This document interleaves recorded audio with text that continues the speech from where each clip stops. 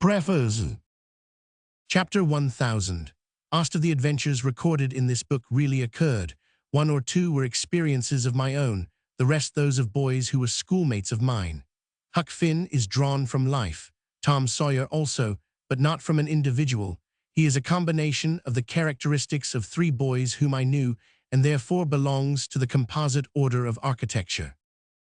The odd superstitions touched upon were all prevalent among children and slaves in the West at the period of this story, that is to say, 30 or 40 years ago. Although my book is intended mainly for the entertainment of boys and girls, I hope it will not be shunned by men and women on that account, for part of my plan has been to try to pleasantly remind adults of what they once were themselves, and of how they felt and thought and talked, and what queer enterprises they sometimes engaged in. The author. Hartford, 1876. Chapter 1. Tom. No answer. Tom. No answer. What's gone with that boy, I wonder, you Tom? No answer. The old lady pulled her spectacles down and looked over them about the room. Then she put them up and looked out under them. She seldom or never looked through them for so small a thing as a boy. They were her state pair, the pride of her heart, and were built for style, not service. She could have seen through a pair of stove lids just as well. She looked perplexed for a moment, and then said, not fiercely, but still loud enough for the furniture to hear, "Well, I lay if I get hold of you, I'll." She did not finish, for by this time she was bending down and punching under the bed with the broom, and so she needed breath to punctuate the punches with. She resurrected nothing but the cat. I never did see the beat of that boy. She went to the open door and stood in it and looked out among the tomato vines and Jimson weeds that constituted the garden. No Tom, so she lifted up her voice at an angle calculated for distance and shouted, "Why oh you Tom?" There was a slight noise behind her, and she turned just in time to seize a small boy by the slack of his roundabout and arrest his flight. "There, I might have thought of that closet. What you been doing in there?" "Nothing." "Nothing? Look at your hands, and look at your mouth. What is that truck?" "I don't know, Aunt."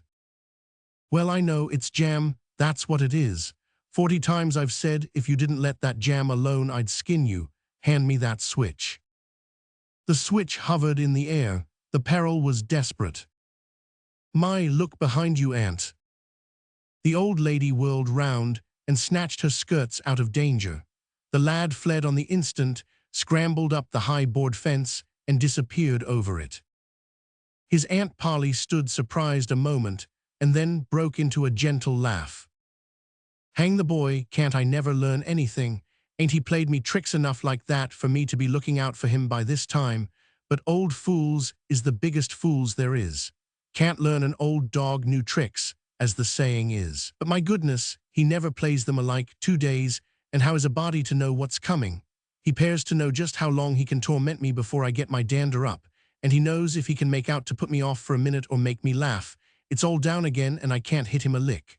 I ain't doing my duty by that boy, and that's the Lord's truth, goodness knows.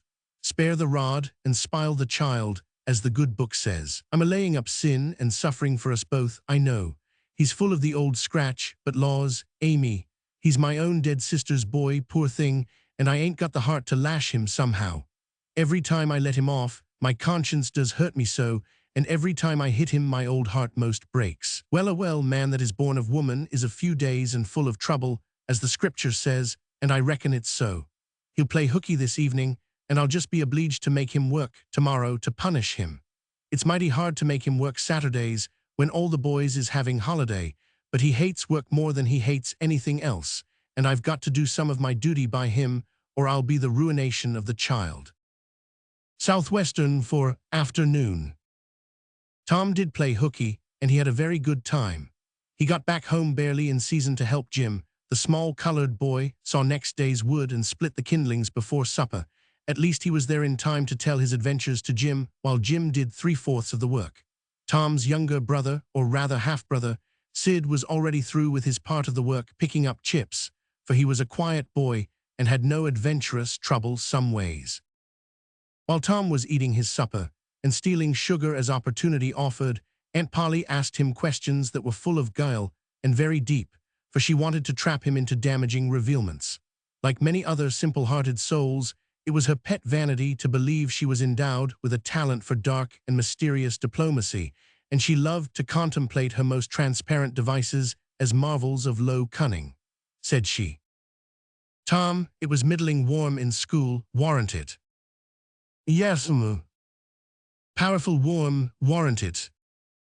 "Yes, "Didn't you want to go in a swimming, Tom?" A bit of a scare shot through Tom, a touch of uncomfortable suspicion. He searched Aunt Polly's face, but it told him nothing, so he said, "Nom, well, not very much."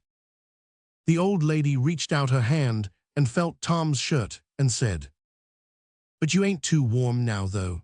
And it flattered her to reflect that she had discovered that the shirt was dry without anybody knowing that that was what she had in her mind.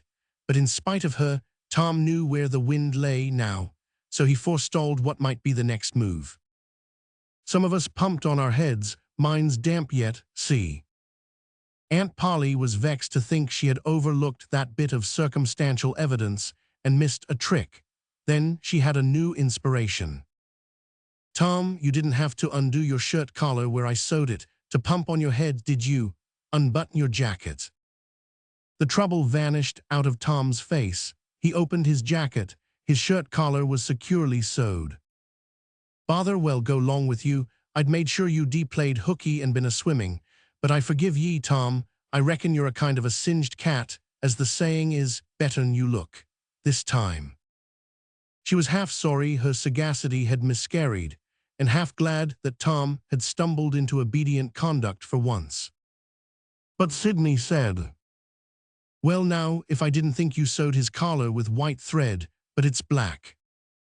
"Why, I did sew it with white, Tom." But Tom did not wait for the rest. As he went out at the door, he said, "Siddy, I'll lick you for that." Chapter 1. In a safe place, Tom examined 2 large needles which were thrust into the lapels of his jacket and had thread bound about them. One needle carried white thread and the other black, he said. She'd never noticed if it hadn't been for Sid.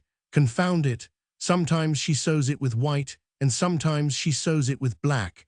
I wish to G-Miney she'd stick to one or t'other. I can't keep the run of 'em. But I bet you I'll lamb Sid for that. I'll learn him. He was not the model boy of the village. He knew the model boy very well, though, and loathed him. Within 2 minutes, or even less, he had forgotten all his troubles. Not because his troubles were one whit less heavy and bitter to him than a man's are to man, but because a new and powerful interest bore them down and drove them out of his mind for the time, just as men's misfortunes are forgotten in the excitement of new enterprises. This new interest was a valued novelty in whistling, which he had just acquired from a Negro, and he was suffering to practice it undisturbed. It consisted in a peculiar bird-like turn, a sort of liquid warble, produced by touching the tongue to the roof of the mouth at short intervals in the midst of the music. The reader probably remembers how to do it, if he has ever been a boy. Diligence and attention soon gave him the knack of it, and he strode down the street with his mouth full of harmony and his soul full of gratitude. He felt much as an astronomer feels who has discovered a new planet. No doubt, as far as strong, deep, unalloyed pleasure is concerned, the advantage was with the boy, not the astronomer. The summer evenings were long. It was not dark yet. Presently Tom checked his whistle. A stranger was before him, a boy a shade larger than himself. A newcomer of any age or either sex was an impressive curiosity in the poor little shabby village of St. Petersburg. This boy was well-dressed, too well-dressed on a weekday. This was simply astounding. His cap was a dainty thing, his close-buttoned blue cloth roundabout was new and natty, and so were his pantaloons. He had shoes on, and it was only Friday. He even wore a necktie, a bright bit of ribbon. He had a citified air about him that ate into Tom's vitals. The more Tom stared at the splendid marvel, the higher he turned up his nose at his finery, and the shabbier and shabbier his own outfit seemed to him to grow. Neither boy spoke. If one moved, the other moved, but only sidewise in a circle. They kept face to face and eye to eye all the time. Finally, Tom said, "I can lick you. I'd like to see you try it." "Well, I can do it." "No, you can't either." "Yes, I can." "No, you can't." "I can." "You can't." "Can." "God." An uncomfortable pause. Then Tom said, "What's your name?" "'Tisn't any of your business, maybe." "Well, I'll make it my business." "Well, why don't you?" "If you say much, I will." "Much, much, much, there now."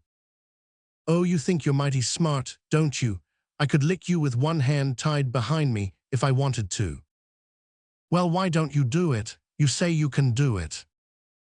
"Well, I will, if you fool with me." "Oh yes, I've seen whole families in the same fix."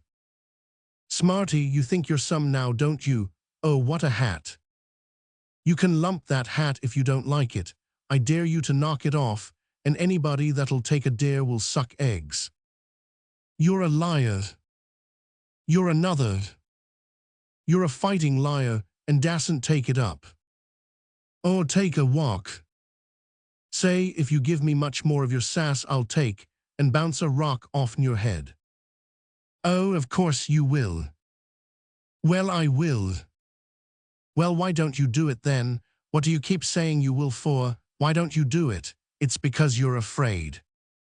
"I ain't afraid." "You are." "I ain't." "You are." Another pause, and more eyeing and sidling around each other. Presently they were shoulder to shoulder. Tom said, "Get away from here." "Go away yourself." "I won't." "I won't either." So they stood, each with a foot placed at an angle as a brace, and both shoving with might and main, and glowering at each other with hate. But neither could get an advantage. After struggling till both were hot and flushed, each relaxed his strain with watchful caution, and Tom said, "You're a coward and a pup. I'll tell my big brother on you, and he can thrash you with his little finger, and I'll make him do it too." "What do I care for your big brother? I've got a brother that's bigger than he is, and what's more, he can throw him over that fence too." Both brothers were imaginary. "That's a lie." "You're saying so, don't make it so." Tom drew a line in the dust with his big toe and said, "I dare you to step over that, and I'll lick you till you can't stand up. Anybody that'll take a dare will steal sheep." The new boy stepped over promptly and said, "Now you said you'd do it, now let's see you do it." "Don't you crowd me now, you better look out." "Well, you said you'd do it, why don't you do it?" "By jingo, for 2 cents I will do it." The new boy took 2 broad coppers out of his pocket and held them out with derision. Tom struck them to the ground. In an instant both boys were rolling and tumbling in the dirt, gripped together like cats, and for the space of a minute they tugged and tore at each other's hair and clothes, punched and scratched each other's nose, and covered themselves with dust and glory. Presently the confusion took form, and through the fog of battle Tom appeared, seated astride the new boy and pounding him with his fists. "Holler 'nuff," said he. The boy only struggled to free himself. He was crying, mainly from rage. "Holler 'nuff," and the pounding went on. At last the stranger got out a smothered "nuff," and Tom let him up and said, "Now that'll learn you. Better look out who you're fooling with next time." The new boy went off brushing the dust from his clothes, sobbing, snuffling, and occasionally looking back and shaking his head and threatening what he would do to Tom the next time he caught him out. To which Tom responded with jeers and started off in high feather, and as soon as his back was turned the new boy snatched up a stone, threw it and hit him between the shoulders, and then turned tail and ran like an antelope. Tom chased the traitor home and thus found out where he lived. He then held a position at the gate for some time, daring the enemy to come outside, but the enemy only made faces at him through the window and declined. At last, the enemy's mother appeared and called Tom a bad, vicious, vulgar child and ordered him away. So he went away, but he said he loathed to lay for that boy. He got home pretty late that night, and when he climbed cautiously in at the window, he uncovered an ambuscade in the person of his aunt. And when she saw the state his clothes were in, her resolution to turn his Saturday holiday into captivity at hard labor became adamantine in its firmness. Chapter 2. Saturday morning was come, and all the summer world was bright and fresh and brimming with life. There was a song in every heart, and if the heart was young, the music issued at the lips. There was cheer in every face and a spring in every step. The locust trees were in bloom, and the fragrance of the blossoms filled the air. Cardiff Hill, beyond the village and above it, was green with vegetation, and it lay just far enough away to seem a delectable land, dreamy, reposeful, and inviting. Tom appeared on the sidewalk with a bucket of whitewash and a long-handled brush. He surveyed the fence, and all gladness left him, and a deep melancholy settled down upon his spirit. 30 yards of board fence 9 feet high. Life to him seemed hollow, and existence but a burden.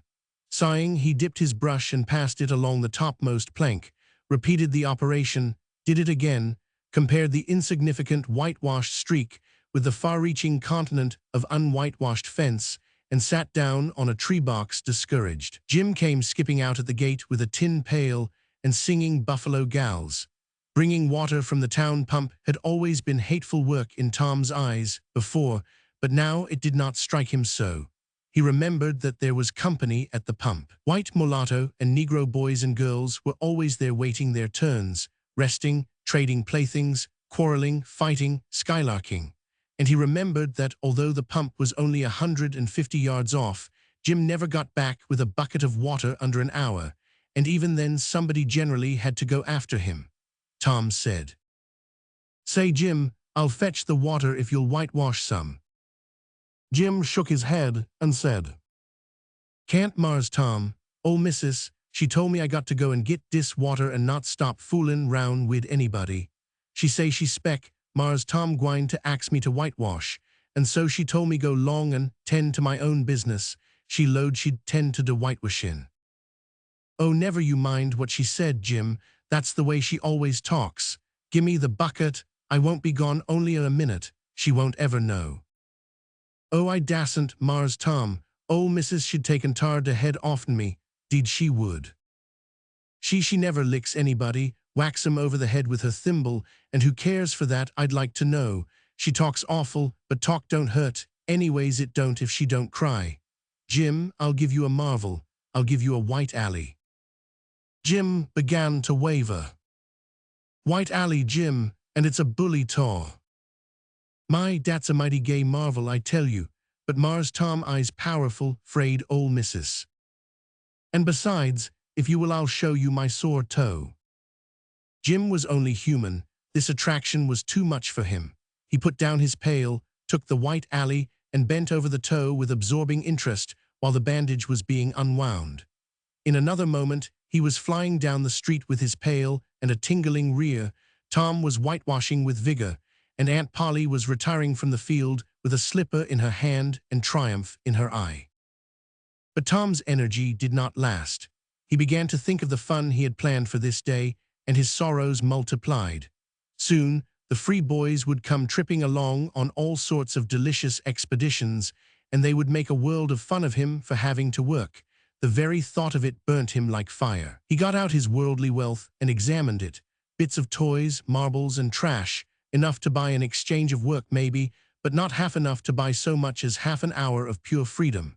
So he returned his straitened means to his pocket and gave up the idea of trying to buy the boys.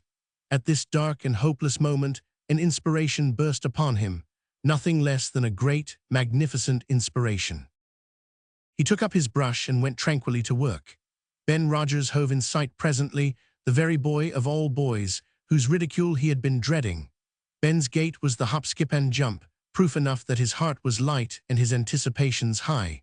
He was eating an apple and giving a long, melodious whoop at intervals, followed by a deep-toned ding-dong-dong, for he was personating a steamboat. As he drew near, he slackened speed, took the middle of the street, leaned far over to starboard, and rounded to ponderously and with laborious pomp and circumstance, for he was personating the big Missouri and considered himself to be drawing 9 feet of water. He was boat and captain and engine bells combined, so he had to imagine himself standing on his own hurricane deck, giving the orders and executing them. "Stop her, sir, ting-a-ling-ling." The headway ran almost out, and he drew up slowly toward the sidewalk. "Ship up to back, ting-a-ling-ling." His arms straightened and stiffened down his sides. "Set her back on the stabboard, ting-a-ling-ling, chow chow chow." His right hand, meantime, describing stately circles, for it was representing a 40-foot wheel. "Let her go back on the labboard, ting-a-ling-ling, chow chow chow." The left hand began to describe circles. "Stop the stabboard, ting-a-ling-ling, stop the labboard, come ahead on the stabboard, stop her, let your outside turn over slow, ting-a-ling-ling, chow-wow, get out that headline, lively now, come out with your spring line, what are you about there, take a turn round that stump with the bite of it. Stand by that stage, now let her go, done with the engines, sir, ting-a-ling-ling, sh, trying the gauge cocks." Tom went on whitewashing, paid no attention to the steamboat. Ben stared a moment and then said, "Hi ye, you're up a stump, ain't you?" No answer. Tom surveyed his last touch with the eye of an artist, then he gave his brush another gentle sweep and surveyed the result, as before. Ben ranged up alongside of him. Tom's mouth watered for the apple, but he stuck to his work. Ben said, "Hello, old chap, you got to work, hey?" Tom wheeled suddenly and said, "Why, it's you, Ben, I warn't noticing." "Say I'm going in a swimming, I am, don't you wish you could, but of course you'd druther work, wouldn't you, course you would." Tom contemplated the boy a bit and said, "What do you call work? Why, ain't that work?" Tom resumed his whitewashing and answered carelessly, "Well, maybe it is, and maybe it ain't. All I know is, it suits Tom Sawyer." "Oh, come, now, you don't mean to let on that you like it." The brush continued to move. "Like it? Well, I don't see why I oughtn't to like it. Does a boy get a chance to whitewash a fence every day?" That put the thing in a new light. Ben stopped nibbling his apple. Tom swept his brush daintily back and forth, stepped back to note the effect, added a touch here and there, criticized the effect again, Ben watching every move and getting more and more interested, more and more absorbed. Presently he said, "Say, Tom, let me whitewash a little." Tom considered, was about to consent, but he altered his mind. No, I reckon it wouldn't hardly do, Ben. You see, Aunt Polly's awful particular about this fence, right here on the street, you know, but if it was the back fence I wouldn't mind, and she wouldn't. Yes, she's awful particular about this fence. It's got to be done very careful. I reckon there ain't one boy in 1,000, maybe 2,000, that can do it the way it's got to be done. No, is that so? Oh, come, now lemme just try. Only just a little, I'd let you if you was me, Tom. Ben, I'd like to, honest Injun, but Aunt Polly, well, Jim wanted to do it, but she wouldn't let him. Sid wanted to do it, and she wouldn't let Sid. Now don't you see how I'm fixed? If you was to tackle this fence, and anything was to happen to it. Oh, shucks, I'll be just as careful. Now lemme try. Say, I'll give you the core of my apple. Well, here, no, Ben, now don't. I'm afeard. I'll give you all of it. Tom gave up the brush with reluctance in his face, but alacrity in his heart. And while the late steamer Big Missouri worked and sweated in the sun, the retired artist sat on a barrel in the shade close by, dangled his legs, munched his apple, and planned the slaughter of more innocents. There was no lack of material. Boys happened along every little while. They came to jeer, but remained to whitewash. By the time Ben was fagged out, Tom had traded the next chance to Billy Fisher for a kite in good repair. And when he played out, Johnny Miller bought in for a dead rat and a string to swing it with, and so on, hour after hour. And when the middle of the afternoon came, from being a poor poverty-stricken boy in the morning, Tom was literally rolling in wealth. He had, besides the things before mentioned, 12 marbles, part of a Jew's harp, a piece of blue bottle glass to look through, a spool cannon, a key that wouldn't unlock anything, a fragment of chalk, a glass stopper of a decanter, a tin soldier, a couple of tadpoles, 6 firecrackers, a kitten with only one eye, a brass doorknob, a dog collar, but no dog, the handle of a knife, 4 pieces of orange peel, and a dilapidated old window sash. He had had a nice, good, idle time all the while, plenty of company, and the fence had 3 coats of whitewash on it. If he hadn't run out of whitewash, he would have bankrupted every boy in the village. Tom said to himself that it was not such a hollow world after all. He had discovered a great law of human action without knowing it, namely, that in order to make a man or a boy covet a thing, it is only necessary to make the thing difficult to attain. If he had been a great and wise philosopher, like the writer of this book, he would now have comprehended that work consists of whatever a body is obliged to do, and that play consists of whatever a body is not obliged to do. And this would help him to understand why constructing artificial flowers or performing on a treadmill is work, while rolling 10 pins or climbing Mont Blanc is only amusement. There are wealthy gentlemen in England who drive 4-horse passenger coaches 20 or 30 miles on a daily line in the summer because the privilege costs them considerable money. But if they were offered wages for the service, that would turn it into work, and then they would resign. The boy mused a while over the substantial change which had taken place in his worldly circumstances, and then wended toward headquarters to report. Chapter 3.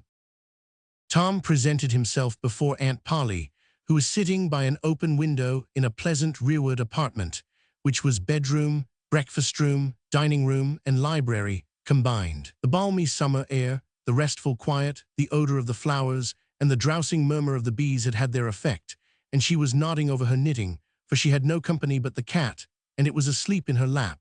Her spectacles were propped up on her gray head for safety. She had thought that of course Tom had deserted long ago, and she wondered at seeing him place himself in her power again in this intrepid way. He said, "Mayn't I go and play now, Aunt?" "What, already? How much have you done?" "It's all done, Aunt." "Tom, don't lie to me. I can't bear it." "I ain't, Aunt. It is all done." Aunt Polly placed small trust in such evidence. She went out to see for herself, and she would have been content to find 20% of Tom's statement true. When she found the entire fence whitewashed, and not only whitewashed but elaborately coated and recoated, and even a streak added to the ground, her astonishment was almost unspeakable. She said, "Well, I never, there's no getting round it, you can work when you're a mind to, Tom." And then she diluted the compliment by adding, "But it's powerful seldom you're a mind to, I'm bound to say. Well, go long and play, but mind you get back some time in a week, or I'll tan you." She was so overcome by the splendor of his achievement that she took him into the closet and selected a choice apple and delivered it to him, along with an improving lecture upon the added value and flavor a treat took to itself when it came without sin through virtuous effort. And while she closed with a happy scriptural flourish, he hooked a donut. Then he skipped out and saw Sid just starting up the outside stairway that led to the back rooms on the 2nd floor.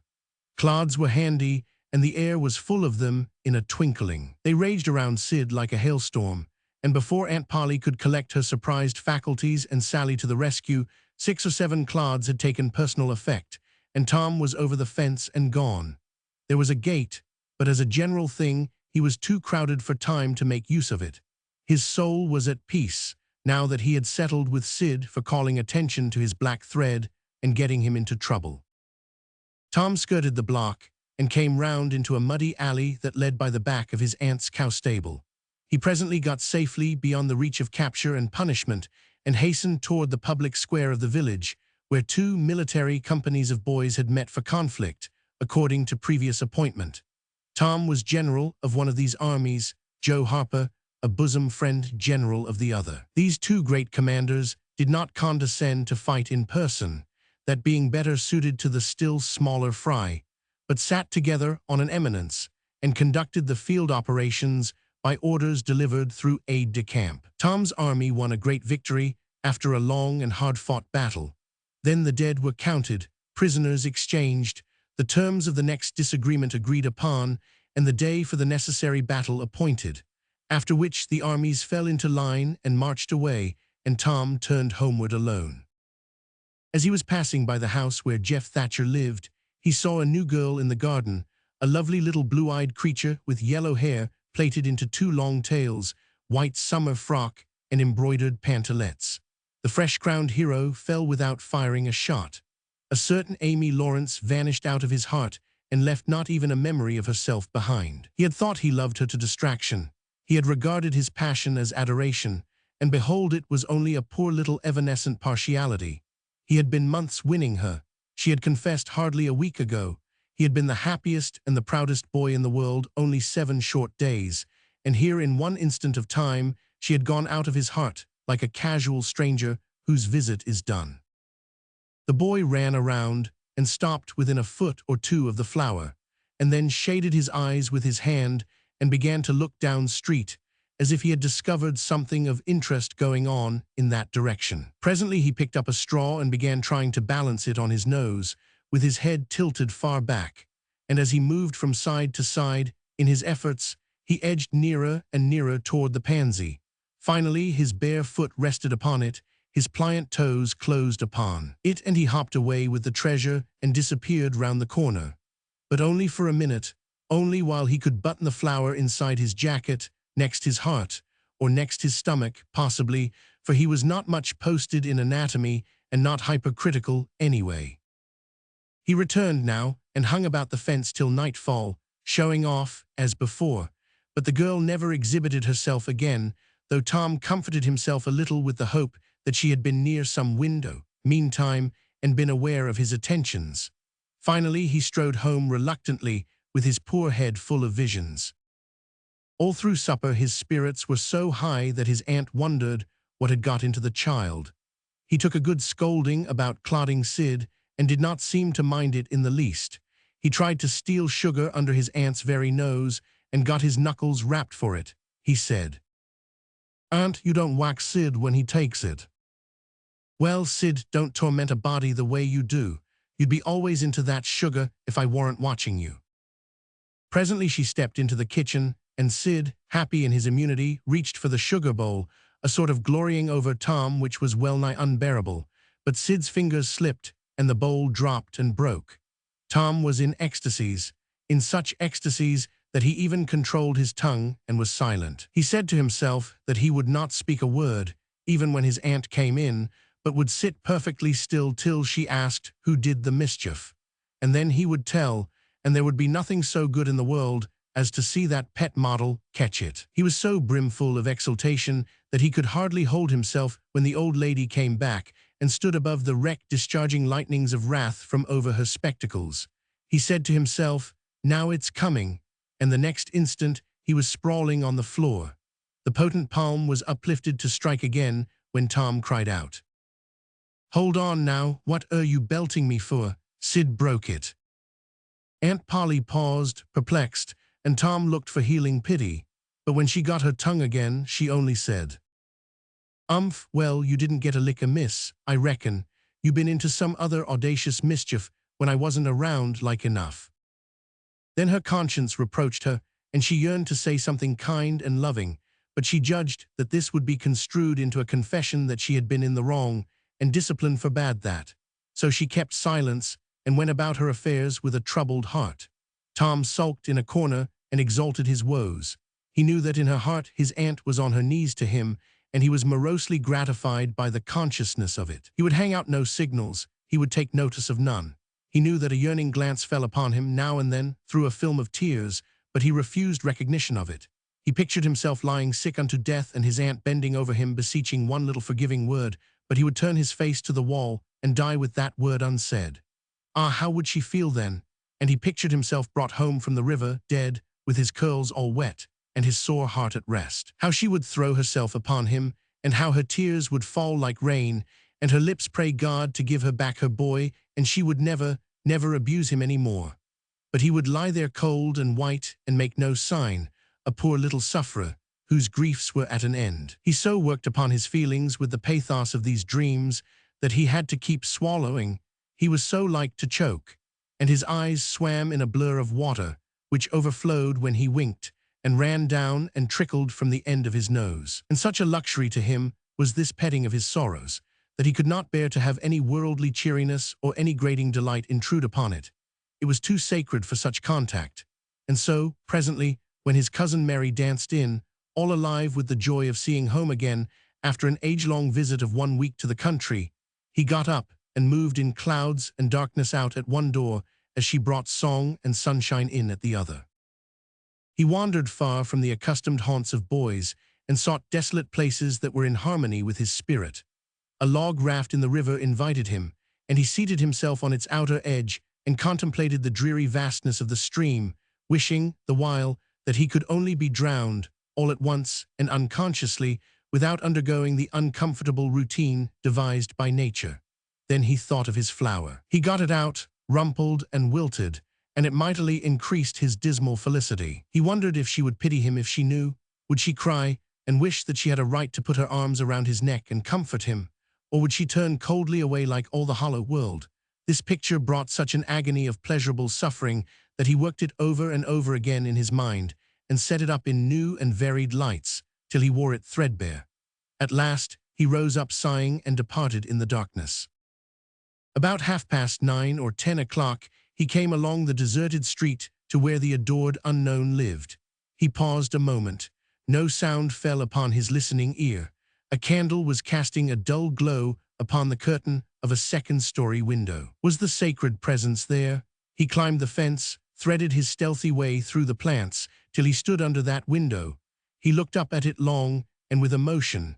Then he laid him down on the ground under it, disposing himself upon his back, with his hands clasped upon his breast and holding his poor wilted flower. And thus he would die, out in the cold world, with no shelter over his homeless head, no friendly hand to wipe the death damps from his brow, no loving face to bend pityingly over him when the great agony came. And thus she would see him when she looked out upon the glad morning, and oh, would she drop one little tear upon his poor, lifeless form, would she heave one little sigh to see a bright young life so rudely blighted, so untimely cut down. The window went up, a maidservant's discordant voice profaned the holy calm, and a deluge of water drenched the prone martyr's remains. The strangling hero sprang up with a relieving snort. There was a whiz as of a missile in the air, mingled with the murmur of a curse, a sound as of shivering glass followed, and a small, vague form went over the fence and shot away in the gloom. Not long after, as Tom, all undressed for bed, was surveying his drenched garments by the light of a tallow dip, Sid woke up. But if he had any dim idea of making any references to illusions, he thought better of it and held his peace, for there was danger in Tom's eye. Tom turned in without the added vexation of prayers, and Sid made mental note of the omission. Chapter 4. The sun rose upon a tranquil world and beamed down upon the peaceful village like a benediction. Breakfast over, Aunt Polly had family worship. It began with a prayer built from the ground up of solid courses of scriptural quotations, welded together with a thin mortar of originality, and from the summit of this she delivered a grim chapter of the Mosaic Law, as from Sinai. Then Tom girded up his loins, so to speak, and went to work to get his verses. Sid had learned his lesson days before. Tom bent all his energies to the memorizing of 5 verses, and he chose part of the Sermon on the Mount, because he could find no verses that were shorter. At the end of half an hour Tom had a vague general idea of his lesson, but no more, for his mind was traversing the whole field of human thought, and his hands were busy with distracting recreations. Mary took his book to hear him recite, and he tried to find his way through the fog. Blessed are the poor. Yes, poor, blessed are the poor, in spirit. In spirit, blessed are the poor in spirit, for they. Theirs. For theirs, blessed are the poor in spirit, for theirs is the kingdom of heaven. Blessed are they that mourn, for they. SH. For they SHA. For they SH, oh, I don't know what it is. Shall. Oh, shall, for they shall a shall mourn. Blessed are they that shall, They that shall mourn, for they shall what? Why don't you tell me, Mary? What do you want to be so mean for? Oh, Tom, you poor thick-headed thing, I'm not teasing you. I wouldn't do that. You must go and learn it again. Don't you be discouraged, Tom, you'll manage it, and if you do, I'll give you something ever so nice. There now, that's a good boy. All right, what is it, Mary? Tell me what it is. Never you mind, Tom. You know if I say it's nice, it is nice. You bet you that's so, Mary. All right, I'll tackle it again. Chapter 1000. Ari gave him a tin basin of water and a piece of soap, and he went outside the door and set the basin on a little bench there. Then he dipped the soap in the water and laid it down, turned up his sleeves, poured out the water on the ground gently, and then entered the kitchen and began to wipe his face diligently on the towel behind the door. But Mary removed the towel and said, "Now ain't you ashamed, Tom? You mustn't be so bad. Water won't hurt you." Tom was a trifle disconcerted. The basin was refilled, and this time he stood over it a little while, gathering resolution, took in a big breath and began. When he entered the kitchen presently, with both eyes shut and groping for the towel with his hands, an honorable testimony of suds and water was dripping from his face. But when he emerged from the towel, he was not yet satisfactory, for the clean territory stopped short at his chin and his jaws like a mask. Below and beyond this line, there was a dark expanse of unirrigated soil that spread downward in front and backward around his neck. Mary took him in hand, and when she was done with him, he was a man and a brother, without distinction of color, and his saturated hair was neatly brushed, and its short curls wrought into a dainty and symmetrical general effect. He privately smoothed out the curls, with labor and difficulty, and plastered his hair close down to his head, for he held curls to be effeminate, and his own filled his life with bitterness. Then Mary got out a suit of his clothing that had been used only on Sundays during 2 years.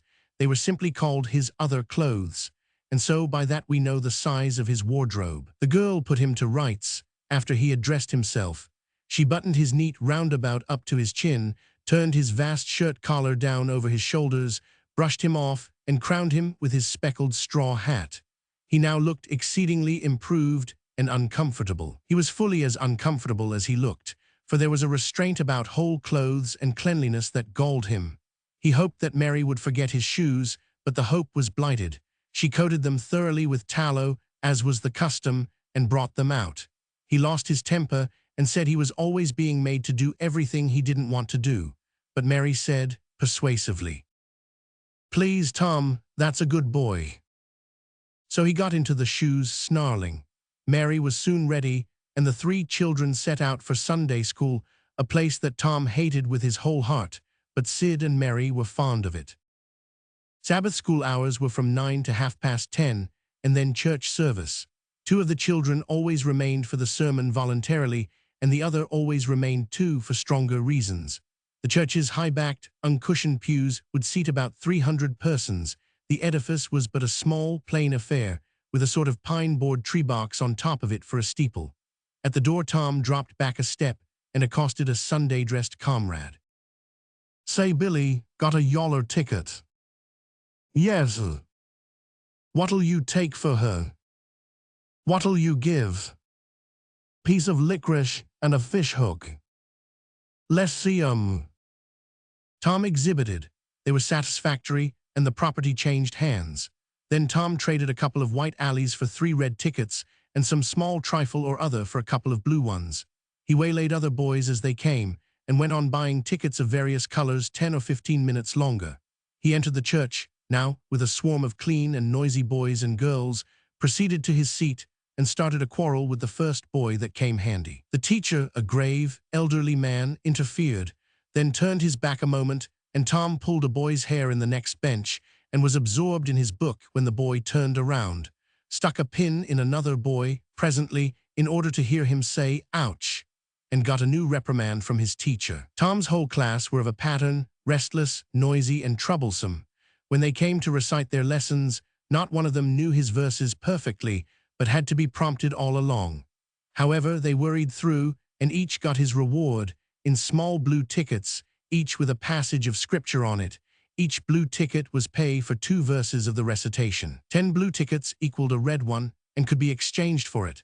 10 red tickets equaled a yellow one. For 10 yellow tickets, the superintendent gave a very plainly bound Bible, worth 40 cents in those easy times, to the pupil. How many of my readers would have the industry and application to memorize 2,000 verses, even for a Doré Bible? And yet Mary had acquired 2 Bibles in this way. It was the patient work of 2 years, and a boy of German parentage had won 4 or 5. He once recited 3,000 verses without stopping, but the strain upon his mental faculties was too great, and he was little better than an idiot from that day forth, a grievous misfortune for the school, for on great occasions, before company, the superintendent, as Tom expressed it, had always made this boy come out and spread himself. Only the older pupils managed to keep their tickets and stick to their tedious work long enough to get a Bible, and so the delivery of one of these prizes was a rare and noteworthy circumstance. The successful pupil was so great and conspicuous for that day that on the spot every scholar's heart was fired with a fresh ambition that often lasted a couple of weeks. It is possible that Tom's mental stomach had never really hungered for one of those prizes, but unquestionably his entire being had for many a day longed for the glory and the éclat that came with it. Chapter 1. In due course, the superintendent stood up in front of the pulpit, with a closed hymn book in his hand and his forefinger inserted between its leaves, and commanded attention. When a Sunday school superintendent makes his customary little speech, a hymn book in the hand is as necessary as is the inevitable sheet of music in the hand of a singer who stands forward on the platform and sings a solo at a concert, though why is a mystery, for neither the hymn book nor the sheet of music is ever referred to by the sufferer. This superintendent was a slim creature of 35, with a sandy goatee and short sandy hair. He wore a stiff standing collar whose upper edge almost reached his ears and whose sharp points curved forward abreast the corners of his mouth, a fence that compelled a straight look out ahead and a turning of the whole body when a side view was required. His chin was propped on a spreading cravat which was as broad and as long as a banknote and had fringed ends. His boot toes were turned sharply up, in the fashion of the day, like sleigh runners, an effect patiently and laboriously produced by the young men by sitting with their toes pressed against a wall for hours together. Mr. Walters was very earnest of mien and very sincere and honest at heart, and he held sacred things and places in such reverence, and so separated them from worldly matters, that unconsciously to himself his Sunday school voice had acquired a peculiar intonation which was wholly absent on weekdays. He began after this fashion. "Now, children, I want you all to sit up just as straight and pretty as you can and give me all your attention for a minute or two. There, that is it. That is the way good little boys and girls should do. I see one little girl who is looking out of the window. I am afraid she thinks I am out there somewhere, perhaps up in one of the trees, making a speech to the little birds." Applausive titter. "I want to tell you how good it makes me feel to see so many bright, clean little faces assembled in a place like this, learning to do right and be good." And so forth and so on. It is not necessary to set down the rest of the oration. It was of a pattern which does not vary, and so it is familiar to us all. The latter third of the speech was marred by the resumption of fights and other recreations among certain of the bad boys, and by fidgetings and whisperings that extended far and wide, washing even to the bases of isolated and incorruptible rocks like Sid and Mary.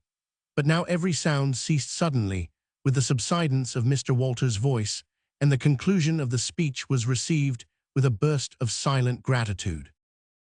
A good part of the whispering had been occasioned by an event which was more or less rare, the entrance of visitors. Lawyer Thatcher, accompanied by a very feeble and aged man, a fine, portly, middle-aged gentleman with iron-gray hair, and a dignified lady who was doubtless the latter's wife. The lady was leading a child. Tom had been restless and full of chafings and repinings. Conscience-smitten, too, he could not meet Amy Lawrence's eye, he could not brook her loving gaze. But when he saw this small newcomer, his soul was all ablaze with bliss in a moment. The next moment he was showing off, with all his might, cuffing boys, pulling hair, making faces, in a word, using every art that seemed likely to fascinate a girl and win her applause. His exaltation had but one alloy, the memory of his humiliation in this angel's garden, and that record in sand was fast washing out, under the waves of happiness that were sweeping over it now. The visitors were given the highest seat of honor, and as soon as Mr. Walters' speech was finished, he introduced them to the school. The middle-aged man turned out to be a prodigious personage, no less a one than the county judge. Altogether, the most august creation these children had ever looked upon, and they wondered what kind of material he was made of, and they half wanted to hear him roar, and were half afraid he might too. He was from Constantinople, 12 miles away, so he had traveled and seen the world. These very eyes had looked upon the county courthouse, which was said to have a tin roof. The awe which these reflections inspired was attested by the impressive silence and the ranks of staring eyes. This was the great Judge Thatcher, brother of their own lawyer. Jeff Thatcher immediately went forward to be familiar with the great man and be envied by the school. It would have been music to his soul to hear the whisperings. "Look at him, Jim. He's a-going up there. Say, look. He's a-going to shake hands with him. He is shaking hands with him. By jings, don't you wish you was Jeff?" Chapter 1000. R. Walters fell to showing off, with all sorts of official bustlings and activities, giving orders, delivering judgments, discharging directions here, there, everywhere that he could find a target. The librarian showed off, running hither and thither with his arms full of books, and making a deal of the splutter and fuss that insect authority delights in. The young lady teachers showed off, bending sweetly over pupils that were lately being boxed, lifting pretty warning fingers at bad little boys and patting good ones lovingly. The young gentlemen teachers showed off, with small scoldings and other little displays of authority and fine attention to discipline, and most of the teachers, of both sexes, found business up at the library by the pulpit, and it was business that frequently had to be done over again 2 or 3 times, with much seeming vexation. The little girls showed off in various ways, and the little boys showed off with such diligence that the air was thick with paper wads and the murmur of scufflings. And above it, all the great man sat and beamed a majestic judicial smile upon all the house, and warmed himself in the sun of his own grandeur, for he was showing off, too. There was only one thing wanting to make Mr. Walters' ecstasy complete, and that was a chance to deliver a Bible prize and exhibit a prodigy. Several pupils had a few yellow tickets, but none had enough. He had been around among the star pupils inquiring. He would have given worlds now to have that German lad back again with a sound mind. And now at this moment, when hope was dead, Tom Sawyer came forward with 9 yellow tickets, 9 red tickets, and 10 blue ones, and demanded a Bible. This was a thunderbolt out of a clear sky. Walters was not expecting an application from this source for the next 10 years, but there was no getting around it. Here were the certified checks, and they were good for their face.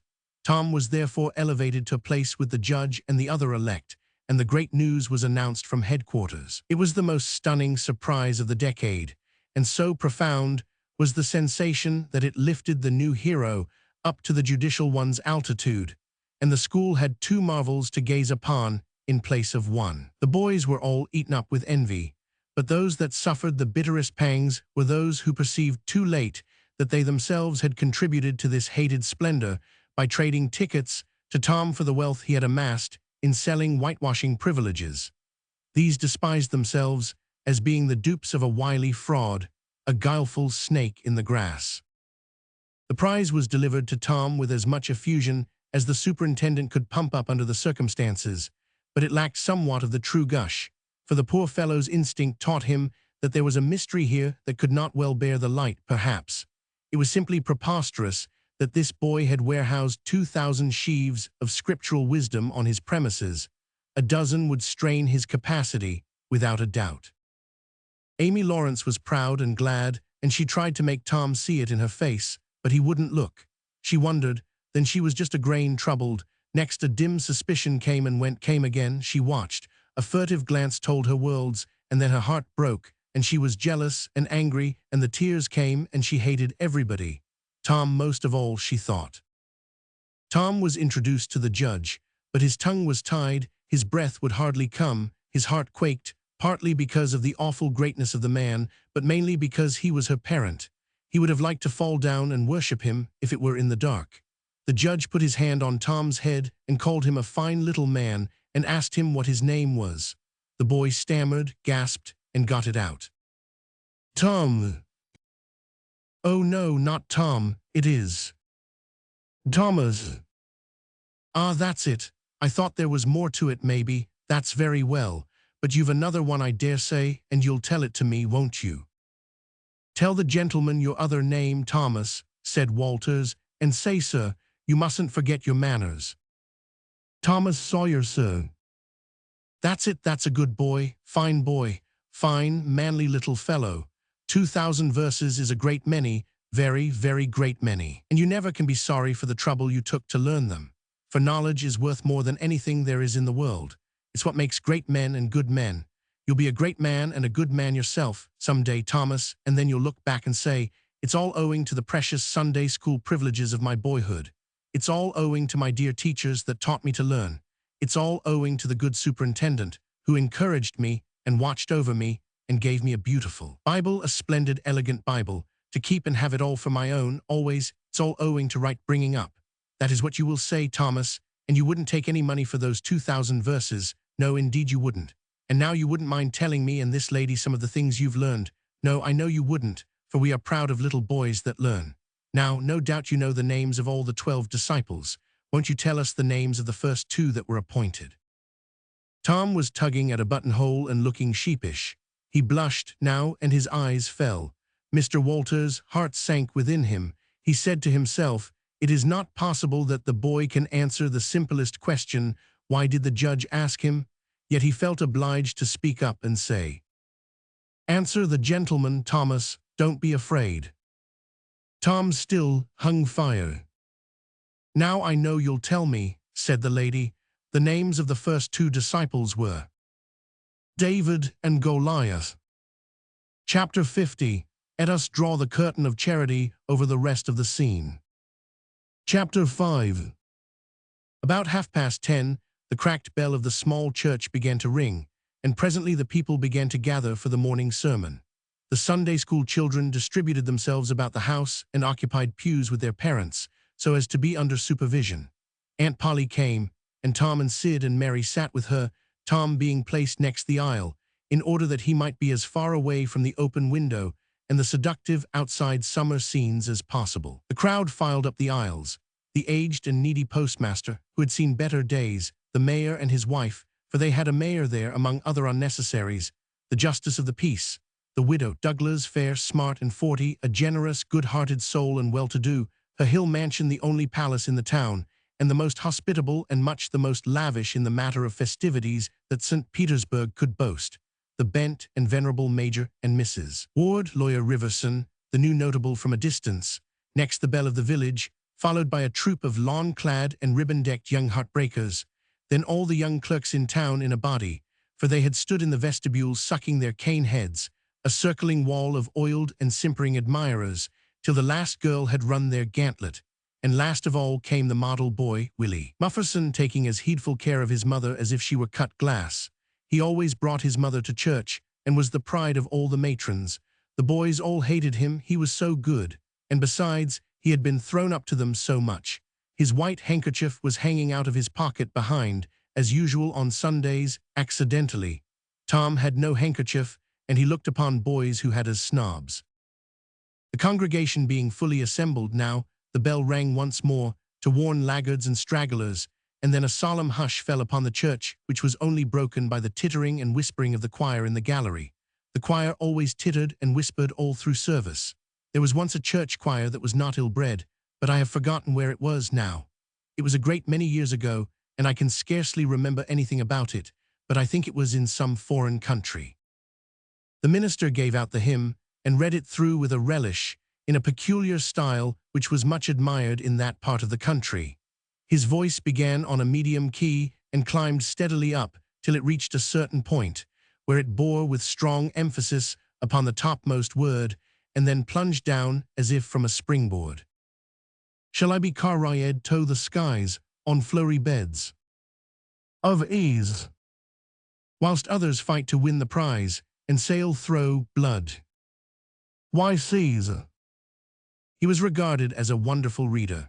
At church sociables, he was always called upon to read poetry, and when he was through, the ladies would lift up their hands and let them fall helplessly in their laps, and wall their eyes, and shake their heads, as much as to say, "Words cannot express it.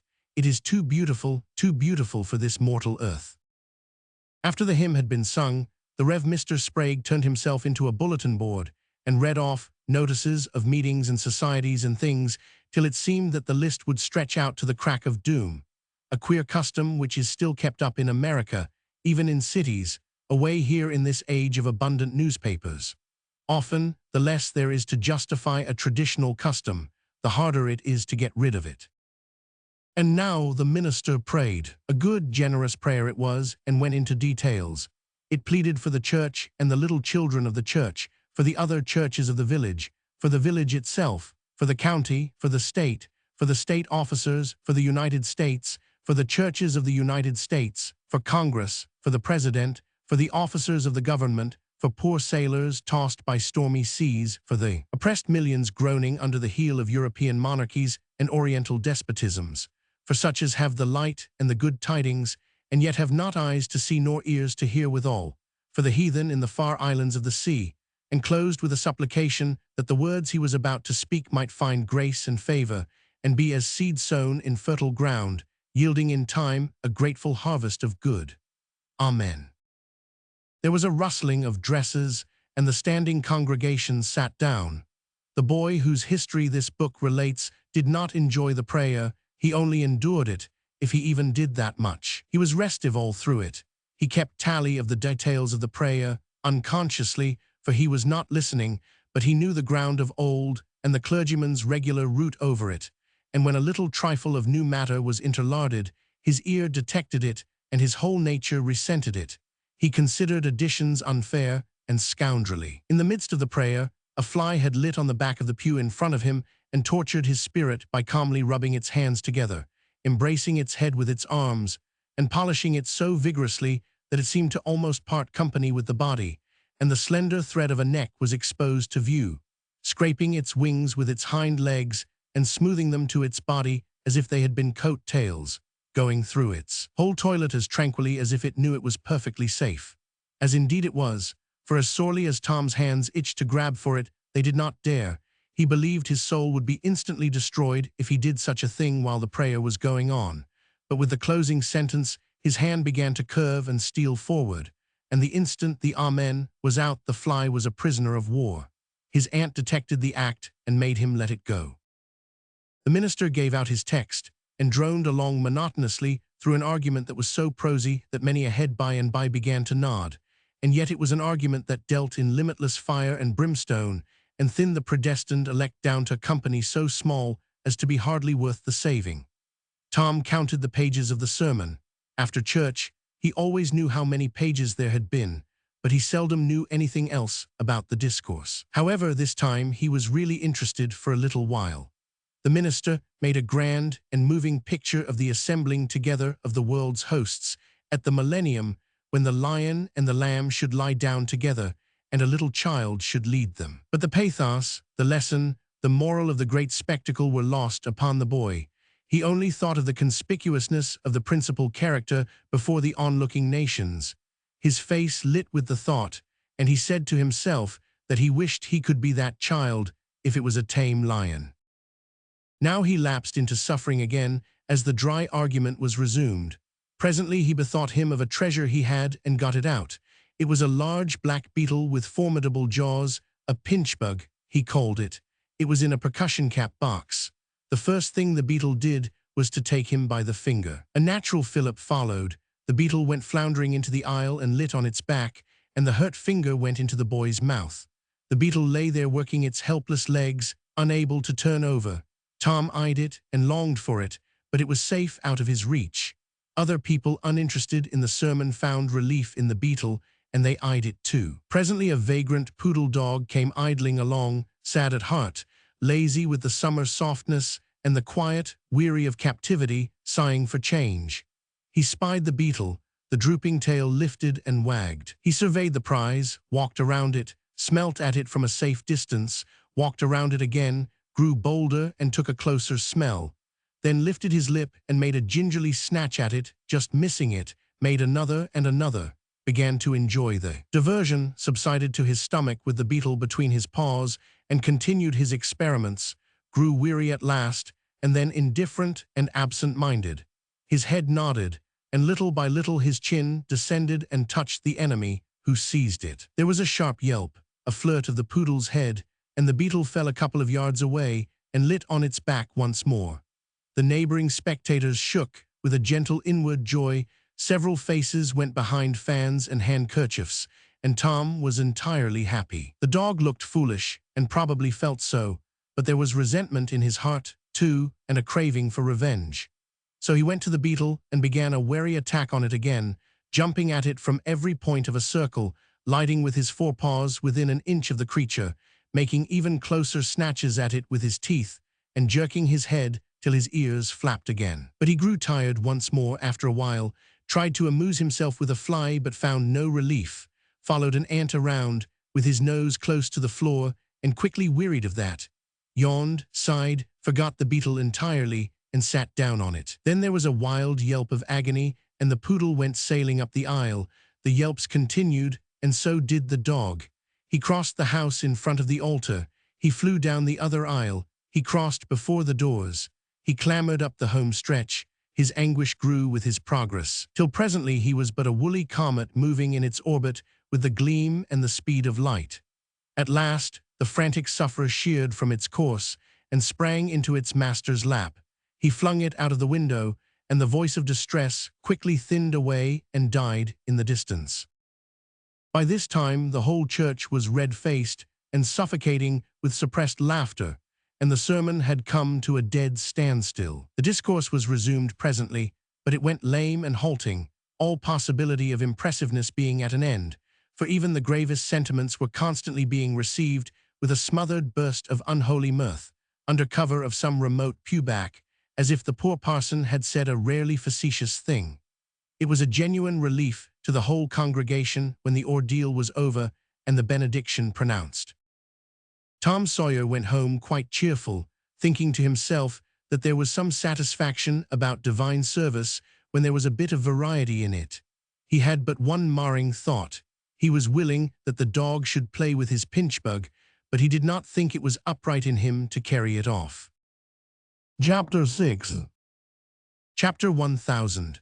Monday morning found Tom Sawyer miserable. Monday morning always found him so, because it began another week's slow suffering in school. He generally began that day with wishing he had had no intervening holiday. It made the going into captivity and fetters again so much more odious. Tom lay thinking. Presently it occurred to him that he wished he was sick. Then he could stay home from school. Here was a vague possibility. He canvassed his system. No ailment was found, and he investigated again. This time he thought he could detect colicky symptoms, and he began to encourage them with considerable hope. But they soon grew feeble, and presently died wholly away. He reflected further. Suddenly he discovered something. One of his upper front teeth was loose. This was lucky. He was about to begin to groan, as a starter, as he called it, when it occurred to him that if he came into court with that argument, his aunt would pull it out, and that would hurt. So he thought he would hold the tooth in reserve for the present and seek further. Nothing offered for some little time, and then he remembered hearing the doctor tell about a certain thing that laid up a patient for 2 or 3 weeks and threatened to make him lose a finger. So the boy eagerly drew his sore toe from under the sheet and held it up for inspection. But now he did not know the necessary symptoms. However, it seemed well worthwhile to chance it, so he fell to groaning with considerable spirit. But Sid slept on unconscious. Tom groaned louder and fancied that he began to feel pain in the toe. No result from Sid. Tom was panting with his exertions by this time. He took a rest and then swelled himself up and fetched a succession of admirable groans. Sid snored on. Tom was aggravated. He said, "Sid, Sid," and shook him. This course worked well, and Tom began to groan again. Sid yawned, stretched, then brought himself up on his elbow with a snort and began to stare at Tom. Tom went on groaning. Sid said, "Tom, say Tom, here Tom, Tom, what is the matter, Tom?" And he shook him and looked in his face anxiously. Tom moaned out, "Oh, don't, Sid, don't joggle me. Why, what's the matter, Tom? I must call Auntie. No, never mind. It'll be over by and by, maybe. Don't call anybody. But I must. Don't groan so, Tom. It's awful. How long you been this way? Hours, ouch. Oh, don't stir so, Sid, you'll kill me. Tom, why didn't you wake me sooner? Oh, Tom, don't. It makes my flesh crawl to hear you. Tom, what is the matter? I forgive you everything, Sid, everything you've ever done to me, when I'm gone. Oh, Tom, you ain't dying, are you? Don't, Tom, oh, don't, maybe. I forgive everybody, Sid. Tell 'em so, Sid. And Sid, you give my window sash and my cat with one eye to that new girl that's come to town, and tell her. But Sid had snatched his clothes and gone. Tom was suffering in reality. Now, so handsomely was his imagination working, and so his groans had gathered quite a genuine tone. Sid flew downstairs and said, "Oh, Aunt Polly, come, Tom's dying." "Dying?" "Yes, don't wait, come quick." "Rubbage, I don't believe it."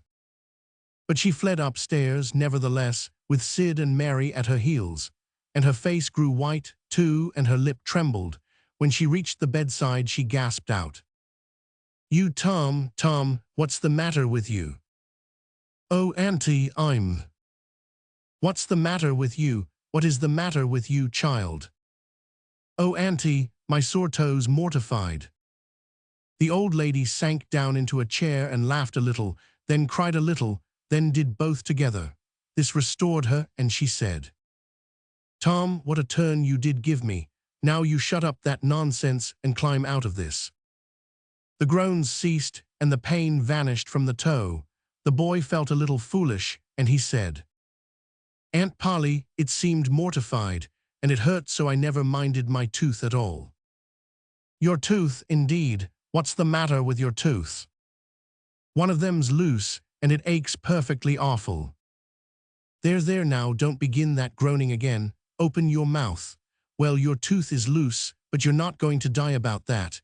Mary, get me a silk thread and a chunk of fire out of the kitchen." Tom said, "Oh, please, Auntie, don't pull it out. It don't hurt any more. I wish I may never stir if it does. Please don't, Auntie. I don't want to stay home from school."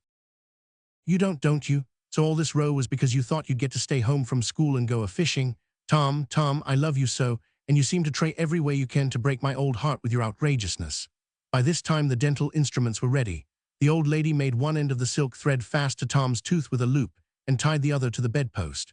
Then she seized the chunk of fire and suddenly thrust it almost into the boy's face.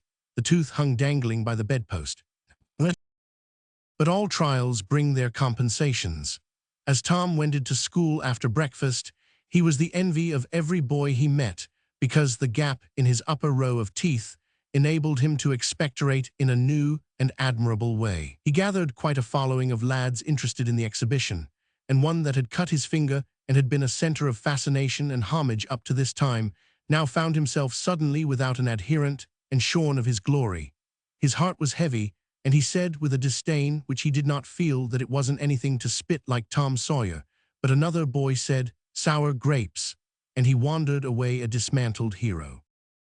Shortly Tom came upon the juvenile pariah of the village, Huckleberry Finn, son of the town drunkard. Huckleberry was cordially hated and dreaded by all the mothers of the town, because he was idle and lawless and vulgar and bad, and because all their children admired him so and delighted in his forbidden society and wished they dared to be like him. Tom was like the rest of the respectable boys, in that he envied Huckleberry his gaudy outcast condition and was under strict orders not to play with him. So he played with him every time he got a chance. Huckleberry was always dressed in the cast-off clothes of full-grown men, and they were in perennial bloom and fluttering with rags. His hat was a vast ruin with a wide crescent lopped out of its brim. His coat, when he wore one, hung nearly to his heels and had the rearward buttons far down the back, but one suspender supported his trousers. The seat of the trousers bagged low and contained nothing.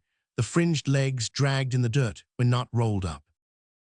Huckleberry came and went at his own free will. He slept on doorsteps in fine weather and in empty hogsheads in wet.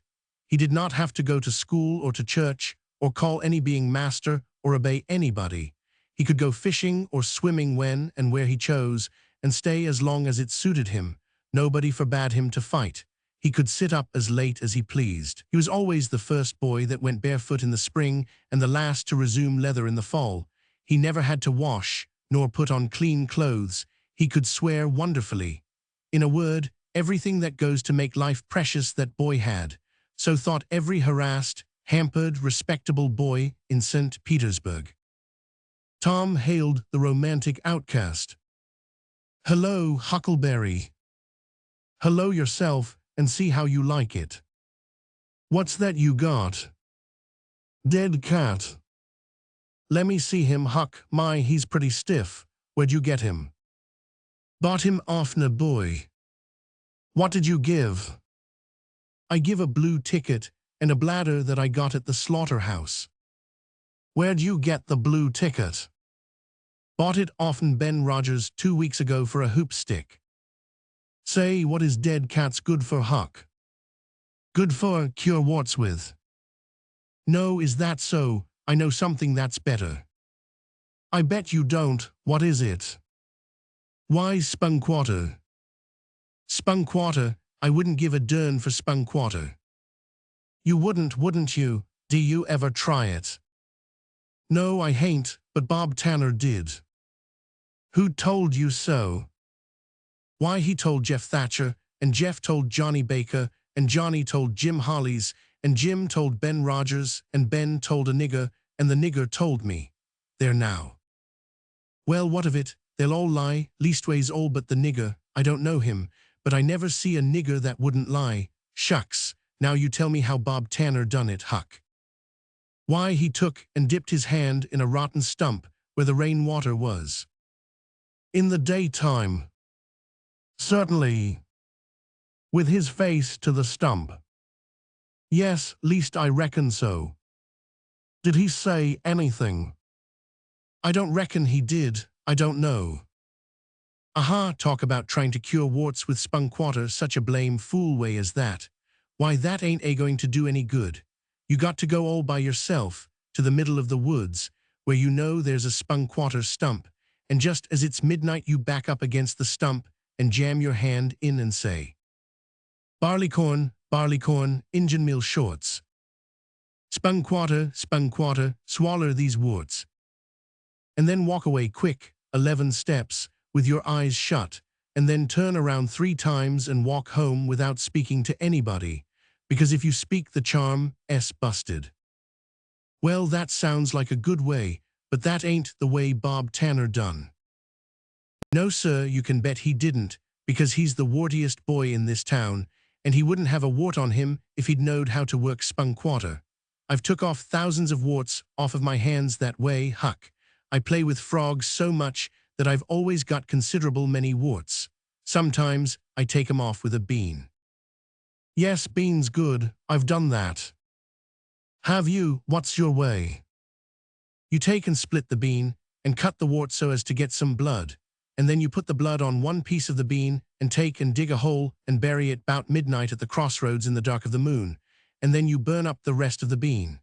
You see, that piece that's got the blood on it will keep drawing and drawing, trying to fetch the other piece to it, and so that helps the blood to draw the wart, and pretty soon off she comes."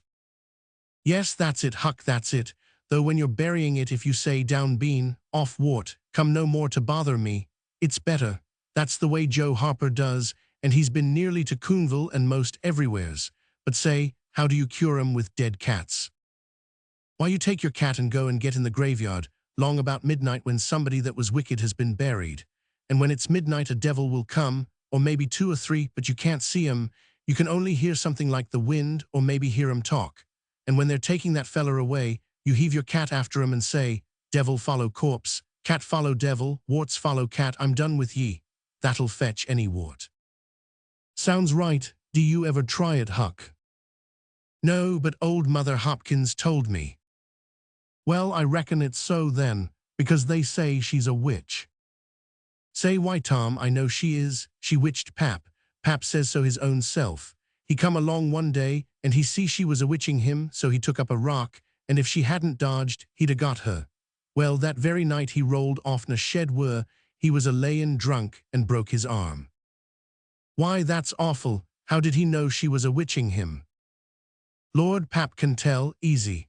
Pap says when they keep looking at you right stiddy, they're a-witching you, specially if they mumble, because when they mumble, they're saying the Lord's Prayer backwards. Say, Hucky, when you going to try the cat? Tonight, I reckon they'll come after old Hoss Williams tonight. But they buried him Saturday, didn't they get him Saturday night? Why, how you talk, how could their charms work till midnight? And then it's Sunday, devils don't slosh around much of a Sunday, I don't reckon. I never thought of that, that's so, lemme go with you. Of course, if you ain't afeard. Afeard, 'tain't likely, will you meow? Yes, and you meow back, if you get a chance. Last time, you kept me a-meowing around till old Hayes went to throwing rocks at me and says, "Durn that cat." And so I hove a brick through his window, but don't you tell. I won't, I couldn't meow that night, because Auntie was watching me, but I'll meow this time. Say, what's that? Nothing but a tick. Where'd you get him? Out in the woods. What'll you take for him? I don't know, I don't want to sell him. All right, it's a mighty small tick anyway. Oh, anybody can run a tick down that don't belong to them. I'm satisfied with it. It's a good enough tick for me. Sho, there's ticks a-plenty. I could have 1,000 of 'em if I wanted to. Well, why don't you? Because you know mighty well you can't. This is a pretty early tick, I reckon. It's the first one I've seen this year. Say, Huck, I'll give you my tooth for him. Let's see it. Tom got out a bit of paper and carefully unrolled it. Huckleberry viewed it wistfully. The temptation was very strong. At last he said, "Is it genuine?" Tom lifted his lip and showed the vacancy. "Well, all right," said Huckleberry, "it's a trade." Tom enclosed the tick in the percussion cap box that had lately been the pinchbug's prison, and the boys separated, each feeling wealthier than before.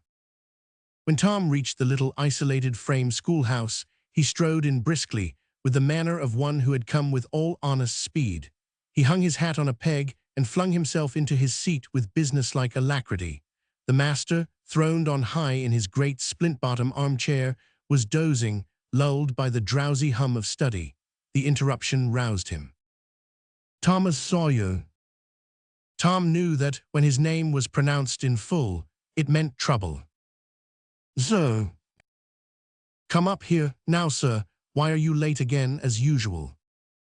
Tom was about to take refuge in a lie when he saw 2 long tails of yellow hair hanging down a back that he recognized by the electric sympathy of love, and by that form was the only vacant place on the girls' side of the schoolhouse. He instantly said, "I stopped to talk with Huckleberry Finn." The master's pulse stood still, and he stared helplessly. The buzz of study ceased. The pupils wondered if this foolhardy boy had lost his mind. The master said, You did what?" "Stopped to talk with Huckleberry Finn." There was no mistaking the words. "Thomas Sawyer, this is the most astounding confession I have ever listened to. No mere feral will answer for this offense. Take off your jacket." The master's arm performed until it was tired and the stock of switches notably diminished. Then the order followed. "Now, sir, go and sit with the girls, and let this be a warning to you." The titter that rippled around the room appeared to abash the boy, but in reality that result was caused rather more by his worshipful awe of his unknown idol and the dread pleasure that lay in his high good fortune. He sat down upon the end of the pine bench, and the girl hitched herself away from him with a toss of her head. Nudges and winks and whispers traversed the room, but Tom sat still, with his arms upon the long, low desk before him, and seemed to study his book. By and by attention ceased from him, and the accustomed school murmur rose upon the dull air once more. Presently the boy began to steal furtive glances at the girl. She observed it, made a mouth at him, and gave him the back of her head for the space of a minute. When she cautiously faced around again, a peach lay before her. She thrust it away. Tom gently put it back. She thrust it away again, but with less animosity. Tom patiently returned it to its place. Then she let it remain. Tom scrawled on his slate, "Please take it, I got more." The girl glanced at the words, but made no sign. Now the boy began to draw something on the slate, hiding his work with his left hand. For a time the girl refused to notice, but her human curiosity presently began to manifest itself by hardly perceptible signs. The boy worked on, apparently unconscious.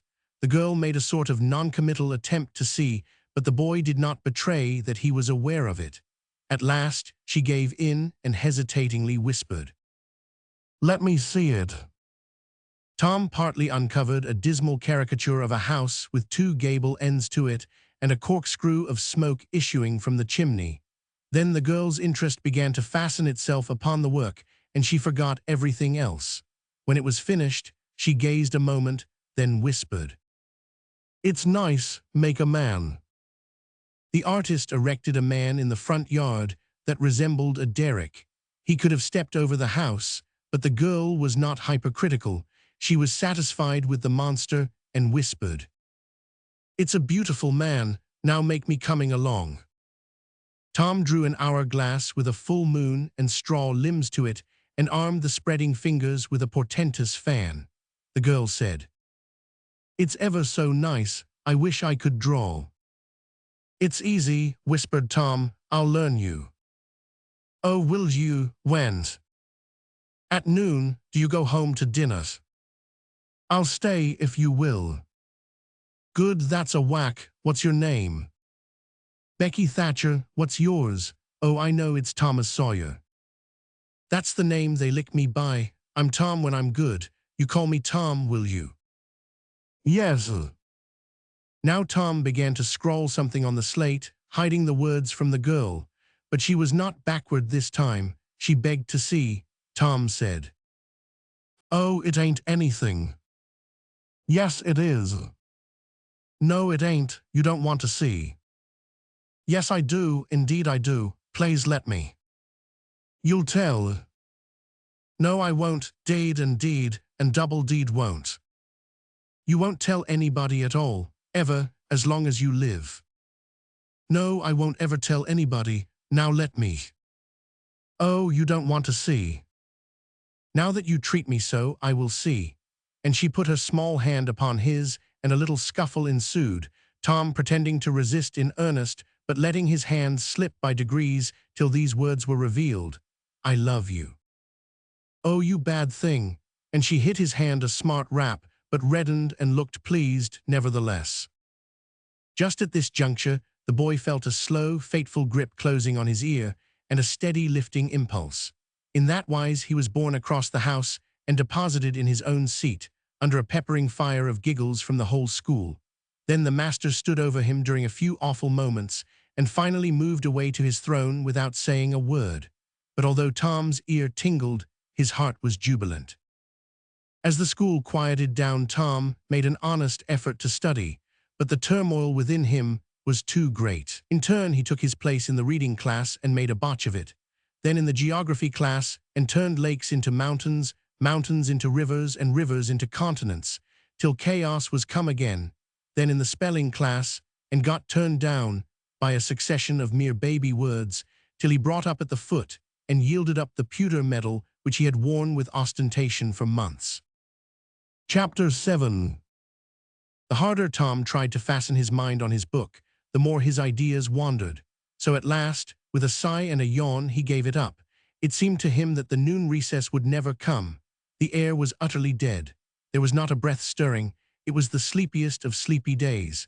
The drowsing murmur of the 25 studying scholars soothed the soul like the spell that is in the murmur of bees. Away off in the flaming sunshine, Cardiff Hill lifted its soft green sides through a shimmering veil of heat, tinted with the purple of distance. A few birds floated on lazy wing high in the air. No other living thing was visible but some cows, and they were asleep. Tom's heart ached to be free, or else to have something of interest to do to pass the dreary time. His hand wandered into his pocket, and his face lit up with a glow of gratitude that was prayer, though he did not know it. Then furtively the percussion cap box came out. He released the tick and put him on the long, flat desk. The creature probably glowed with a gratitude that amounted to prayer too at this moment, but it was premature. for when he started thankfully to travel off, Tom turned him aside with a pin and made him take a new direction. Tom's bosom friend sat next him, suffering just as Tom had been, and now he was deeply and gratefully interested in this entertainment in an instant. This bosom friend was Joe Harper. The two boys were sworn friends all the week and embattled enemies on Saturdays. Joe took a pin out of his lapel and began to assist in exercising the prisoner. The sport grew in interest momently. Soon, Tom said that they were interfering with each other and neither getting the fullest benefit of the tick. So he put Joe's slate on the desk and drew a line down the middle of it from top to bottom. "Now," said he, "as long as he is on your side you can stir him up, and I'll let him alone. But if you let him get away and get on my side, you're to leave him alone as long as I can keep him from crossing over." "All right, go ahead, start him up." The tick escaped from Tom presently and crossed the equator. Joe harassed him a while, and then he got away and crossed back again. This change of base occurred often. While one boy was worrying the tick with absorbing interest, the other would look on with interest as strong. The two heads bowed together over the slate, and the two souls dead to all things else. At last luck seemed to settle and abide with Joe. The tick tried this, that, and the other course, and got as excited and as anxious as the boys themselves, but time and again, just as he would have victory in his very grasp, so to speak, and Tom's fingers would be twitching to begin, Joe's pin would deftly head him off and keep possession. At last Tom could stand it no longer. The temptation was too strong, so he reached out and lent a hand with his pin. Joe was angry in a moment. Said he, "Tom, you let him alone. I only just want to stir him up a little, Joe." "No, sir, it ain't fair. You just let him alone." "Blame it, I ain't going to stir him much." "Let him alone, I tell you." "I will." "You shall, he's on my side of the line." "Look here, Joe Harper, whose is that tick?" "I don't care whose tick he is. He's on my side of the line, and you shan't touch him." "Well, I'll just bet I will, though. He's my tick, and I'll do what I blame please with him or die." A tremendous whack came down on Tom's shoulders, and its duplicate on Joe's, and for the space of 2 minutes, the dust continued to fly from the two jackets and the whole school to enjoy it. The boys had been too absorbed to notice the hush that had stolen upon the school a while before when the master came tiptoeing down the room and stood over them. He had contemplated a good part of the performance before he contributed his bit of variety to it. When school broke up at noon, Tom flew to Becky Thatcher and whispered in her ear, "Put on your bonnet and let on you're going home, and when you get to the corner, give the rest of 'em the slip, and turn down through the lane and come back. I'll go the other way and come it over 'em the same way." So the one went off with one group of scholars and the other with another. In a little while the two met at the bottom of the lane, and when they reached the school they had it all to themselves. Then they sat together with a slate before them, and Tom gave Becky the pencil and held her hand in his, guiding it, and so created another surprising house. When the interest in art began to wane, the two fell to talking. Tom was swimming in bliss. He said, "Do you love rats?" "No, I hate them." "Well, I do too, live ones. But I mean dead ones, to swing round your head with a string." "No, I don't care for rats much anyway. What I like is chewing gum." "Oh, I should say so. I wish I had some now." "Do you? I've got some. I'll let you chew it a while, but you must give it back to me." That was agreeable, so they chewed it turn about and dangled their legs against the bench in excess of contentment. "Was you ever at a circus?" said Tom. "Yes, and my pa's going to take me again sometime, if I'm good." "I been to the circus 3 or 4 times, lots of times. Church ain't shucks to a circus. There's things going on at a circus all the time. I'm going to be a clown in a circus when I grow up." "Oh, are you? That will be nice. They're so lovely, all spotted up." "Yes, that's so, and they get slathers of money, most $1 a day, Ben Rogers says. Say, Becky, was you ever engaged?" "What's that?" "Why, engaged to be married." "No." "Would you like to?" "I reckon so. I don't know. What is it like?" Like white ain't like anything. You only just tell a boy you won't ever have anybody but him, ever, ever, ever, and then you kiss and that's all. Anybody can do it. Kiss? What do you kiss for? Why, that, is too, well, they always do that. Everybody. Why, yes, everybody that's in love with each other. Do you remember what I wrote on the slate? Yes. What was it? I shan't tell you. Shall I tell you? Yes, but some other time. No, now. No, not now, tomorrow. Oh no, now, please, Becky, I'll whisper it ever so easy. Becky hesitating, Tom took silence for consent and passed his arm about her waist and whispered the tale ever so softly with his mouth close to her ear. And then he added, "Now you whisper it to me, just the same."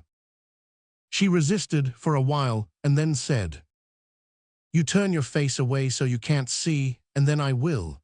But you mustn't ever tell anybody, will you, Tom? Now you won't, will you?"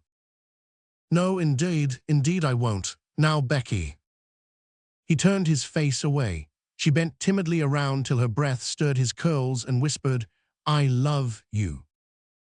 Then she sprang away and ran around and around the desks and benches, with Tom after her, and took refuge in a corner at last, with her little white apron to her face. Tom clasped her about her neck and pleaded, "Now, Becky, it's all done, all over but the kiss. Don't you be afraid of that. It ain't anything at all. Please, Becky." And he tugged at her apron and the hands. By and by she gave up and let her hands drop. Her face, all glowing with the struggle, came up and submitted. Tom kissed the red lips and said, "Now it's all done, Becky. And always after this, you ain't ever to love anybody but me, and you ain't ever to marry anybody but me, ever, never, and forever. Will you?" "No, I'll never love anybody but you, Tom, and I'll never marry anybody but you, and you ain't to ever marry anybody but me either." "Certainly, of course, that's part of it.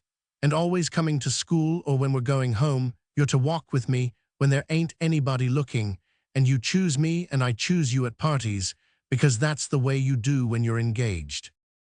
"It's so nice. I never heard of it before." "Oh, it's ever so gay. Why, me and Amy Lawrence."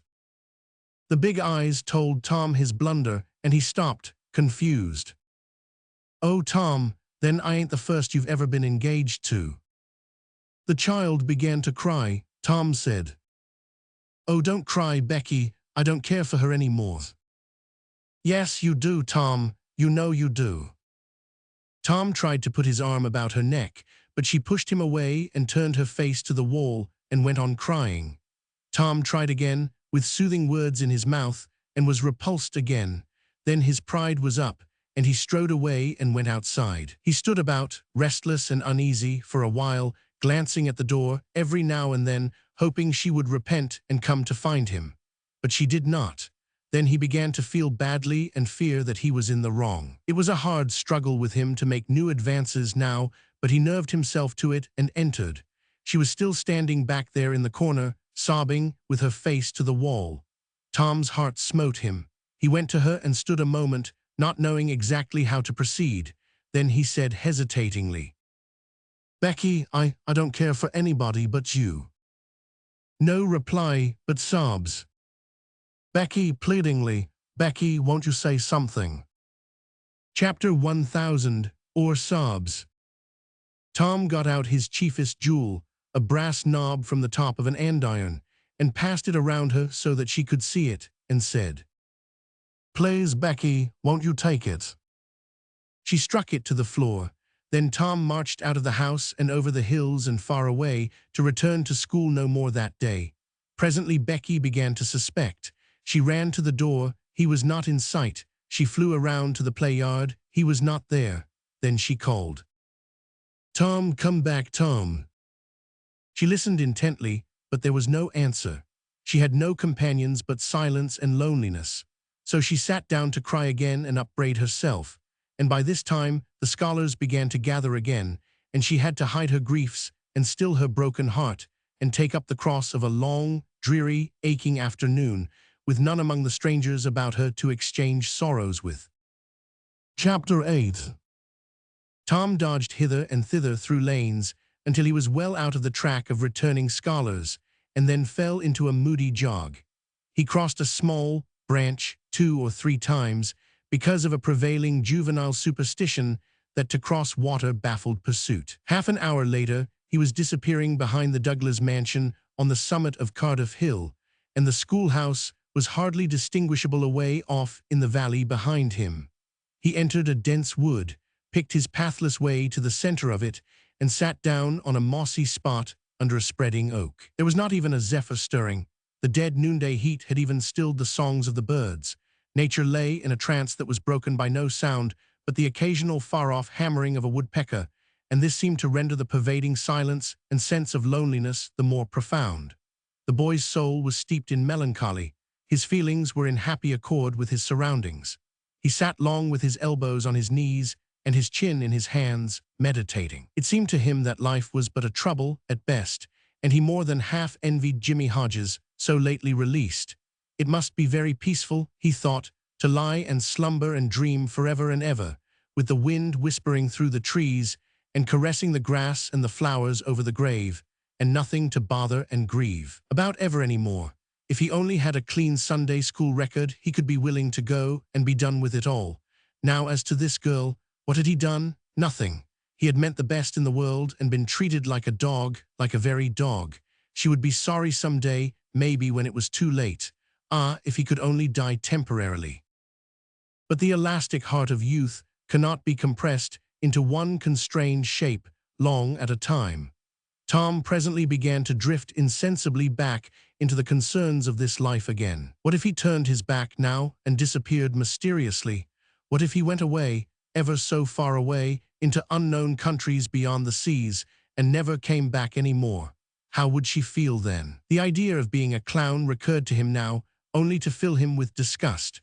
For frivolity and jokes and spotted tights were an offense when they intruded themselves upon a spirit that was exalted into the vague, august realm of the romantic.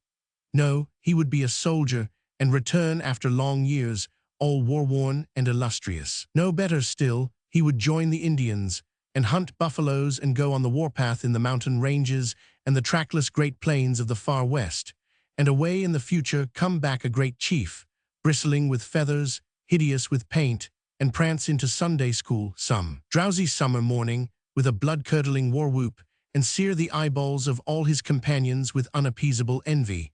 But no, there was something gaudier even than this. He would be a pirate. That was it. Now his future lay plain before him and glowing with unimaginable splendor. How his name would fill the world and make people shudder.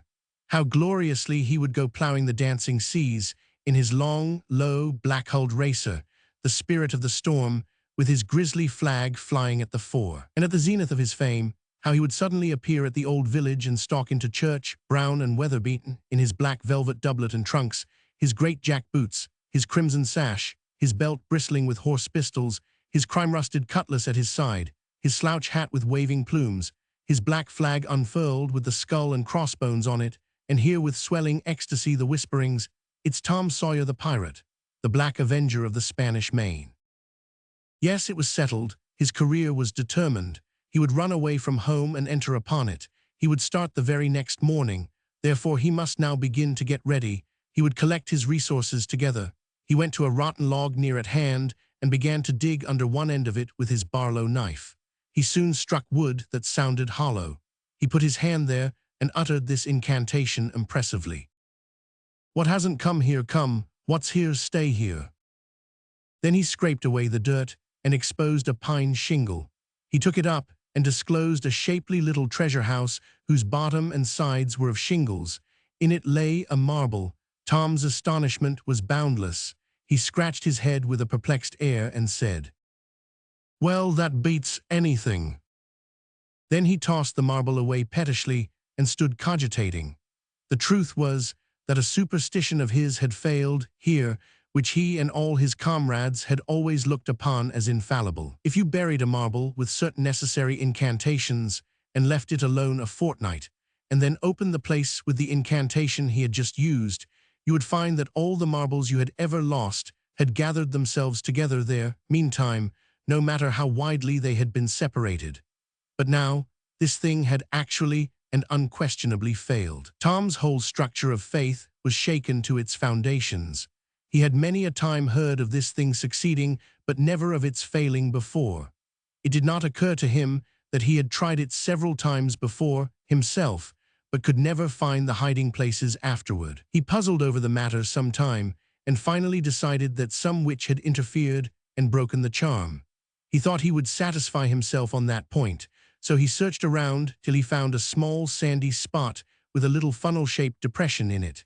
He laid himself down and put his mouth close to this depression and called, "Doodlebug, doodlebug, tell me what I want to know. Doodlebug, doodlebug, tell me what I want to know." The sand began to work, and presently a small black bug appeared for a second and then darted under again in a fright. He dasn't tell, so it was a witch that done it, I just knowed it. He well knew the futility of trying to contend against witches, so he gave up discouraged. But it occurred to him that he might as well have the marble he had just thrown away, and therefore he went and made a patient search for it. But he could not find it. Now he went back to his treasure house and carefully placed himself just as he had been standing when he tossed the marble away. Then he took another marble from his pocket and tossed it in the same way, saying, "Brother, go find your brother." He watched where it stopped and went there and looked, but it must have fallen short or gone too far, so he tried twice more. The last repetition was successful. The two marbles lay within a foot of each other. Just here the blast of a toy tin trumpet came faintly down the green aisles of the forest. Tom flung off his jacket and trousers, turned a suspender into a belt, raked away some brush behind the rotten log, disclosing a rude bow and arrow, a lath sword and a tin trumpet, and in a moment had seized these things and bounded away, bare-legged, with fluttering shirt. He presently halted under a great elm, blew an answering blast, and then began to tiptoe and look warily out, this way and that. He said cautiously to an imaginary company, "Hold, my merry men, keep hid till I blow." Now appeared Joe Harper, as airily clad and elaborately armed as Tom. Tom called, "Hold, who comes here into Sherwood Forest without my pass? Guy of Gisborne wants no man's pass. Who art thou that dares to hold such language?" said Tom, prompting, for they talked by the book, from memory. "Who art thou that dares to hold such language?" "I indeed, I am Robin Hood, as thy caitiff carcase soon shall know." "Then art thou indeed that famous outlaw? Right gladly will I dispute with thee the passes of the merry wood. Have at thee." They took their lath swords, dumped their other traps on the ground, struck a fencing attitude, foot to foot, and began a grave, careful combat, 2 up and 2 down. Presently Tom said, "Now, if you've got the hang, go it lively." So they went it lively, panting and perspiring with the work. By and by Tom shouted, "Fall, fall, why don't you fall?" "I shan't, why don't you fall yourself? You're getting the worst of it." "Why, that ain't anything. I can't fall. That ain't the way it is in the book. The book says," then with one backhanded stroke he slew poor Guy of Gisborne, "you're to turn around and let me hit you in the back." There was no getting around the authorities, so Joe turned, received the whack and fell. "Now," said Joe, getting up, "you got to let me kill you, that's fair." "Why, I can't do that, it ain't in the book." "Well, it's blamed mean, that's all." "Well, say, Joe, you can be Friar Tuck or Much the miller's son, and lamb me with a quarterstaff, or I'll be the sheriff of Nottingham, and you be Robin Hood a little while, and kill me." This was satisfactory, and so these adventures were carried out. Then Tom became Robin Hood again, and was allowed by the treacherous nun to bleed his strength away through his neglected wound. And at last Joe, representing a whole tribe of weeping outlaws, dragged him sadly forth, gave his bow into his feeble hands, and Tom said, "Where this arrow falls, there bury poor Robin Hood under the greenwood tree." Then he shot the arrow and fell back and would have died, but he lit on a nettle and sprang up too gaily for a corpse. The boys dressed themselves, hid their accoutrements, and went off grieving that there were no outlaws anymore, and wondering what modern civilization could claim to have done to compensate for their loss. They said they would rather be outlaws a year in Sherwood Forest than President of the United States forever. Chapter 9. Chapter 1. T was a graveyard of the old-fashioned Western kind. It was on a hill, about 1.5 miles from the village. It had a crazy board fence around it, which leaned inward in places and outward the rest of the time, but stood upright nowhere. Grass and weeds grew rank over the whole cemetery. All the old graves were sunken in. There was not a tombstone on the place. Round-topped, worm-eaten boards staggered over the graves, leaning for support and finding none. Sacred to the memory of so-and-so had been painted on them once, but it could no longer have been read on the most of them now, even if there had been light. A faint wind moaned through the trees, and Tom feared it might be the spirits of the dead, complaining at being disturbed. The boys talked little, and only under their breath, for the time and the place and the pervading solemnity and silence oppressed their spirits. They found the sharp new heap they were seeking, and ensconced themselves within the protection of 3 great elms that grew in a bunch within a few feet of the grave. Then they waited in silence for what seemed a long time. The hooting of a distant owl was all the sound that troubled the dead stillness. Tom's reflections grew oppressive.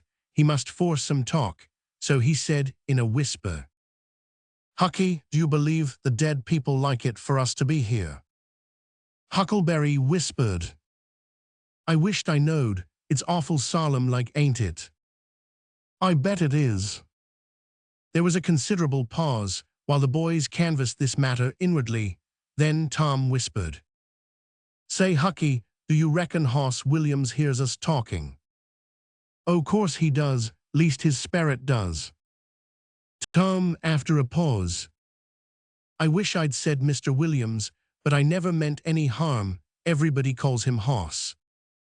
A body can't be too particular how they talk about these are dead people, Tom." This was a damper, and conversation died again. Presently Tom seized his comrade's arm and said, "Aslage." "What is it, Tom?" And the two clung together with beating hearts. "Sh, their T's again, didn't you hear it?" "Aye." "There, now you hear it." "Lord Tom, they're coming sure, what'll we do?" "I don't know, think they'll see us." "Oh, Tom, they can see in the dark, same as cats. I wished I hadn't come." "Oh, don't be afeard, I don't believe they'll bother us. We ain't doing any harm. If we keep perfectly still, maybe they won't notice us at all." "I'll try to, Tom, but Lord, I'm all of a shiver." "Listen." The boys bent their heads together and scarcely breathed. A muffled sound of voices floated up from the far end of the graveyard. "Look, see there," whispered Tom. "What is it?" "It's devil fire. Oh, Tom, this is awful." Some vague figures approached through the gloom, swinging an old-fashioned tin lantern that freckled the ground with innumerable little spangles of light. Presently Huckleberry whispered with a shudder, "It's the devils sure enough. 3 of 'em. Lordy, Tom, we're goners. Can you pray?" "I'll try, but don't you be afeard. They ain't going to hurt us. Now I lay me down to sleep, I." "Aslage." "What is it, Huck?" "They're humans. One of 'em is, anyway. One of 'em's old Muff Potter's voice." "No, 'tain't so, is it?"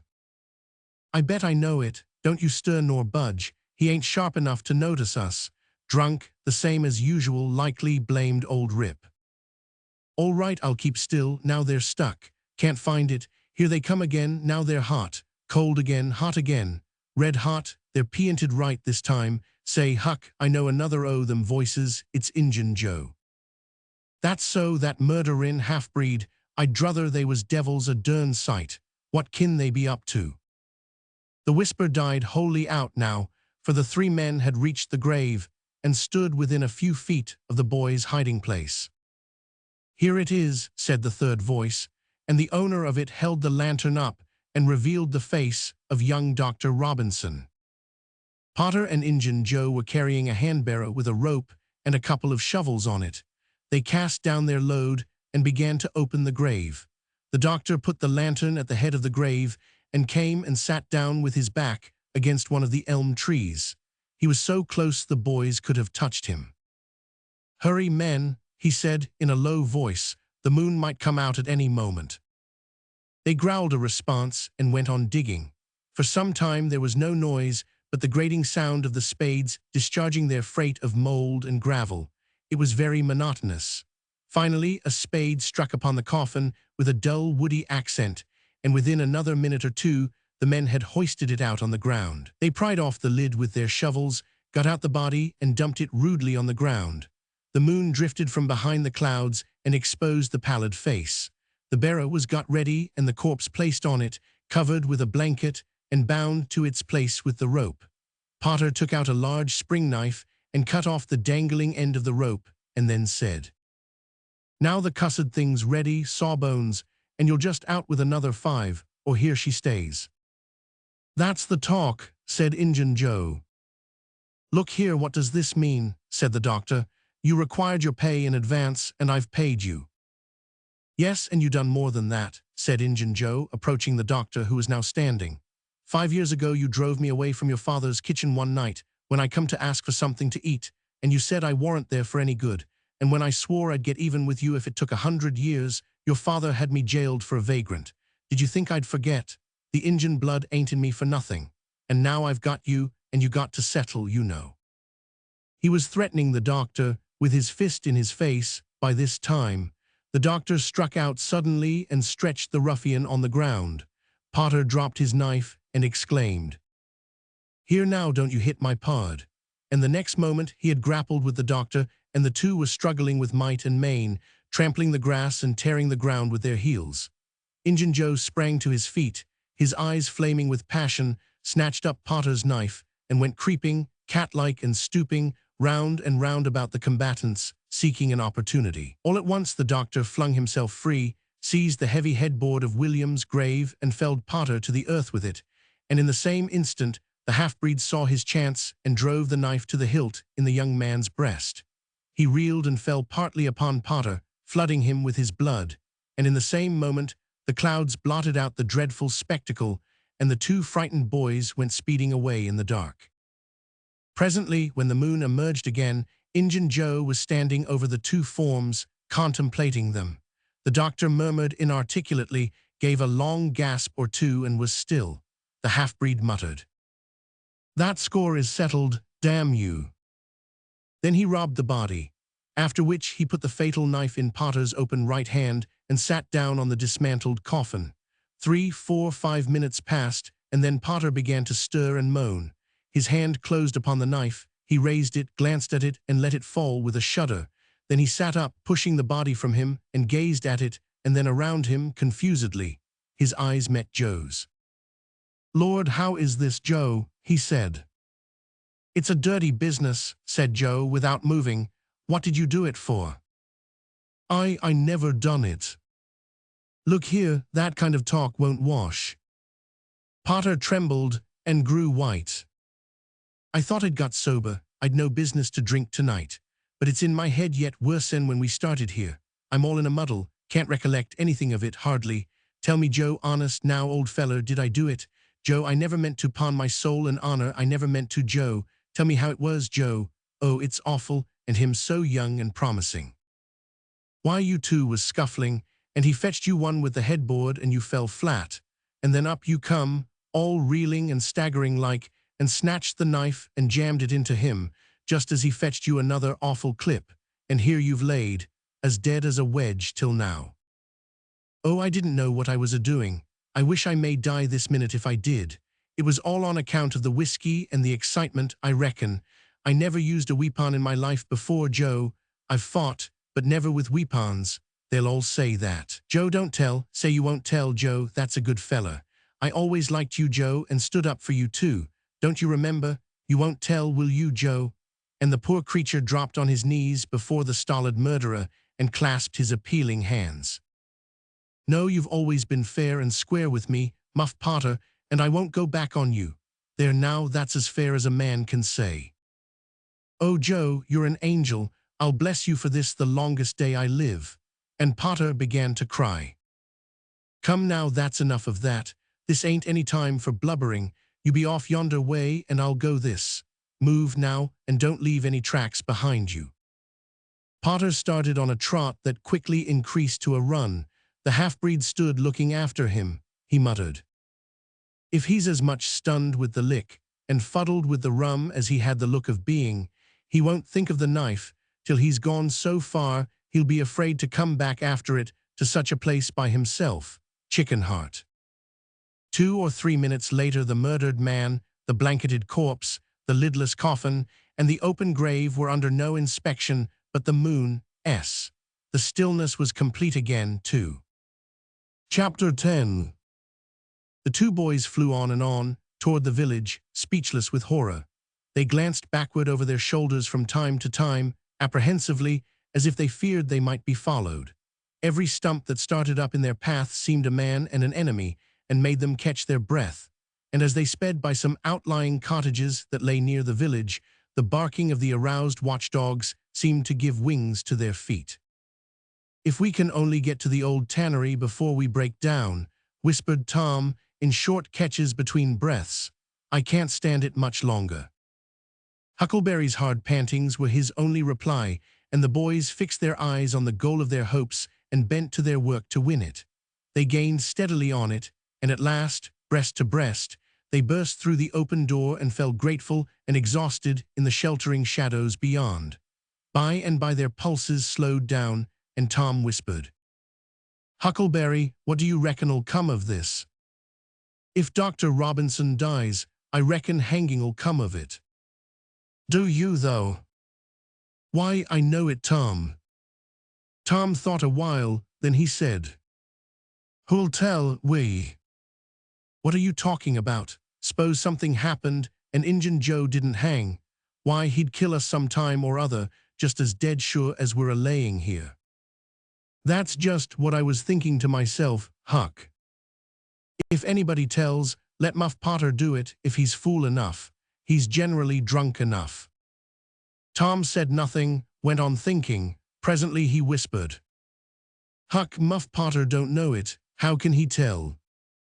"What's the reason he don't know it?" "Because he'd just got that whack when Injun Joe done it. Do you reckon he could see anything? Do you reckon he knowed anything?" "By hokey, that's so, Tom. And besides, look here, maybe that whack done for him." "No, 'tain't likely, Tom. He had liquor in him, I could see that, and besides, he always has. Well, when Pap's full, you might take and belt him over the head with a church and you couldn't faze him. He says so, his own self. So it's the same with Muff Potter, of course. But if a man was dead sober, I reckon maybe that whack might fetch him, I don't know." After another reflective silence, Tom said, "Hucky, you sure you can keep mum?" "Tom, we got to keep mum, you know that. That Injun devil wouldn't make any more of drowning us than a couple of cats, if we was to squeak 'bout this and they didn't hang him. Now look-a-here, Tom, let's take and swear to one another. That's what we got to do, swear to keep mum." "I'm agreed. It's the best thing. Would you just hold hands and swear that we—" "Oh no, that wouldn't do for this. That's good enough for little rubbishy common things, specially with gals, 'cause they go back on you anyway and blab if they get in a huff, but there orter be writing 'bout a big thing like this, and blood." Tom's whole being applauded this idea. It was deep and dark and awful. The hour, the circumstances, the surroundings were in keeping with it.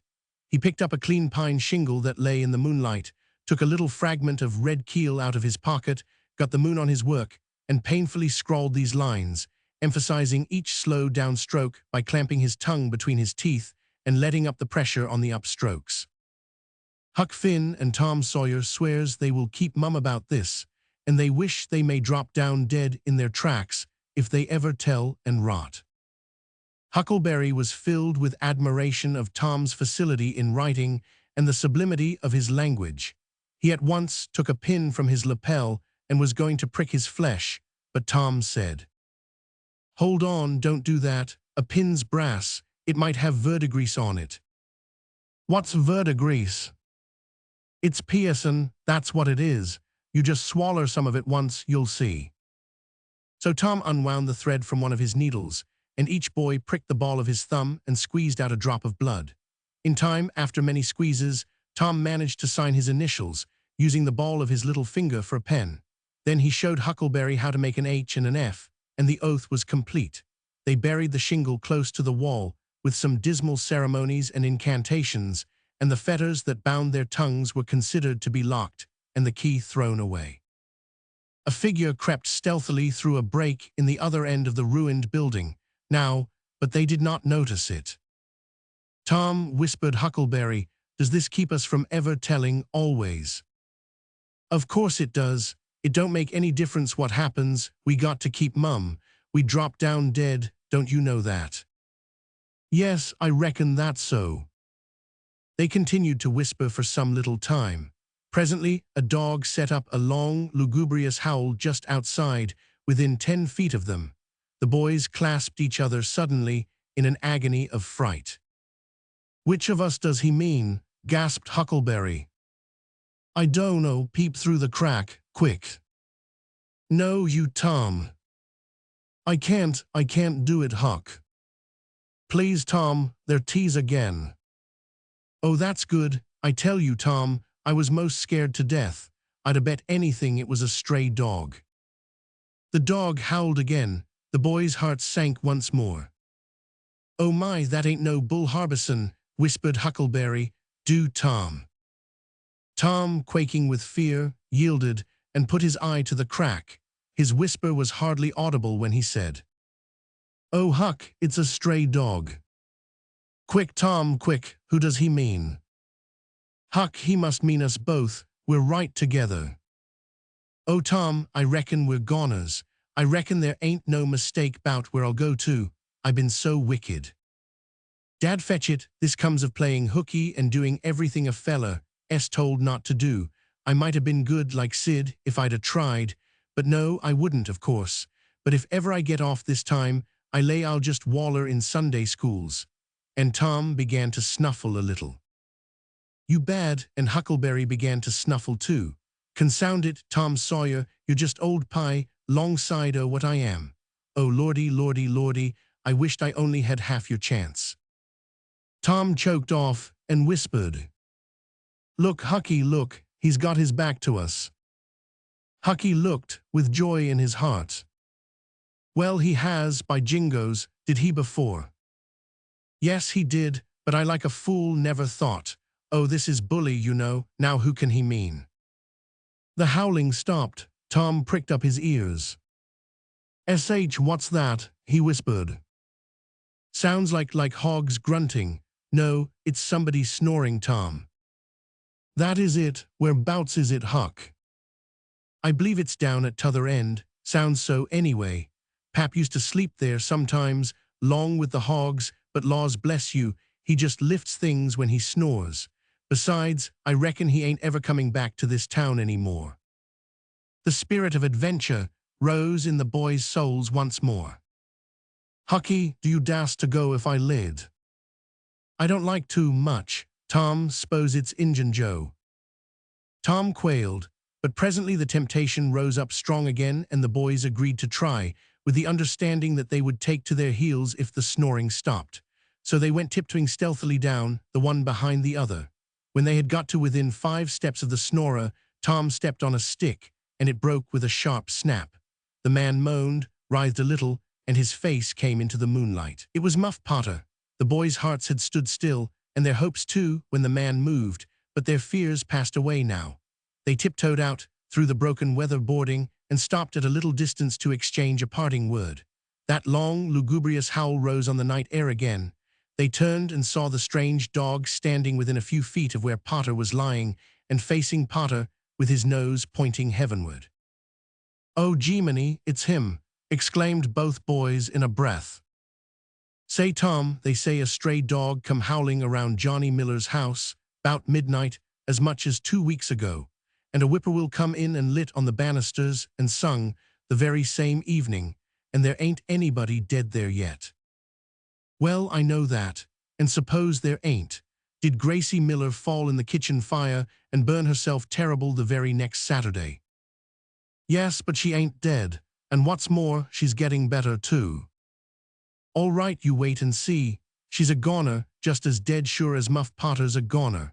That's what the niggers say, and they know all about these kind of things, Huck. Then they separated, cogitating. When Tom crept in at his bedroom window, the night was almost spent. He undressed with excessive caution and fell asleep congratulating himself that nobody knew of his escapade. He was not aware that the gently snoring Sid was awake and had been so for an hour. When Tom awoke, Sid was dressed and gone. There was a late look in the light, a late sense in the atmosphere. He was startled. Why had he not been called, persecuted till he was up, as usual? The thought filled him with bodings.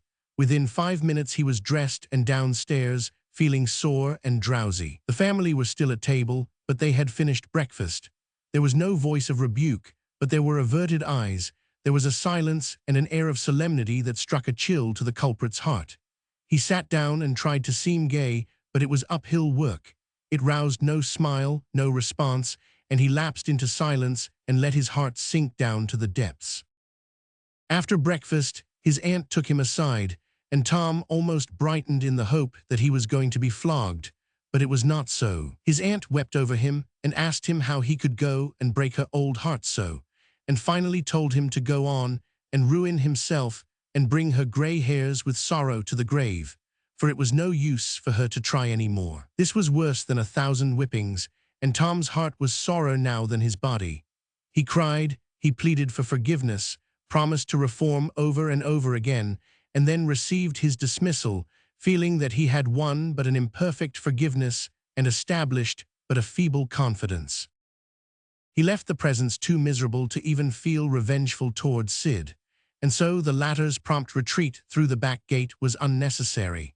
He moped to school gloomy and sad, and took his flogging, along with Joe Harper, for playing hooky the day before, with the air of one whose heart was busy with heavier woes and wholly dead to trifles. Then he betook himself to his seat, rested his elbows on his desk and his jaws in his hands, and stared at the wall with the stony stare of suffering that has reached the limit and can no further go. His elbow was pressing against some hard substance. After a long time, he slowly and sadly changed his position and took up this object with a sigh. It was in a paper. He unrolled it. A long, lingering, colossal sigh followed, and his heart broke. It was his brass andiron knob. This final feather broke the camel's back. Chapter 11. Chapter 150. Close upon the hour of noon, the whole village was suddenly electrified with the ghastly news. No need of the as yet undreamed-of telegraph. The tale flew from man to man, from group to group, from house to house, with little less than telegraphic speed. Of course, the schoolmaster gave holiday for that afternoon. The town would have thought strangely of him if he had not. A gory knife had been found close to the murdered man, and it had been recognized by somebody as belonging to Muff Potter, so the story ran. And it was said that a belated citizen had come upon Potter washing himself in the branch about 1 or 2 o'clock in the morning, and that Potter had at once sneaked off. Suspicious circumstances, especially the washing, which was not a habit with Potter. It was also said that the town had been ransacked for this murderer. The public are not slow in the matter of sifting evidence and arriving at a verdict, but that he could not be found. Horsemen had departed down all the roads in every direction, and the sheriff was confident that he would be captured before night. All the town was drifting toward the graveyard. Tom's heartbreak vanished, and he joined the procession, not because he would not 1,000 times rather go anywhere else, but because an awful, unaccountable fascination drew him on. Arrived at the dreadful place, he wormed his small body through the crowd and saw the dismal spectacle. It seemed to him an age since he was there before. Somebody pinched his arm. He turned, and his eyes met Huckleberry's. Then both looked elsewhere at once and wondered if anybody had noticed anything in their mutual glance. But everybody was talking and intent upon the grisly spectacle before them. Poor fellow, poor young fellow, this ought to be a lesson to grave robbers. Muff Potter'll hang for this if they catch him. This was the drift of remark, and the minister said, "It was a judgment, his hand is here." Now Tom shivered from head to heel, for his eye fell upon the stolid face of Injun Joe.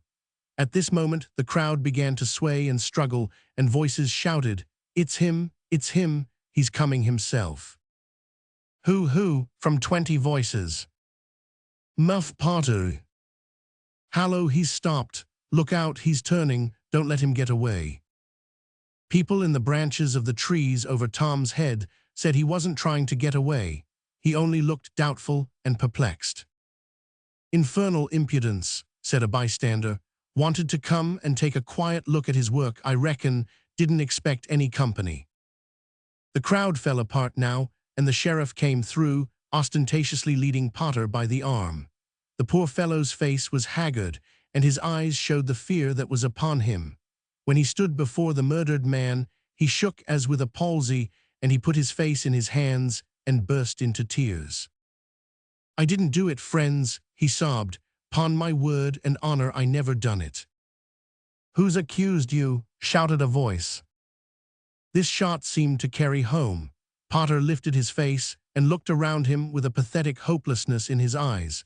He saw Injun Joe and exclaimed, "Oh, Injun Joe, you promised me you never. Is that your knife?" And it was thrust before him by the sheriff. Potter would have fallen if they had not caught him and eased him to the ground. Then he said, "Something told me if I didn't come back and get." He shuddered, then waved his nerveless hand with a vanquished gesture and said, "Tell 'em, Joe, tell 'em, it ain't any use anymore."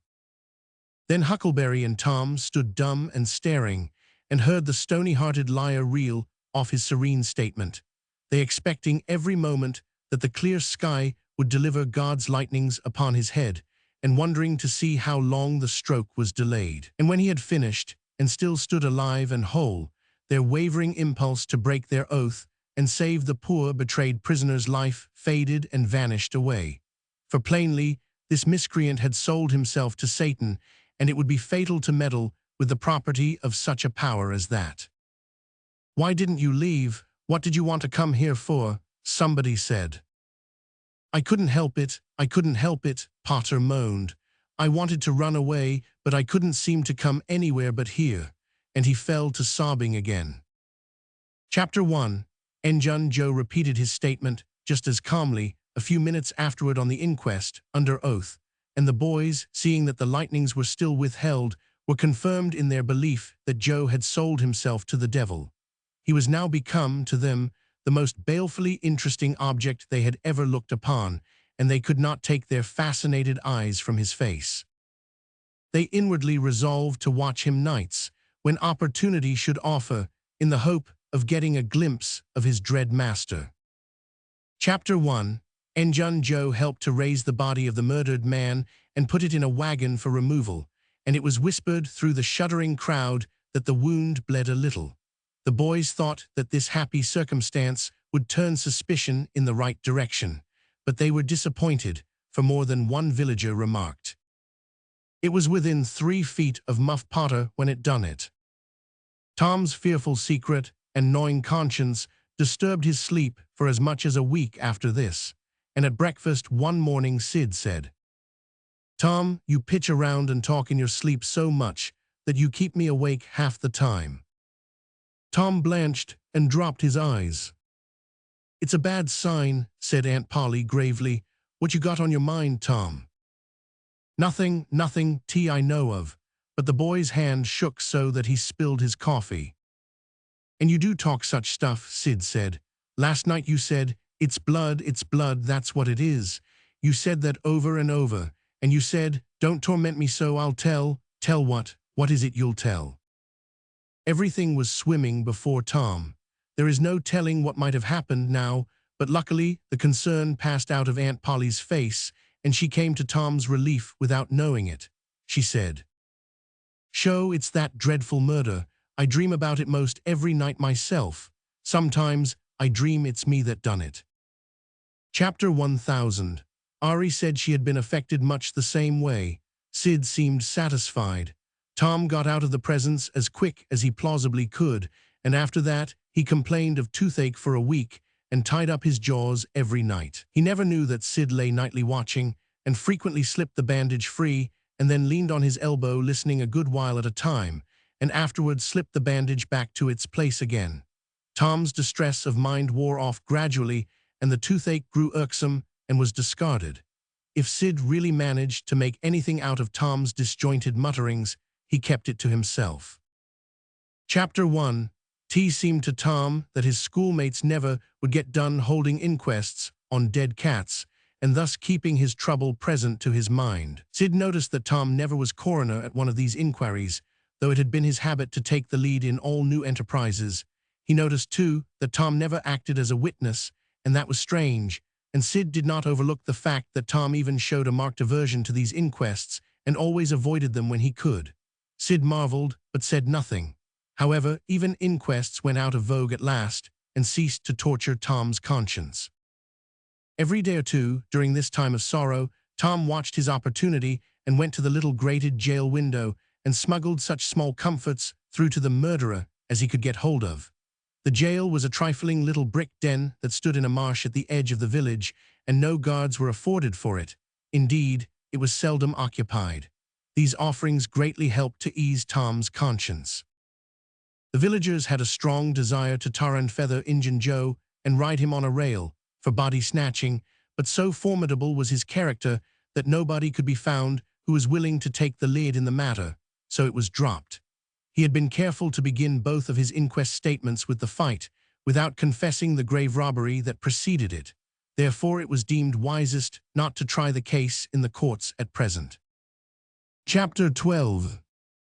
One of the reasons why Tom's mind had drifted away from its secret troubles was that it had found a new and weighty matter to interest itself about. Becky Thatcher had stopped coming to school. Tom had struggled with his pride a few days and tried to whistle her down the wind, but failed. He began to find himself hanging around her father's house nights and feeling very miserable. She was ill. What if she should die? There was distraction in the thought. He no longer took an interest in war, nor even in piracy. The charm of life was gone. There was nothing but dreariness left. He put his hoop away and his bat. There was no joy in them anymore. His aunt was concerned. She began to try all manner of remedies on him. She was one of those people who are infatuated with patent medicines and all newfangled methods of producing health or mending it. She was an inveterate experimenter in these things. When something fresh in this line came out, she was in a fever right away to try it, not on herself, for she was never ailing, but on anybody else that came handy. She was a subscriber for all the health periodicals and phrenological frauds, and the solemn ignorance they were inflated with was breath to her nostrils. All the rot they contained about ventilation, and how to go to bed, and how to get up, and what to eat, and what to drink, and how much exercise to take, and what frame of mind to keep oneself in, and what sort of clothing to wear, was all gospel to her. And she never observed that her health journals of the current month customarily upset everything they had recommended the month before. She was as simple-hearted and honest as the day was long, and so she was an easy victim. She gathered together her quack periodicals and her quack medicines, and thus armed with death, went about on her pale horse, metaphorically speaking, with hell following after. But she never suspected that she was not an angel of healing and the balm of Gilead in disguise to the suffering neighbors. The water treatment was new now, and Tom's low condition was a windfall to her. She had him out at daylight every morning, stood him up in the woodshed, and drowned him with a deluge of cold water. Then she scrubbed him down with a towel like a file, and so brought him to. Then she rolled him up in a wet sheet and put him away under blankets till she sweated his soul clean, and the yellow stains of it came through his pores, as Tom said.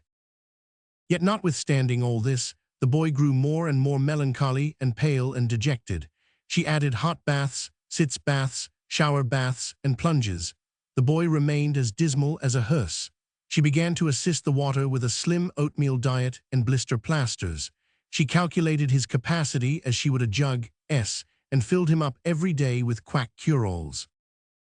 Tom had become indifferent to persecution by this time.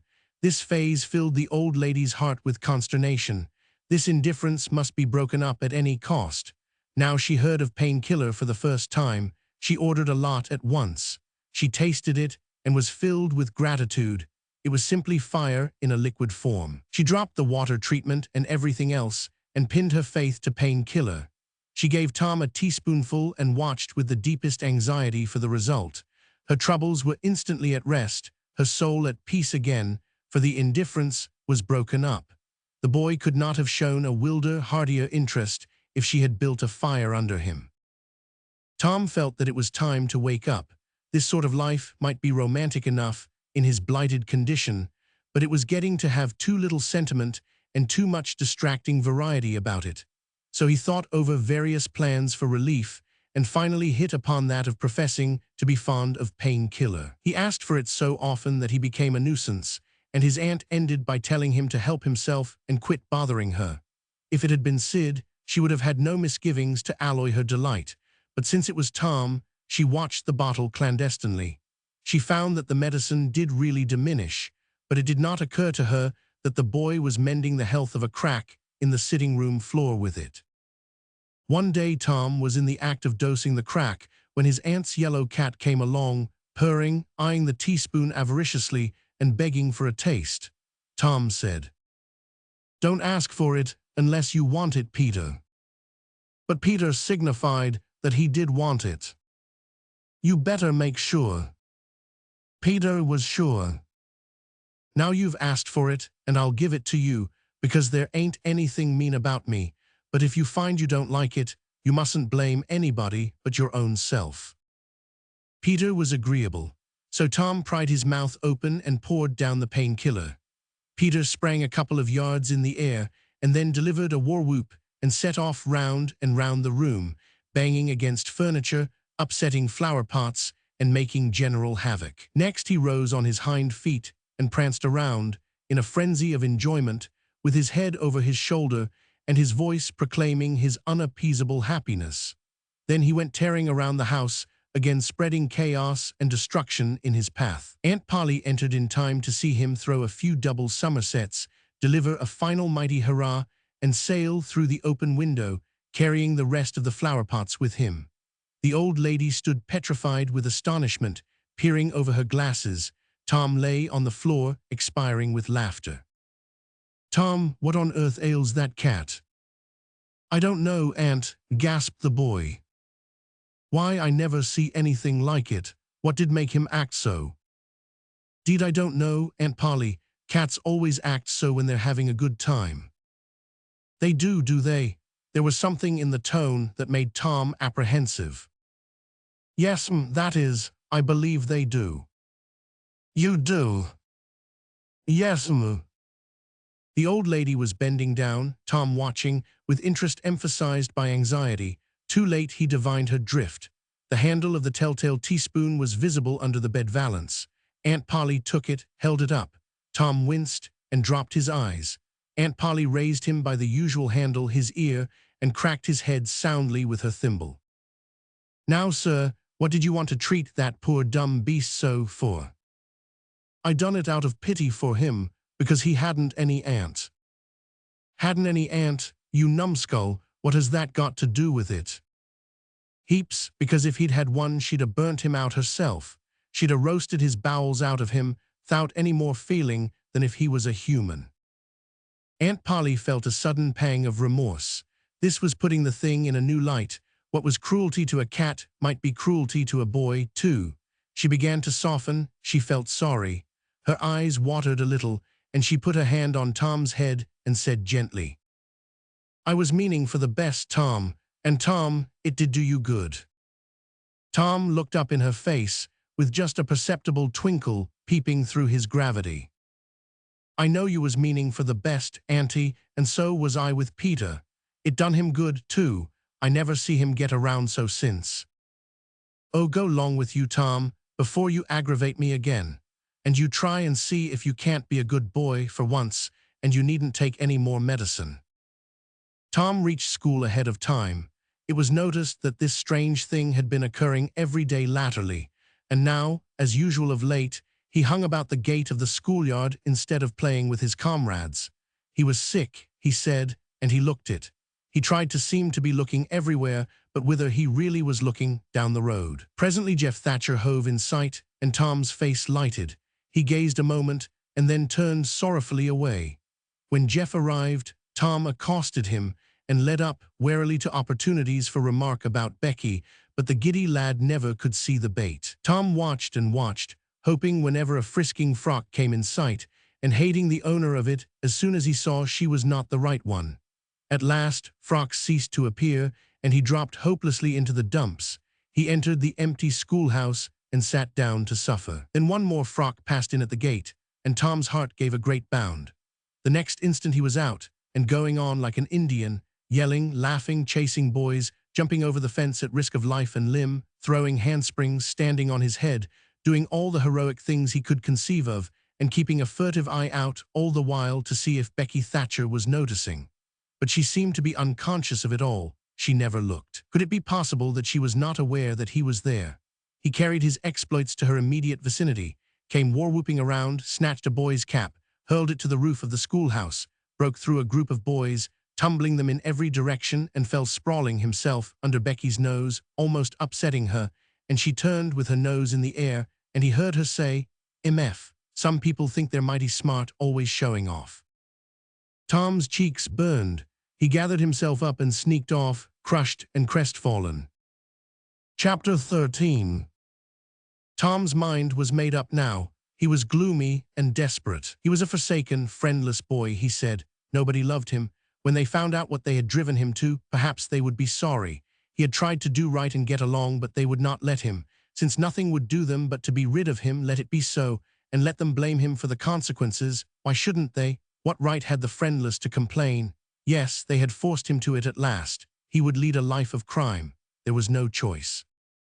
By this time he was far down Meadow Lane, and the bell for school to take up tinkled faintly upon his ear. He sobbed now to think he should never hear that old familiar sound any more. It was very hard, but it was forced on him. Since he was driven out into the cold world, he must submit, but he forgave them. Then the sobs came thick and fast. Just at this point, he met his soul's sworn comrade, Joe Harper, hard-eyed, and with evidently a great and dismal purpose in his heart. Plainly here were two souls with but a single thought.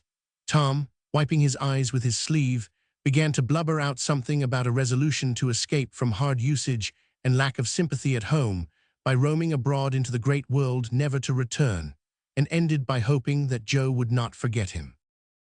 But it transpired that this was a request which Joe had just been going to make of Tom, and had come to hunt him up for that purpose. His mother had whipped him for drinking some cream which he had never tasted and knew nothing about. It was plain that she was tired of him and wished him to go. If she felt that way, there was nothing for him to do but succumb. He hoped she would be happy, and never regret having driven her poor boy out into the unfeeling world to suffer and die. As the two boys walked sorrowing along, they made a new compact to stand by each other and be brothers, and never separate till death relieved them of their troubles. Then they began to lay their plans. Joe was for being a hermit, and living on crusts in a remote cave, and dying sometime of cold and want and grief. But after listening to Tom, he conceded that there were some conspicuous advantages about a life of crime, and so he consented to be a pirate. 3 miles below St. Petersburg, at a point where the Mississippi River was a trifle over a mile wide, there was a long, narrow, wooded island with a shallow bar at the head of it, and this offered well as a rendezvous. It was not inhabited. It lay far over toward the further shore, abreast a dense and almost wholly unpeopled forest. So Jackson's Island was chosen. Who were to be the subjects of their piracies was a matter that did not occur to them. Then they hunted up Huckleberry Finn, and he joined them promptly, for all careers were one to him. He was indifferent. They presently separated to meet at a lonely spot on the riverbank 2 miles above the village at the favorite hour, which was midnight. There was a small log raft there, which they meant to capture. Each would bring hooks and lines, and such provision as he could steal in the most dark and mysterious way, as became outlaws. And before the afternoon was done, they had all managed to enjoy the sweet glory of spreading the fact that pretty soon the town would hear something. All who got this vague hint were cautioned to be mum and wait. About midnight, Tom arrived with a boiled ham and a few trifles, and stopped in a dense undergrowth on a small bluff overlooking the meeting place. It was starlight and very still. The mighty river lay like an ocean at rest. Tom listened a moment, but no sound disturbed the quiet. Then he gave a low, distinct whistle. It was answered from under the bluff. Tom whistled twice more. These signals were answered in the same way. Then a guarded voice said, "Who goes there?" "Tom Sawyer, the Black Avenger of the Spanish Main. Name your names." "Huck Finn, the Red-Handed, and Joe Harper, the Terror of the Seas." Tom had furnished these titles from his favorite literature. "Tease well, give the countersign." Two hoarse whispers delivered the same awful word simultaneously to the brooding night. "Blood." Then Tom tumbled his ham over the bluff and let himself down after it, tearing both skin and clothes to some extent in the effort. There was an easy, comfortable path along the shore under the bluff, but it lacked the advantages of difficulty and danger so valued by a pirate. The Terror of the Seas had brought a side of bacon and had about worn himself out with getting it there. Finn, the Red-Handed, had stolen a skillet and a quantity of half-cured leaf tobacco and had also brought a few corn cobs to make pipes with, but none of the pirates smoked or chewed but himself. The Black Avenger of the Spanish Main said it would never do to start without some fire. That was a wise thought. Matches were hardly known there in that day. They saw a fire smoldering upon a great raft 100 yards above, and they went stealthily thither and helped themselves to a chunk. They made an imposing adventure of it, saying "hist" every now and then, and suddenly halting with finger on lip, moving with hands on imaginary dagger hilts, and giving orders in dismal whispers that if the foe stirred, to let him have it to the hilt, because dead men tell no tales. They knew well enough that the raftsmen were all down at the village laying in stores or having a spree, but still that was no excuse for their conducting this thing in an unpiratical way. They shoved off presently, Tom in command, Huck at the after oar and Joe at the forward. Tom stood amidships, gloomy-browed and with folded arms, and gave his orders in a low, stern whisper. "Luff and bring her to the wind." "Aye, sir." "Steady, steady, why. "Steady it is, sir." "Let her go off a point." "Point it is, sir." As the boys steadily and monotonously drove the raft toward midstream, it was no doubt understood that these orders were given only for style, and were not intended to mean anything in particular. "What sail is she carrying?" "Courses, topsails, and flying jib, sir." "Send the Ariels up. Lay out aloft there 6 of ye for topmast stunsail. Lively now." "Aye, sir." "Shake out that maintogalans'l, sheets and braces, now my hearties." "Aye, sir." "Hellam hard a port, stand by to meet her when she comes. Port, port, now men, with a will, stead why. "Steady it is, sir." The raft drew beyond the middle of the river. The boys pointed her head right, and then lay on their oars. The river was not high, so there was not more than a 2 or 3 mile current. Hardly a word was said during the next 3/4 of an hour. Now the raft was passing before the distant town. 2 or 3 glimmering lights showed where it lay, peacefully sleeping, beyond the vague, vast sweep of star-gemmed water, unconscious of the tremendous event that was happening. The Black Avenger stood still with folded arms, looking his last upon the scene of his former joys and his later sufferings, and wishing she could see him now, abroad on the wild sea, facing peril and death with dauntless heart, going to his doom with a grim smile on his lips. It was but a small strain on his imagination to remove Jackson's Island beyond eyeshot of the village, and so he looked his last with a broken and satisfied heart. The other pirates were looking their last, too, and they all looked so long that they came near letting the current drift them out of the range of the island. But they discovered the danger in time and made shift to avert it. About 2 o'clock in the morning, the raft grounded on the bar 200 yards above the head of the island, and they waded back and forth until they had landed their freight. Part of the little raft's belongings consisted of an old sail, and this they spread over a nook in the bushes for a tent to shelter their provisions, but they themselves would sleep in the open air in good weather, as became outlaws. They built a fire against the side of a great log 20 or 30 steps within the somber depths of the forest, and then cooked some bacon in the frying pan for supper, and used up half of the corn pone stock they had brought. It seemed glorious sport to be feasting in that wild, free way in the virgin forest of an unexplored and uninhabited island, far from the haunts of men, and they said they never would return to civilization. The climbing fire lit up their faces and threw its ruddy glare upon the pillared tree trunks of their forest temple and upon the varnished foliage and festooning vines. When the last crisp slice of bacon was gone and the last allowance of corn pone devoured, the boys stretched themselves out on the grass, filled with contentment. They could have found a cooler place, but they would not deny themselves such a romantic feature as the roasting campfire. "Ain't it gay?" said Joe. "It's nuts," said Tom. "What would the boys say if they could see us?" "Say, well, they'd just die to be here. Hey, Hucky?" "I reckon so," said Huckleberry. "Anyways, I'm suited. I don't want nothing better'n this. I don't ever get enough to eat, generally, and here they can't come and pick at a fella and bullyrag him so." "It's just the life for me," said Tom. "You don't have to get up mornings, and you don't have to go to school and wash, and all that blame foolishness. You see, a pirate don't have to do anything, Joe, when he's ashore, but a hermit he has to be praying considerable, and then he don't have any fun, anyway, all by himself that way." "Oh yes, that's so," said Joe, "but I hadn't thought much about it, you know. I'd a good deal rather be a pirate, now that I've tried it." "You see," said Tom, "people don't go much on hermits nowadays like they used to in old times, but a pirate's always respected. And a hermit's got to sleep on the hardest place he can find and put sackcloth and ashes on his head and stand out in the rain and—" "What does he put sackcloth and ashes on his head for?" inquired Huck. "I don't know, but they've got to do it. Hermits always do. You'd have to do that if you was a hermit."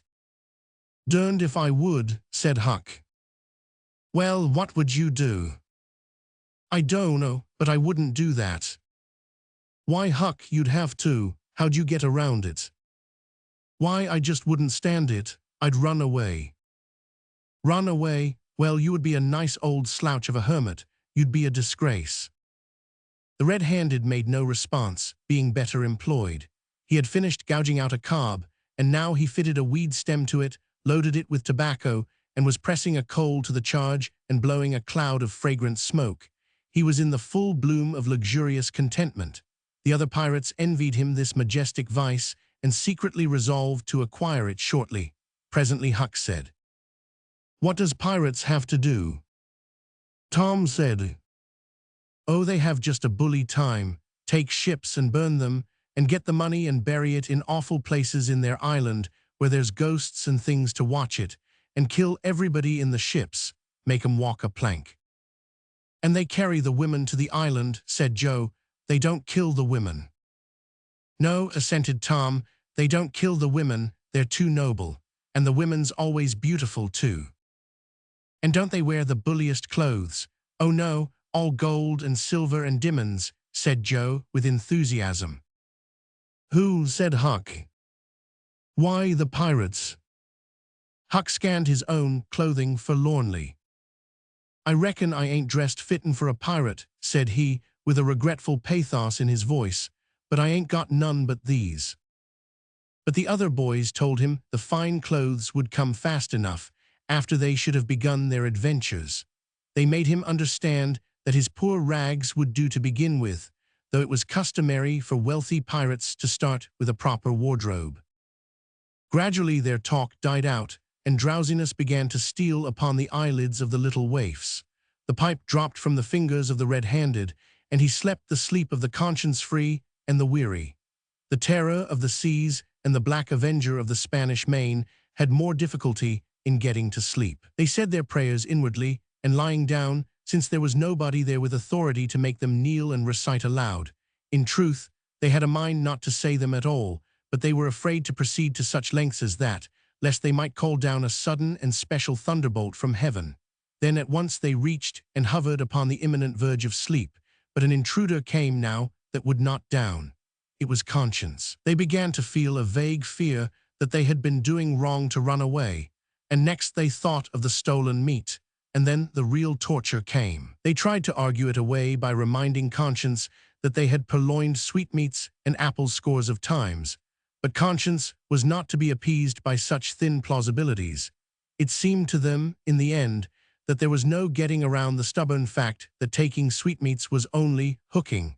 while taking bacon and hams. And such valuables was plain simple stealing, and there was a command against that in the Bible. So they inwardly resolved that so long as they remained in the business, their piracies should not again be sullied with the crime of stealing. Then conscience granted a truce, and these curiously inconsistent pirates fell peacefully to sleep. Chapter 14.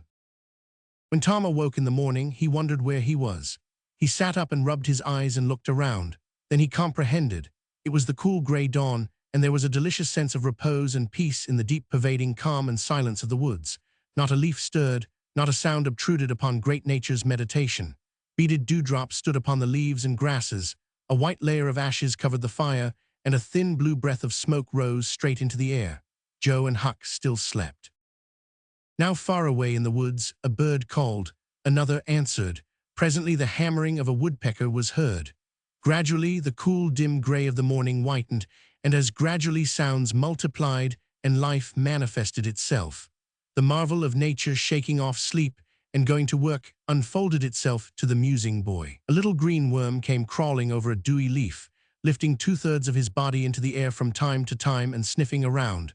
Then proceeding again, for he was measuring, Tom said, and when the worm approached him of its own accord, he sat as still as a stone, with his hopes rising and falling, by turns, as the creature still came toward him or seemed inclined to go elsewhere. And when at last it considered a painful moment with its curved body in the air, and then came decisively down upon Tom's leg and began a journey over him, his whole heart was glad, for that meant that he was going to have a new suit of clothes, without the shadow of a doubt, a gaudy piratical uniform. Now a procession of ants appeared, from nowhere in particular, and went about their labors. One struggled manfully by with a dead spider 5 times as big as itself in its arms, and lugged it straight up a tree trunk. A brown-spotted ladybug climbed the dizzy height of a grass blade, and Tom bent down close to it and said, "Ladybug, ladybug, fly away home. Your house is on fire, your children's alone." And she took wing and went off to see about it, which did not surprise the boy, for he knew of old that this insect was credulous about conflagrations, and he had practiced upon its simplicity more than once. A tumblebug came next, heaving sturdily at its ball, and Tom touched the creature to see it shut its legs against its body and pretend to be dead. The birds were fairly rioting by this time. A catbird, the northern mocker, lit in a tree over Tom's head and trilled out her imitations of her neighbors in a rapture of enjoyment. Then a shrill jay swept down, a flash of blue flame, and stopped on a twig almost within the boy's reach, cocked his head to one side, and eyed the strangers with a consuming curiosity. A gray squirrel and a big fellow of the fox kind came scurrying along, sitting up at intervals to inspect and chatter at the boys, for the wild things had probably never seen a human being before and scarcely knew whether to be afraid or not. All nature was wide awake and stirring now. Long lances of sunlight pierced down through the dense foliage far and near, and a few butterflies came fluttering upon the scene. Tom stirred up the other pirates, and they all clattered away with a shout, and in a minute or two were stripped and chasing after and tumbling over each other in the shallow limpid water of the white sandbar. They felt no longing for the little village sleeping in the distance beyond the majestic waste of water. A vagrant current or a slight rise in the river had carried off their raft, but this only gratified them, since its going was something like burning the bridge between them and civilization. They came back to camp wonderfully refreshed, glad-hearted, and ravenous, and they soon had the campfire blazing up again. Huck found a spring of clear cold water close by, and the boys made cups of broad oak or hickory leaves, and felt that water, sweetened with such a wildwood charm as that, would be a good enough substitute for coffee. While Joe was slicing bacon for breakfast, Tom and Huck asked him to hold on a minute. They stepped to a promising nook in the riverbank and threw in their lines. Almost immediately, they had reward. They had not had time to get impatient before they were back again with some handsome bass, a couple of sunperch, and a small catfish, provisions enough for quite a family. They fried the fish with the bacon and were astonished, for no fish had ever seemed so delicious before. They did not know that the quicker a freshwater fish is on the fire after he is caught, the better he is, and they reflected little upon what a sauce open-air sleeping, open-air exercise, bathing, and a large ingredient of hunger make too. They lay around in the shade after breakfast while Huck had a smoke, and then went off through the woods on an exploring expedition.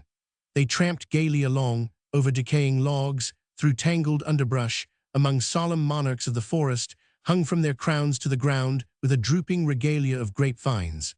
Now and then they came upon snug nooks carpeted with grass and jeweled with flowers. They found plenty of things to be delighted with, but nothing to be astonished at. They discovered that the island was about 3 miles long and 1/4 of a mile wide, and that the shore it lay closest to was only separated from it by a narrow channel hardly 200 yards wide. They took a swim about every hour, so it was close upon the middle of the afternoon when they got back to camp. They were too hungry to stop to fish, but they fared sumptuously upon cold ham and then threw themselves down in the shade to talk. But the talk soon began to drag and then died. The stillness, the solemnity that brooded in the woods, and the sense of loneliness began to tell upon the spirits of the boys. They fell to thinking. A sort of undefined longing crept upon them. This took dim shape. Presently, it was budding homesickness. Even Finn, the red-handed, was dreaming of his doorsteps and empty hogsheads, but they were all ashamed of their weakness, and none was brave enough to speak his thought. For some time now, the boys had been dully conscious of a peculiar sound in the distance, just as one sometimes is of the ticking of a clock which he takes no distinct note of.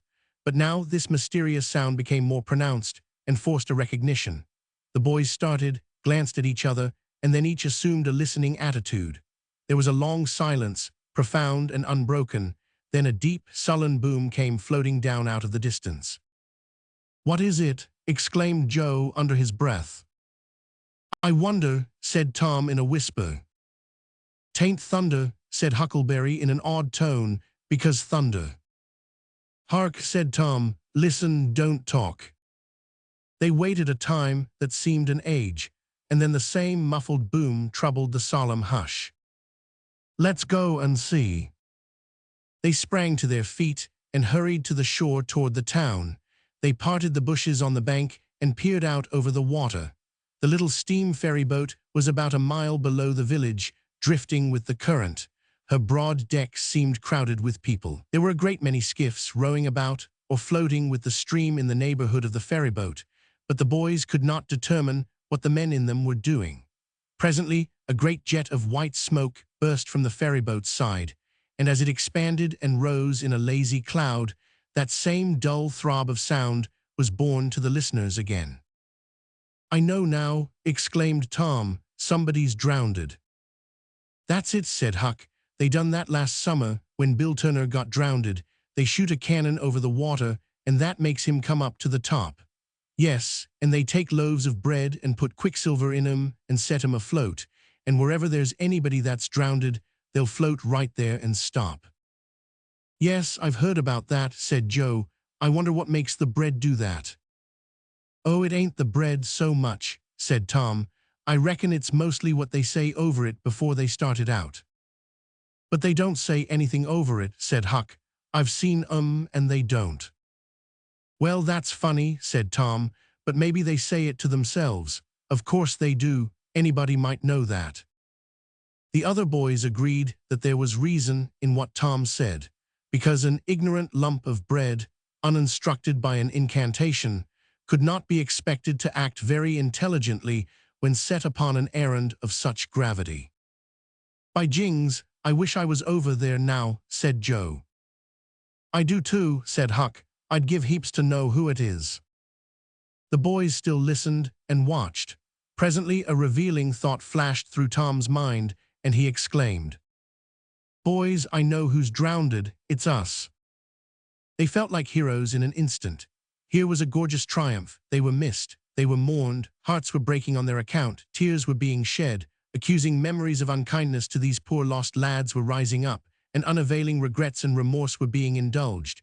And best of all, the departed were the talk of the whole town and the envy of all the boys as far as this dazzling notoriety was concerned. This was fine. It was worthwhile to be a pirate, after all. As twilight drew on, the ferryboat went back to her accustomed business and the skiffs disappeared. The pirates returned to camp. They were jubilant with vanity over their new grandeur and the illustrious trouble they were making.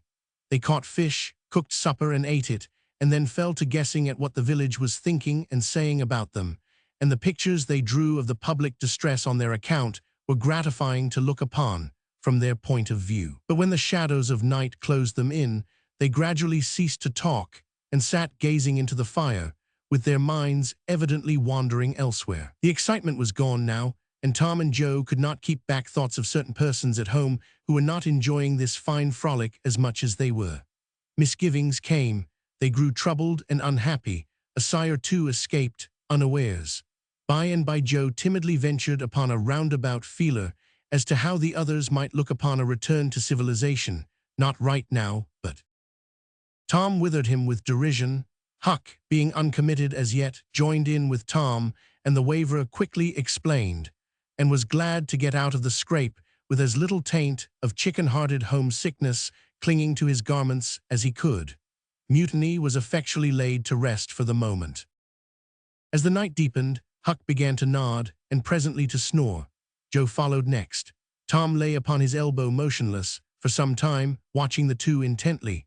At last he got up cautiously on his knees and went searching among the grass and the flickering reflections flung by the campfire.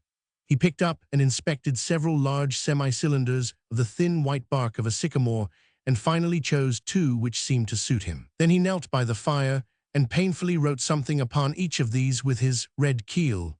One he rolled up and put in his jacket pocket, and the other he put in Joe's hat and removed it to a little distance from the owner. And he also put into the hat certain schoolboy treasures of almost inestimable value, among them a lump of chalk, an india-rubber ball, 3 fishhooks, and one of that kind of marbles known as a sure nuff crystal.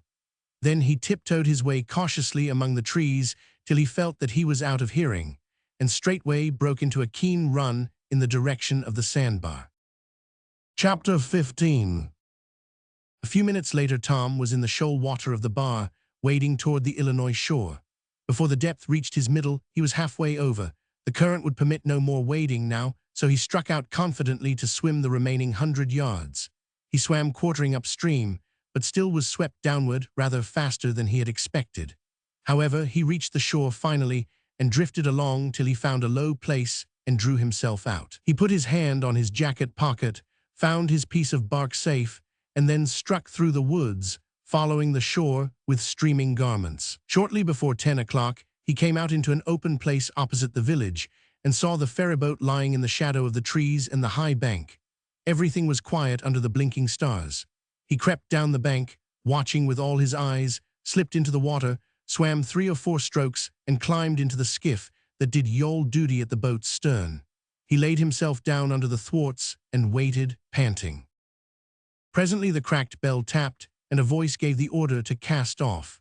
A minute or two later the skiff's head was standing high up against the boat's swell, and the voyage was begun. Tom felt happy in his success, for he knew it was the boat's last trip for the night.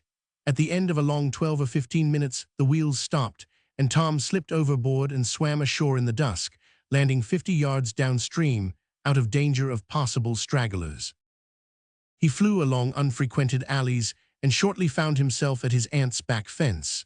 He climbed over, approached the L, and looked in at the sitting-room window, for a light was burning there.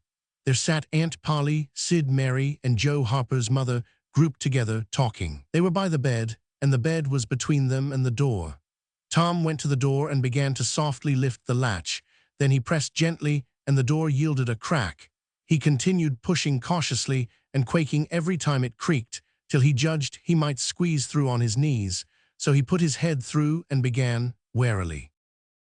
"What makes the candle blow so?" said Aunt Polly. Tom hurried up. "Why, that door's open, I believe. Why, of course it is. No end of strange things now. Go long and shut it, Sid." Tom disappeared under the bed just in time.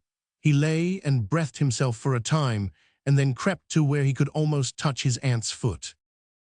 "But as I was saying," said Aunt Polly, "he warn't bad, so to say, only mischievous, only just giddy and harum-scarum, you know. He warn't any more responsible than a colt. He never meant any harm, and he was the best-hearted boy that ever was," and she began to cry. "It was just so with my Joe, always full of his devilment, and up to every kind of mischief. But he was just as unselfish and kind as he could be, and laws bless me, to think I went and whipped him for taking that cream, never once recollecting that I throwed it out myself because it was sour, and I never to see him again in this world. Never, never, never, poor abused boy." And Mrs. Harper sobbed as if her heart would break. "I hope Tom's better off where he is," said Sid, "but if he'd been better in some ways." "Sid," Tom felt the glare of the old lady's eye, though he could not see it. "Not a word against my Tom, now that he's gone. God'll take care of him. Never you trouble yourself, sir. Oh, Mrs. Harper, I don't know how to give him up. I don't know how to give him up. He was such a comfort to me, although he tormented my old heart out of me, most. The Lord giveth and the Lord hath taken away. Blessed be the name of the Lord. But it's so hard, oh, it's so hard. Only last Saturday my Joe busted a firecracker right under my nose, and I knocked him sprawling. Little did I know then, how soon, oh, if it was to do over again, I'd hug him and bless him for it." "Yes, yes, yes, I know just how you feel, Mrs. Harper. I know just exactly how you feel. No longer ago than yesterday noon, my Tom took and filled the cat full of painkiller, and I did think the cretur would tear the house down. And God forgive me, I cracked Tom's head with my thimble, poor boy, poor dead boy. But he's out of all his troubles now. And the last words I ever heard him say was to reproach." But this memory was too much for the old lady, and she broke entirely down. Tom was snuffling, now, himself, and more in pity of himself than anybody else. He could hear Mary crying and putting in a kindly word for him from time to time. He began to have a nobler opinion of himself than ever before. Still, he was sufficiently touched by his aunt's grief to long to rush out from under the bed and overwhelm her with joy, and the theatrical gorgeousness of the thing appealed strongly to his nature, too, but he resisted and lay still. He went on listening, and gathered by odds and ends that it was conjectured at first that the boys had got drowned while taking a swim. Then the small raft had been missed. Next, certain boys said the missing lads had promised that the village should hear something soon. The wise heads had put this and that together, and decided that the lads had gone off on that raft and would turn up at the next town below presently. But toward noon the raft had been found, lodged against the Missouri shore some 5 or 6 miles below the village, and then hope perished. They must be drowned, else hunger would have driven them home by nightfall if not sooner. It was believed that the search for the bodies had been a fruitless effort merely because the drowning must have occurred in mid-channel, since the boys, being good swimmers, would otherwise have escaped to shore. This was Wednesday night. If the bodies continued missing until Sunday, all hope would be given over, and the funerals would be preached on that morning. Tom shuddered. Chapter 1000. Arrest. Harper gave a sobbing goodnight and turned to go. Then, with a mutual impulse, the two bereaved women flung themselves into each other's arms and had a good, consoling cry, and then parted. Aunt Polly was tender far beyond her wont in her good night to Sid and Mary. Sid snuffled a bit, and Mary went off crying with all her heart. Aunt Polly knelt down and prayed for Tom so touchingly, so appealingly, and with such measureless love in her words and her old trembling voice, that he was weltering in tears again, long before she was through. He had to keep still long after she went to bed, for she kept making broken-hearted ejaculations from time to time, tossing unrestfully and turning over. But at last she was still, only moaning a little in her sleep. Now the boy stole out, rose gradually by the bedside, shaded the candlelight with his hand, and stood regarding her. His heart was full of pity for her. He took out his sycamore scroll and placed it by the candle, but something occurred to him, and he lingered considering. His face lighted with a happy solution of his thought. He put the bark hastily in his pocket. Then he bent over and kissed the faded lips, and straightway made his stealthy exit, latching the door behind him. He threaded his way back to the ferry landing, found nobody at large there, and walked boldly on board the boat, for he knew she was tenantless except that there was a watchman who always turned in and slept like a graven image. He untied the skiff at the stern, slipped into it, and was soon rowing cautiously upstream. When he had pulled a mile above the village, he started quartering across and bent himself stoutly to his work. He hit the landing on the other side neatly, for this was a familiar bit of work to him.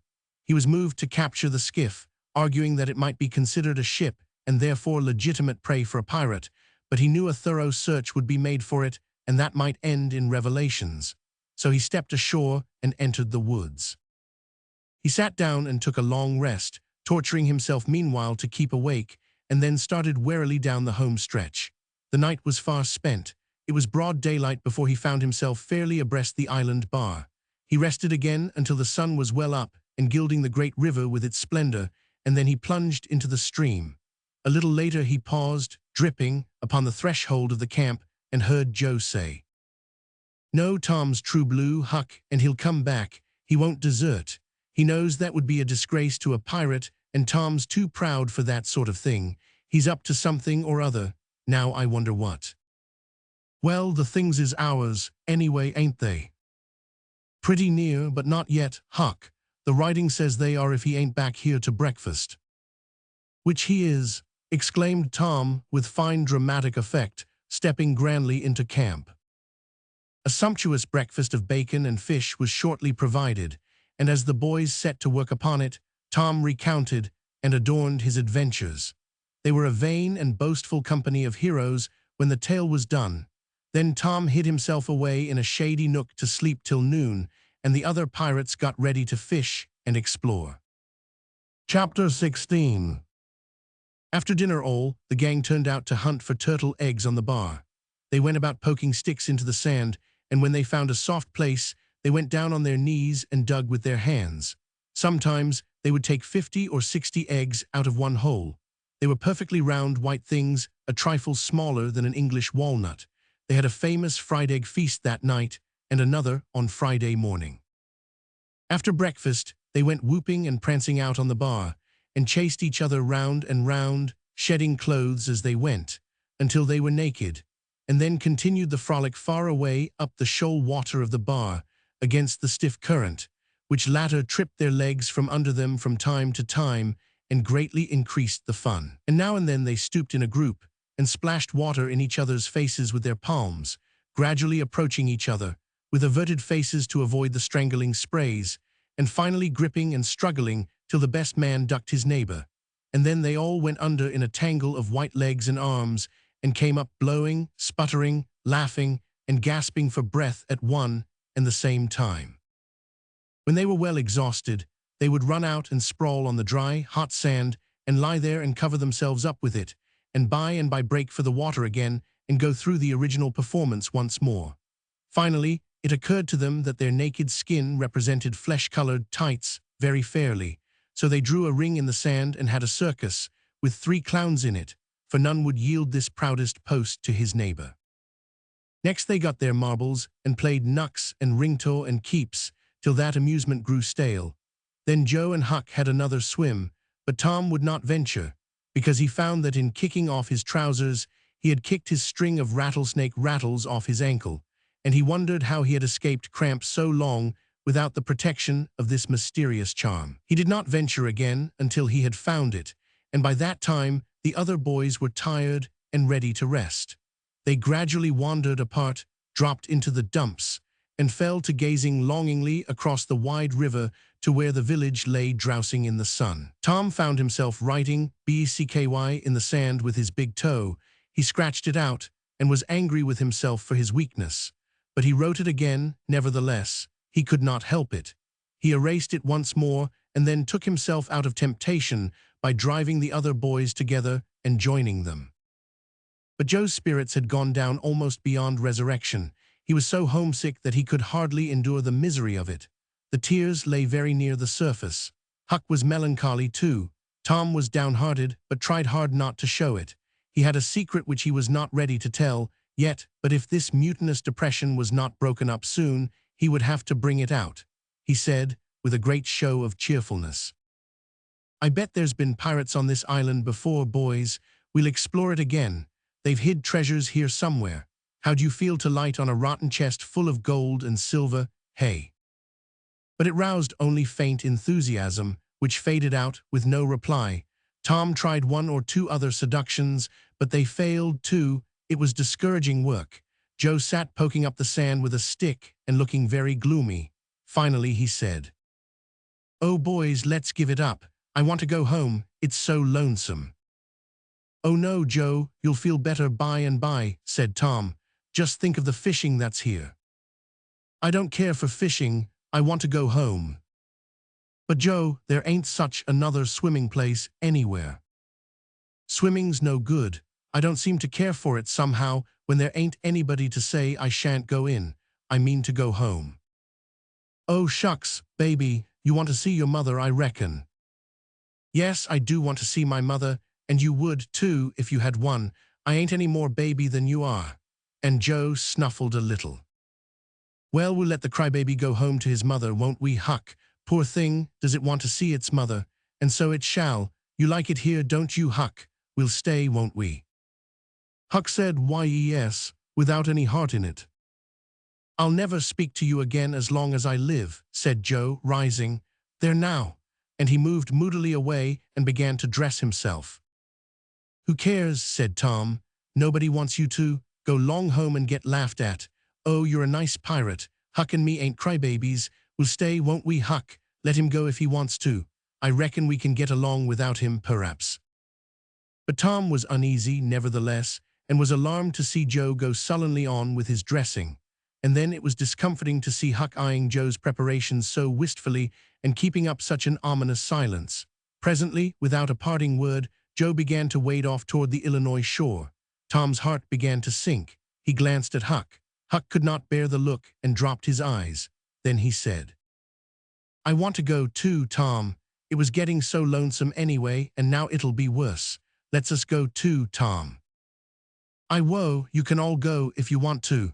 I mean to stay. Tom, I better go. Well, go long, who's hindering you? Huck began to pick up his scattered clothes. He said, Tom, I wished you'd come too. Now you think it over. We'll wait for you when we get to shore.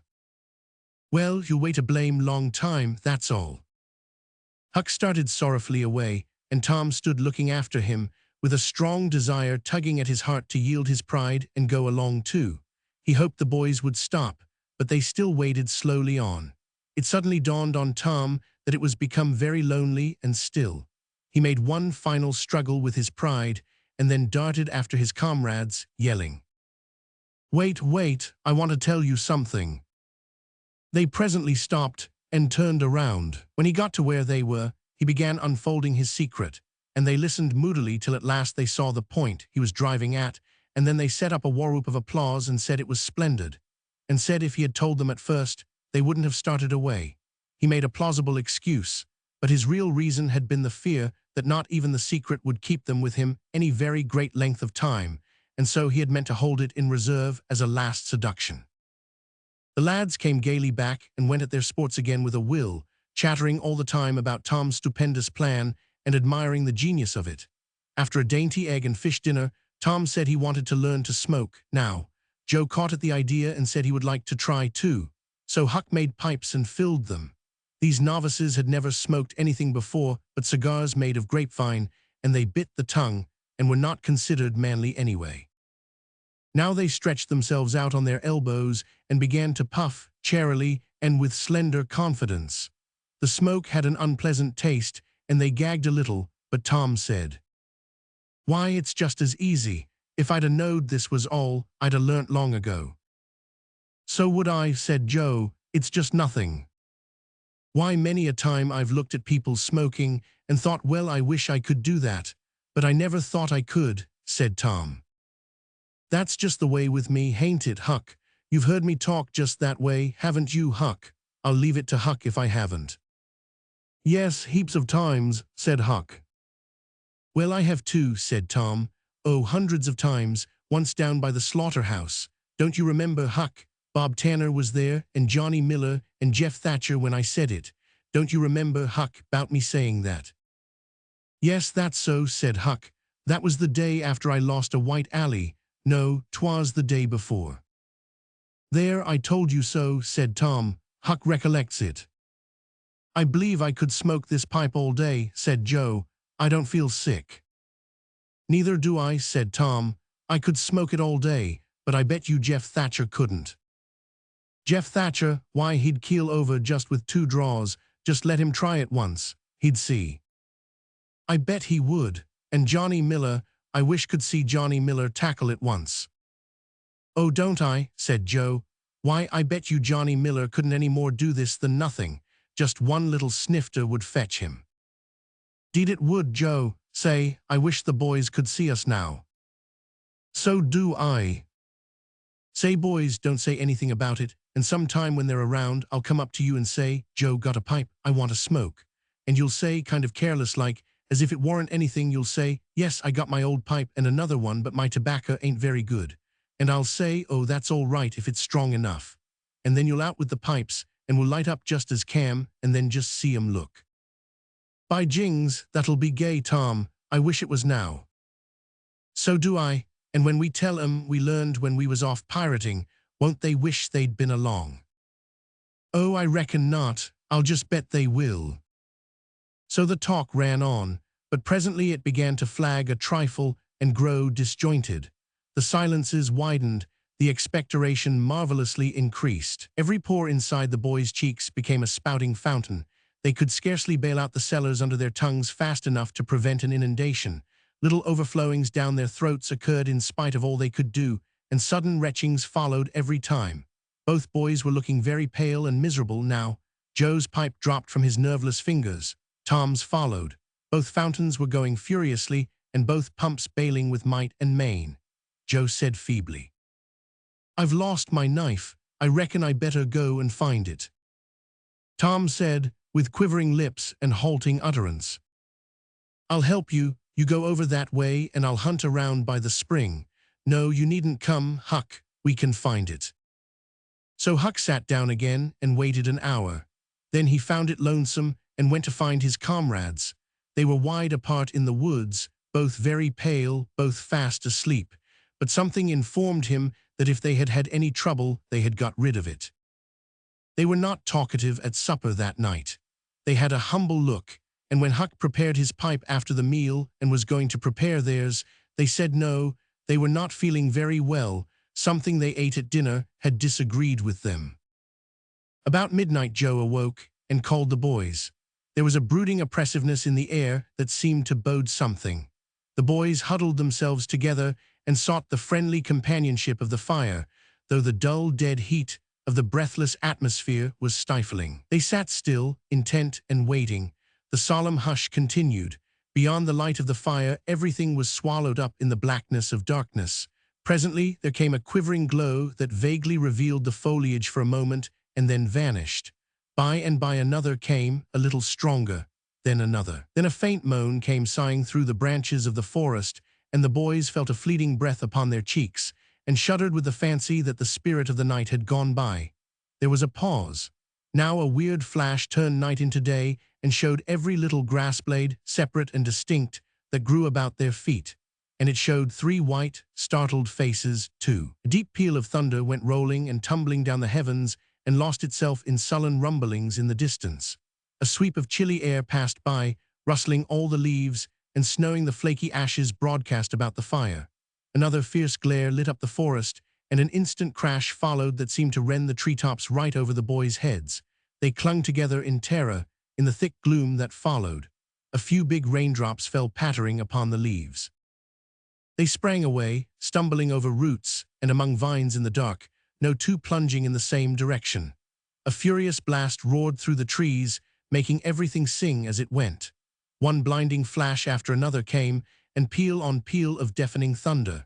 And now a drenching rain poured down, and the rising hurricane drove it in sheets along the ground. The boys cried out to each other, but the roaring wind and the booming thunderblasts drowned their voices utterly. However, one by one they straggled in at last and took shelter under the tent, cold, scared, and streaming with water.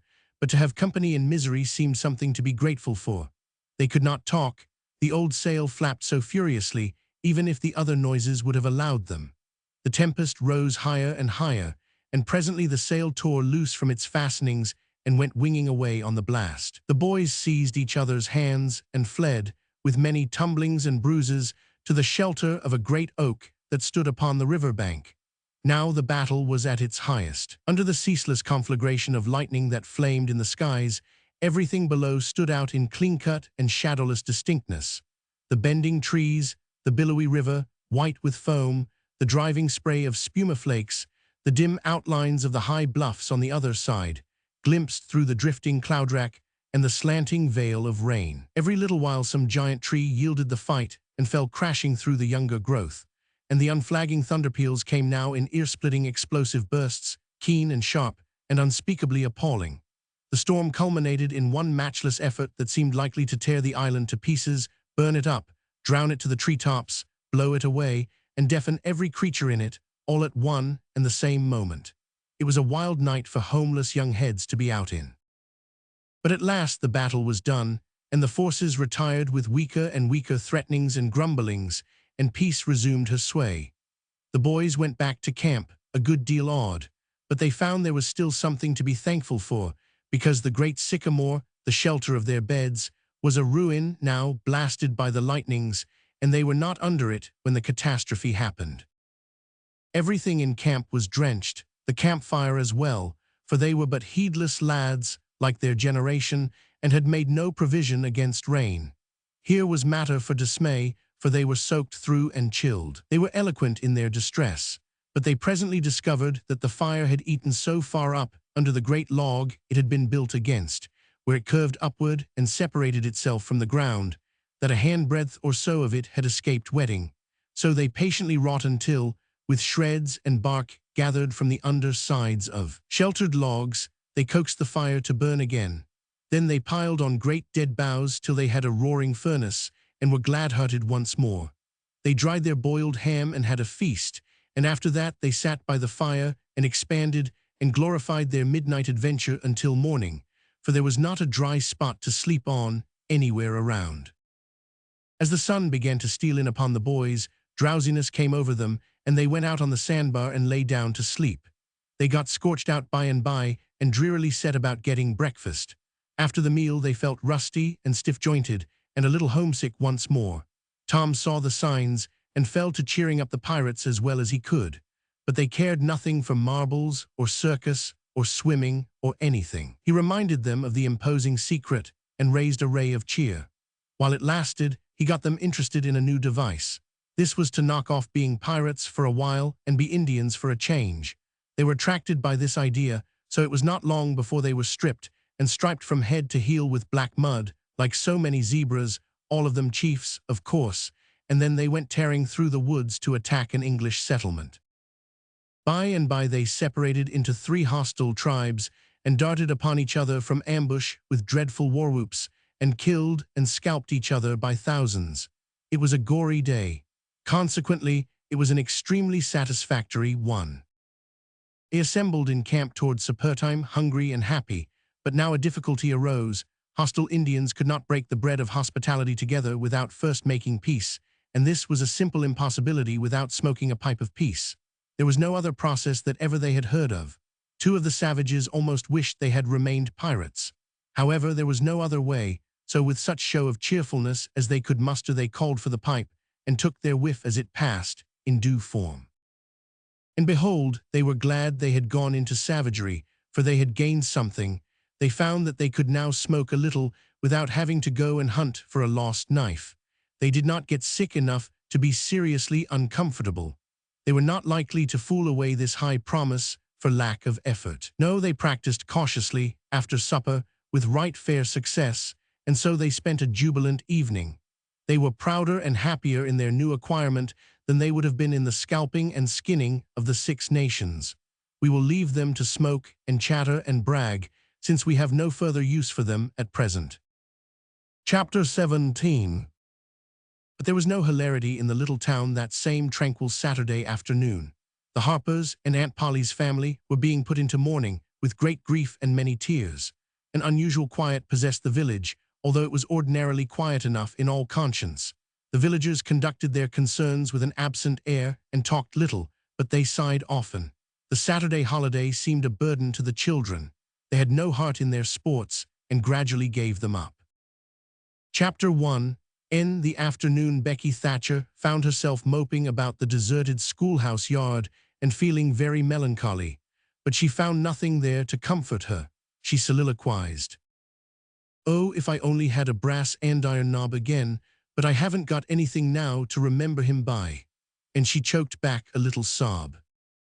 Presently she stopped and said to herself, "It was right here. Oh, if it was to do over again, I wouldn't say that. I wouldn't say it for the whole world. But he's gone now, I'll never, never, never see him any more.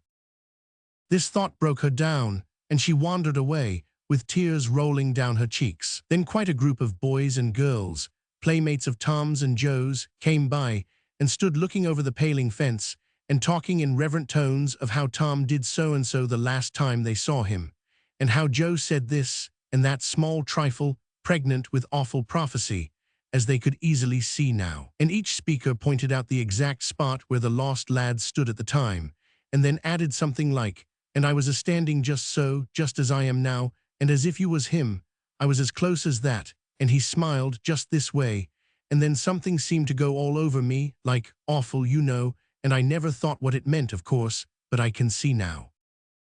Then there was a dispute about who saw the dead boys last in life, and many claimed that dismal distinction and offered evidences, more or less tampered with by the witness.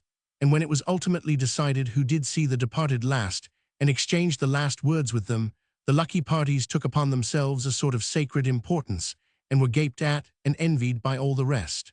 One poor chap, who had no other grandeur to offer, said with tolerably manifest pride in the remembrance, "Well, Tom Sawyer, he licked me once." But that bid for glory was a failure. Most of the boys could say that, and so that cheapened the distinction too much. The group loitered away, still recalling memories of the lost heroes in awed voices. When the Sunday school hour was finished, the next morning, the bell began to toll, instead of ringing in the usual way. It was a very still Sabbath, and the mournful sound seemed in keeping with the musing hush that lay upon nature. The villagers began to gather, loitering a moment in the vestibule to converse in whispers about the sad event. But there was no whispering in the house, only the funereal rustling of dresses as the women gathered to their seats disturbed the silence there. None could remember when the little church had been so full before. There was finally a waiting pause, an expectant dumbness, and then Aunt Polly entered, followed by Sid and Mary, and they by the Harper family, all in deep black, and the whole congregation, the old minister as well, rose reverently and stood until the mourners were seated in the front pew. There was another communing silence, broken at intervals by muffled sobs, and then the minister spread his hands abroad and prayed. A moving hymn was sung, and the text followed, "I am the resurrection and the life." As the service proceeded, the clergyman drew such pictures of the graces, the winning ways, and the rare promise of the lost lads that every soul there, thinking he recognized these pictures, felt a pang in remembering that he had persistently blinded himself to them always before, and had as persistently seen only faults and flaws in the poor boys. The minister related many a touching incident in the lives of the departed, too, which illustrated their sweet, generous natures, and the people could easily see, now, how noble and beautiful those episodes were, and remembered with grief that at the time they occurred they had seemed rank rascalities well deserving of the cowhide. The congregation became more and more moved as the pathetic tale went on, till at last the whole company broke down and joined the weeping mourners in a chorus of anguished sobs, the preacher himself giving way to his feelings and crying in the pulpit. There was a rustle in the gallery which nobody noticed. A moment later the church door creaked. The minister raised his streaming eyes above his handkerchief and stood transfixed. First one and then another pair of eyes followed the minister's, and then almost with one impulse the congregation rose and stared, while the three dead boys came marching up the aisle, Tom in the lead, Joe next, and Huck, a ruin of drooping rags, sneaking sheepishly in the rear. They had been hid in the unused gallery listening to their own funeral sermon. Aunt Polly, Mary, and the Harpers threw themselves upon their restored ones, smothered them with kisses, and poured out thanksgivings, while poor Huck stood abashed and uncomfortable, not knowing exactly what to do or where to hide from so many unwelcoming eyes. He wavered and started to slink away, but Tom seized him and said, "Aunt Polly, it ain't fair. Somebody's got to be glad to see Huck." "And so they shall. I'm glad to see him, poor motherless thing." And the loving attentions Aunt Polly lavished upon him were the one thing capable of making him more uncomfortable than he was before. Suddenly the minister shouted at the top of his voice, "Praise God from whom all blessings flow, sing, and put your hearts in it." And they did. Old Hundred swelled up with a triumphant burst, and while it shook the rafters, Tom Sawyer, the pirate looked around upon the envying juveniles about him and confessed in his heart that this was the proudest moment of his life. As the souled congregation trooped out, they said they would almost be willing to be made ridiculous again to hear Old Hundred sung like that once more. Tom got more cuffs and kisses that day, according to Aunt Polly's varying moods, than he had earned before in a year, and he hardly knew which expressed the most gratefulness to God and affection for himself. Chapter 18. That was Tom's great secret, the scheme to return home with his brother pirates and attend their own funerals. They had paddled over to the Missouri shore on a log at dusk on Saturday, landing 5 or 6 miles below the village. They had slept in the woods at the edge of the town till nearly daylight, and had then crept through back lanes and alleys and finished their sleep in the gallery of the church among a chaos of invalided benches.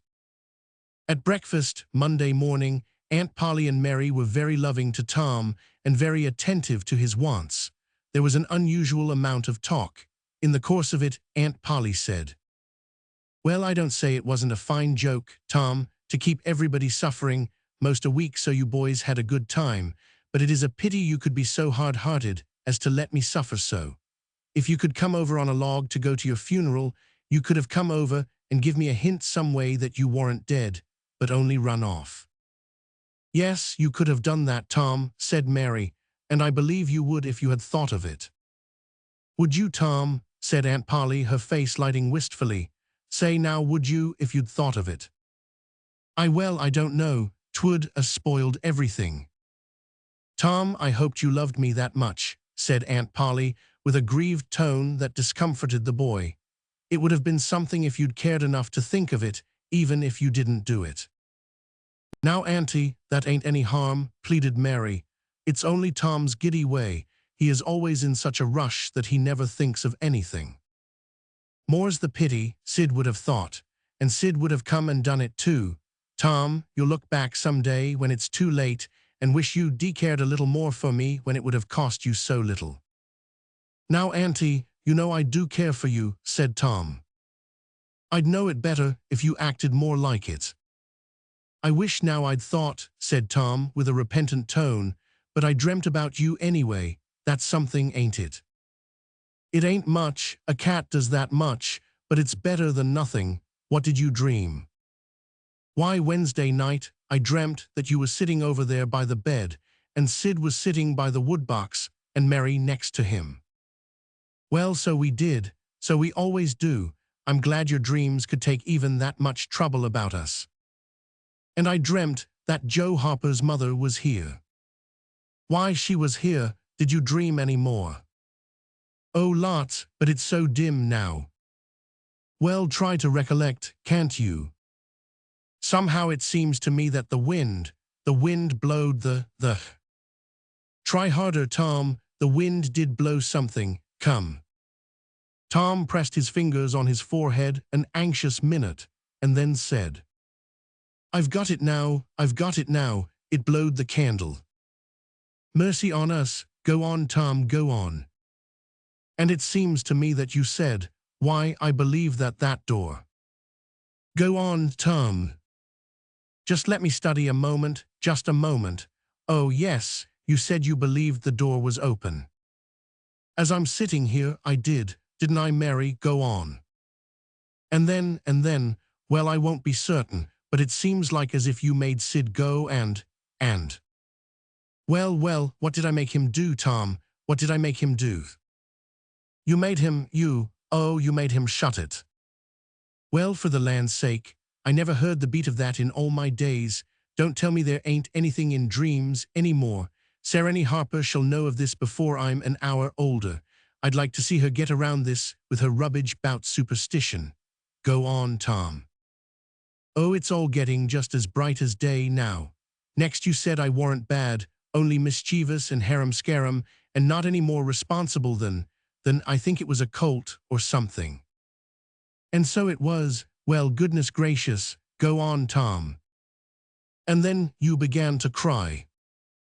So I did, not the first time neither, and then Mrs. Harper, she began to cry, and said Joe was just the same, and she wished she hadn't whipped him for taking cream when she'd throwed it out her own self. Tom, the spirit was upon you, you was a-prophesying, that's what you was doing. Land alive, go on, Tom. Then Sid, he said. I don't think I said anything, said Sid. Yes, you did, Sid, said Mary. Shut your heads and let Tom go on. What did he say, Tom? I think he said he hoped I was better off where I was gone to, but if I'd been better sometimes. There, do you hear that? It was his very words. And you shut him up sharp. I lay I did. There must have been an angel there. There was an angel there somewheres. And Mrs. Harper told about Joe scaring her with a firecracker, and you told about Peter and the painkiller. Just as true as I live. And then there was a whole lot of talk about dragging the river for us, and about having the funeral Sunday, and then you and old Miss Harper hugged and cried, and she went. It happened just so, as sure as I'm a-sitting in these very tracks. Tom, you couldn't told it more like if you'd a-seen it. And then what? Go on, Tom. Then I thought you prayed for me, and I could see you and hear every word you said. And you went to bed, and I was so sorry that I took and wrote on a piece of sycamore bark, "We ain't dead, we are only off being pirates," and put it on the table by the candle. And then you looked so good, laying there asleep, that I thought I went and leaned over and kissed you on the lips. Did you, Tom, did you? I just forgive you everything for that. And she seized the boy in a crushing embrace that made him feel like the guiltiest of villains. It was very kind, even though it was only a dream, Sid soliloquized just audibly. Shut up, Sid. A body does just the same in a dream as he'd do if he was awake. Here's a big Millam apple I've been saving for you, Tom, if you was ever found again. Now go long to school. I'm thankful to the good God and Father of us all I've got you back. That's long-suffering and merciful to them that believe on him and keep his word, though goodness knows I'm unworthy of it. But if only the worthy ones got his blessings and had his hand to help them over the rough places, there's few enough would smile here or ever enter into his rest when the long night comes. Go long, Sid, Mary, Tom, take yourselves off. You've hindered me long enough. The children left for school, and the old lady to call on Mrs. Harper and vanquish her realism with Tom's marvelous dream. Sid had better judgment than to utter the thought that was in his mind as he left the house. It was this, pretty thin, as long a dream as that, without any mistakes in it. What a hero Tom was become now. He did not go skipping and prancing, but moved with a dignified swagger as became a pirate who felt that the public eye was on him. And indeed it was. He tried not to seem to see the looks or hear the remarks as he passed along, but they were food and drink to him. Smaller boys than himself flocked at his heels, as proud to be seen with him and tolerated by him as if he had been the drummer at the head of a procession or the elephant leading a menagerie into town.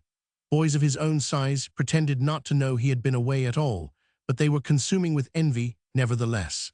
They would have given anything to have that swarthy sun-tanned skin of his and his glittering notoriety, and Tom would not have parted with either for a circus. At school the children made so much of him and of Joe, and delivered such eloquent admiration from their eyes, that the two heroes were not long in becoming insufferably stuck up. They began to tell their adventures to hungry listeners, but they only began. It was not a thing likely to have an end, with imaginations like theirs to furnish material. And finally, when they got out their pipes and went serenely puffing around, the very summit of glory was reached. Tom decided that he could be independent of Becky Thatcher now. Glory was sufficient. He would live for glory. Now that he was distinguished, maybe she would be wanting to make up. Well, let her. She should see that he could be as indifferent as some other people. Presently she arrived. Tom pretended not to see her. He moved away and joined a group of boys and girls and began to talk. Soon he observed that she was tripping gaily back and forth with flushed face and dancing eyes, pretending to be busy chasing schoolmates and screaming with laughter when she made a capture. But he noticed that she always made her captures in his vicinity, and that she seemed to cast a conscious eye in his direction at such times, too. It gratified all the vicious vanity that was in him. And so, instead of winning him, it only set him up the more and made him the more diligent to avoid betraying that he knew she was about. Presently she gave over skylarking and moved irresolutely about, sighing once or twice and glancing furtively and wistfully toward Tom. Then she observed that now Tom was talking more particularly to Amy Lawrence than to anyone else. She felt a sharp pang and grew disturbed and uneasy at once.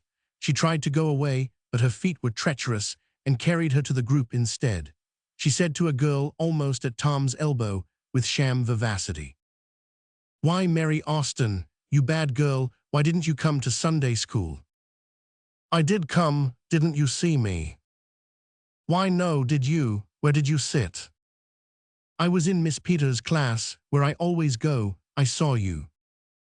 "Did you? Why, it's funny I didn't see you. I wanted to tell you about the picnic." "Oh, that's jolly. Who's going to give it?" "My ma's going to let me have one." "Oh, goody, I hope she'll let me come." "Well, she will. The picnic's for me. She'll let anybody come that I want, and I want you." "That's ever so nice. When is it going to be?" "By and by, maybe about vacation." "Oh, won't it be fun? You going to have all the girls and boys?" "Yes, everyone that's friends to me, or wants to be." And she glanced ever so furtively at Tom, but he talked right along to Amy Lawrence about the terrible storm on the island, and how the lightning tore the great sycamore tree all to flinders, while he was standing within 3 feet of it. "Oh, may I come?" said Grace Miller. "Yes." "And me," said Sally Rogers. "Yes." "And me too," said Susie Harper and Joe. "Yes." And so on, with clapping of joyful hands, till all the group had begged for invitations but Tom and Amy. Then Tom turned coolly away, still talking, and took Amy with him. Becky's lips trembled and the tears came to her eyes. She hid these signs with a forced gaiety and went on chattering, but the life had gone out of the picnic now and out of everything else. She got away as soon as she could and hid herself and had what her sex call a good cry. Then she sat moody, with wounded pride, till the bell rang. She roused up now with a vindictive cast in her eye and gave her plaited tails a shake and said she knew what she'd do. Amy's happy prattle became intolerable. Tom hinted at things he had to attend to, things that must be done, and time was fleeting. But in vain the girl chirped on. Tom thought, "Oh, hang her, ain't I ever going to get rid of her?" At last he must be attending to those things, and she said artlessly that she would be around when school let out, and he hastened away, hating her for it. Any other boy, Tom thought, grating his teeth. Any boy in the whole town but that St. Louis smarty that thinks he dresses so fine and is aristocracy. "Oh, all right, I licked you the first day you ever saw this town, mister, and I'll lick you again. You just wait till I catch you out. I'll just take end." And he went through the motions of thrashing an imaginary boy, pummeled the air, and kicking and gouging.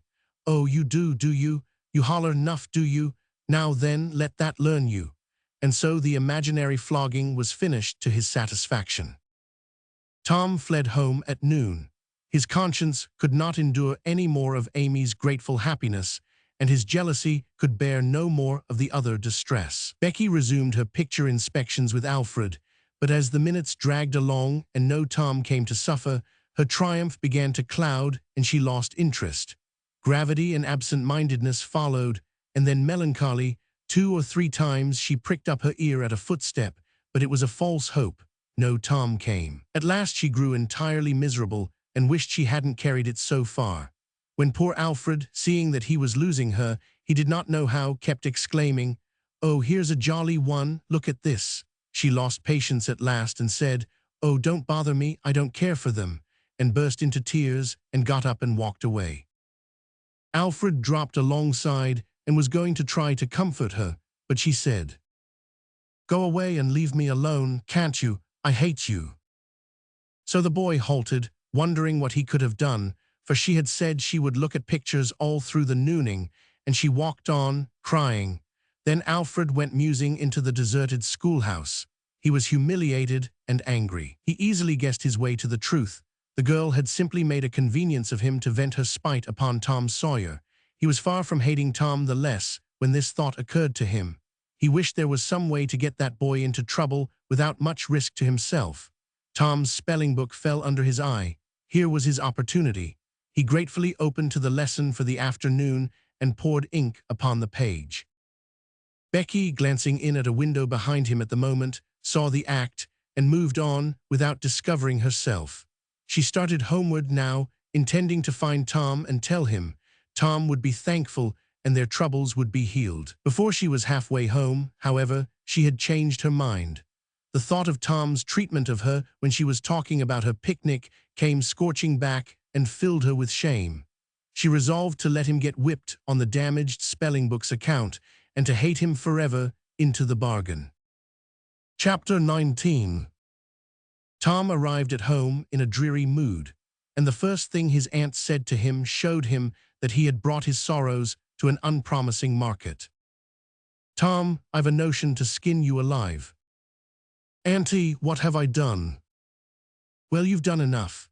Here I go over to Sereny Harper, like an old softy, expecting I'm going to make her believe all that rubbish about that dream, when lo and behold she'd found out from Joe that you was over here and heard all the talk we had that night.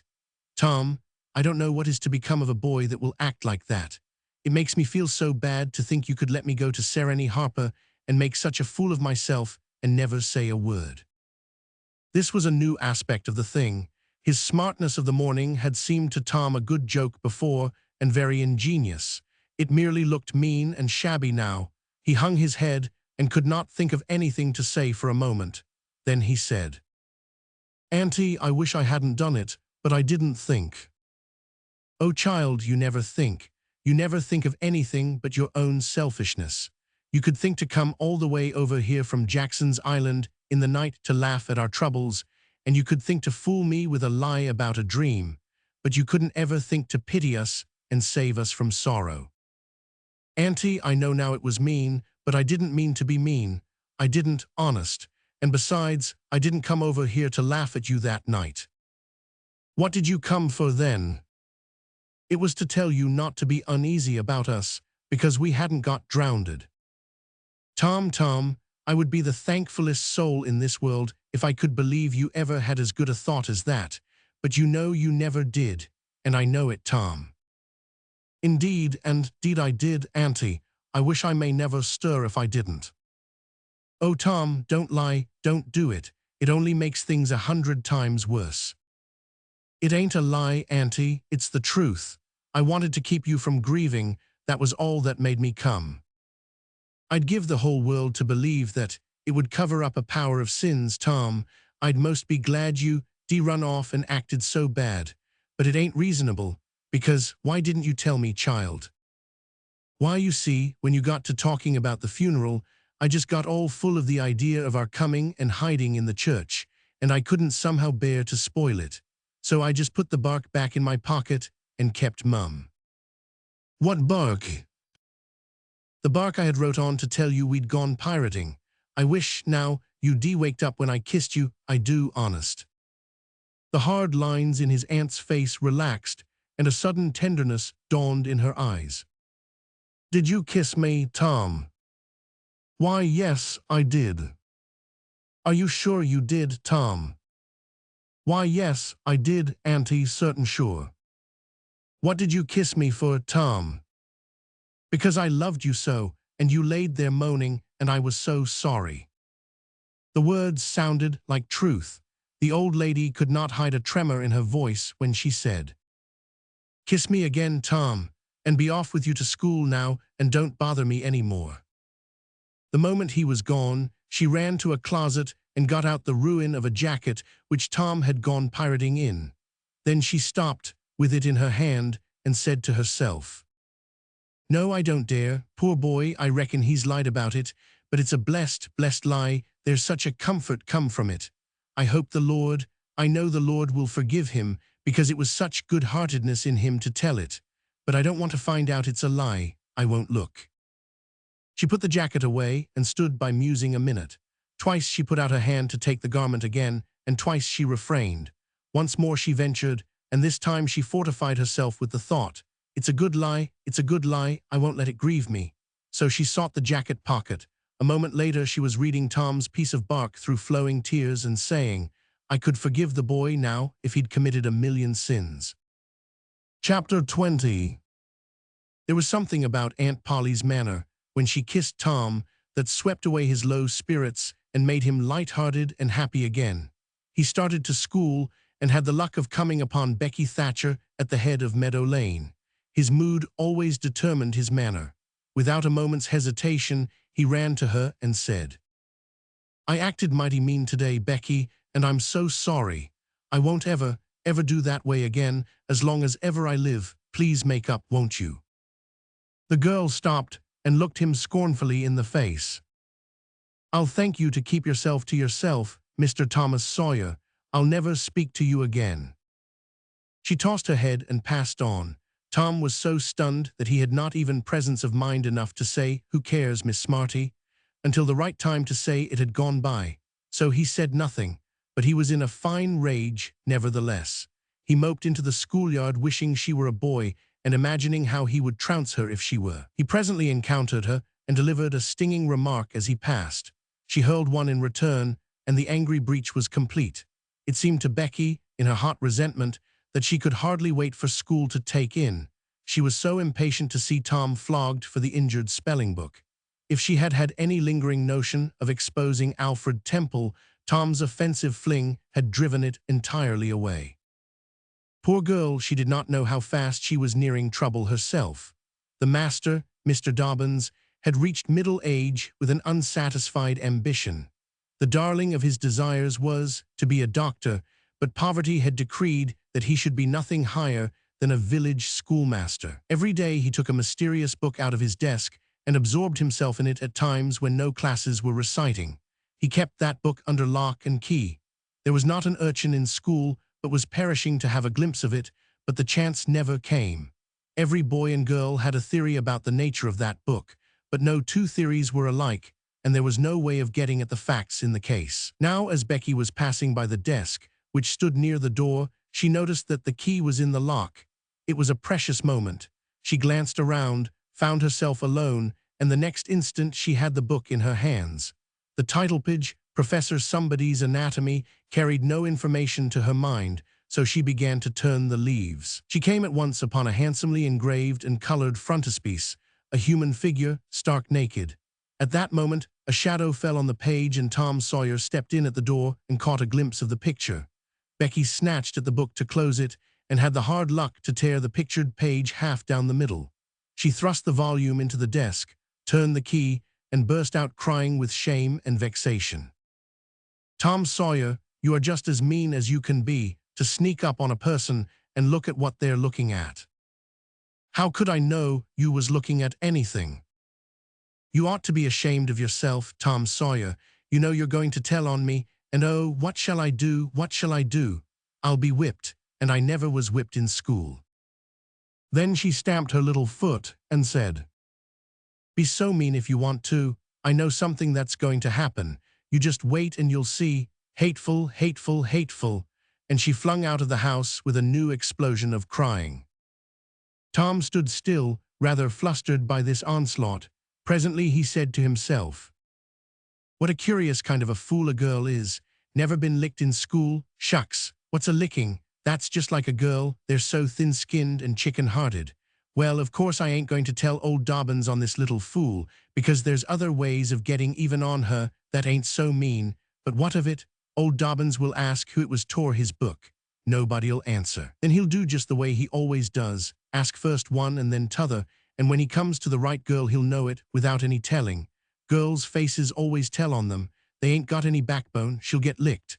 Well, it's a kind of a tight place for Becky Thatcher, because there ain't any way out of it." Tom conned the thing a moment longer and then added, "All right, though, she'd like to see me in just such a fix. Let her sweat it out." Tom joined the mob of skylarking scholars outside. In a few moments, the master arrived and school took in. Tom did not feel a strong interest in his studies. Every time he stole a glance at the girls' side of the room, Becky's face troubled him. Considering all things, he did not want to pity her, and yet it was all he could do to help it. He could get up no exultation that was really worthy the name. Presently the spelling book discovery was made, and Tom's mind was entirely full of his own matters for a while after that. Becky roused up from her lethargy of distress and showed good interest in the proceedings.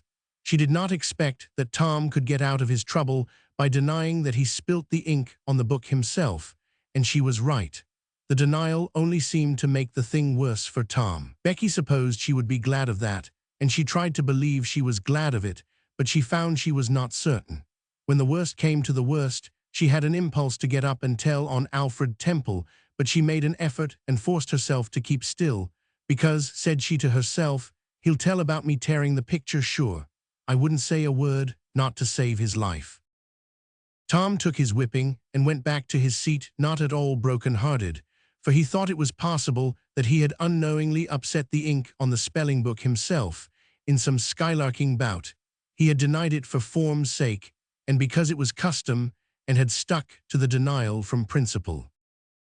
A whole hour drifted by. The master sat nodding in his throne. The air was drowsy with the hum of study. By and by, Mr. Dobbins straightened himself up, yawned, then unlocked his desk and reached for his book, but seemed undecided whether to take it out or leave it. Most of the pupils glanced up languidly, but there were two among them that watched his movements with intent eyes. Mr. Dobbins fingered his book absently for a while, then took it out and settled himself in his chair to read. Tom shot a glance at Becky. He had seen a hunted and helpless rabbit look as she did, with a gun leveled at its head. Instantly, he forgot his quarrel with her. Quick, something must be done in a flash too, but the very imminence of the emergency paralyzed his invention. Good. He had an inspiration. He would run and snatch the book, spring through the door and fly. But his resolution shook for one little instant, and the chance was lost. The master opened the volume. If Tom only had the wasted opportunity back again. Too late. There was no help for Becky now, he said. The next moment the master faced the school. Every eye sank under his gaze. There was that in it which smote even the innocent with fear. There was silence while one might count 10. The master was gathering his wrath. Then he spoke. Who tore this book? There was not a sound. One could have heard a pin drop. The stillness continued. The master searched face after face for signs of guilt. Benjamin Rogers, did you tear this book? A denial, another pause. Joseph Harper, did you? Another denial. Tom's uneasiness grew more and more intense under the slow torture of these proceedings. The master scanned the ranks of boys, considered a while, then turned to the girls. Amy Lawrence. A shake of the head. Gracie Miller. The same sign. Susan Harper, did you do this? Another negative. The next girl was Becky Thatcher. Tom was trembling from head to foot with excitement and a sense of the hopelessness of the situation. Rebecca Thatcher, Tom glanced at her face. It was white with terror. Did you tear? No, look me in the face. Her hands rose in appeal. Did you tear this book? A thought shot like lightning through Tom's brain. He sprang to his feet and shouted, I done it. The school stared in perplexity at this incredible folly. Tom stood a moment to gather his dismembered faculties, and when he stepped forward to go to his punishment, the surprise, the gratitude, the adoration that shone upon him out of poor Becky's eyes seemed pay enough for 100 floggings. Inspired by the splendor of his own act, he took without an outcry the most merciless flaying that even Mr. Dobbins had ever administered, and also received with indifference the added cruelty of a command to remain 2 hours after school should be dismissed, for he knew who would wait for him outside till his captivity was done, and not count the tedious time as loss, either. Tom went to bed that night planning vengeance against Alfred Temple, for with shame and repentance Becky had told him all, not forgetting her own treachery. But even the longing for vengeance had to give way soon to pleasanter musings, and he fell asleep at last with Becky's latest words lingering dreamily in his ear. Tom, how could you be so noble? Chapter 21. Chapter 5. Occasion was approaching.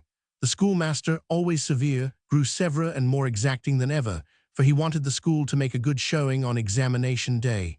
His rod and his ferule were seldom idle now, at least among the smaller pupils. Only the biggest boys and young ladies of 18 and 20 escaped lashing. Mr. Dobbins' lashings were very vigorous ones, too, for although he carried, under his wig, a perfectly bald and shiny head, he had only reached middle age, and there was no sign of feebleness in his muscle. As the great day approached, all the tyranny that was in him came to the surface. He seemed to take a vindictive pleasure in punishing the least shortcomings. The consequence was that the smaller boys spent their days in terror and suffering and their nights in plotting revenge. They threw away no opportunity to do the master a mischief. But he kept ahead all the time. The retribution that followed every vengeful success was so sweeping and majestic that the boys always retired from the field badly worsted. At last, they conspired together and hit upon a plan that promised a dazzling victory.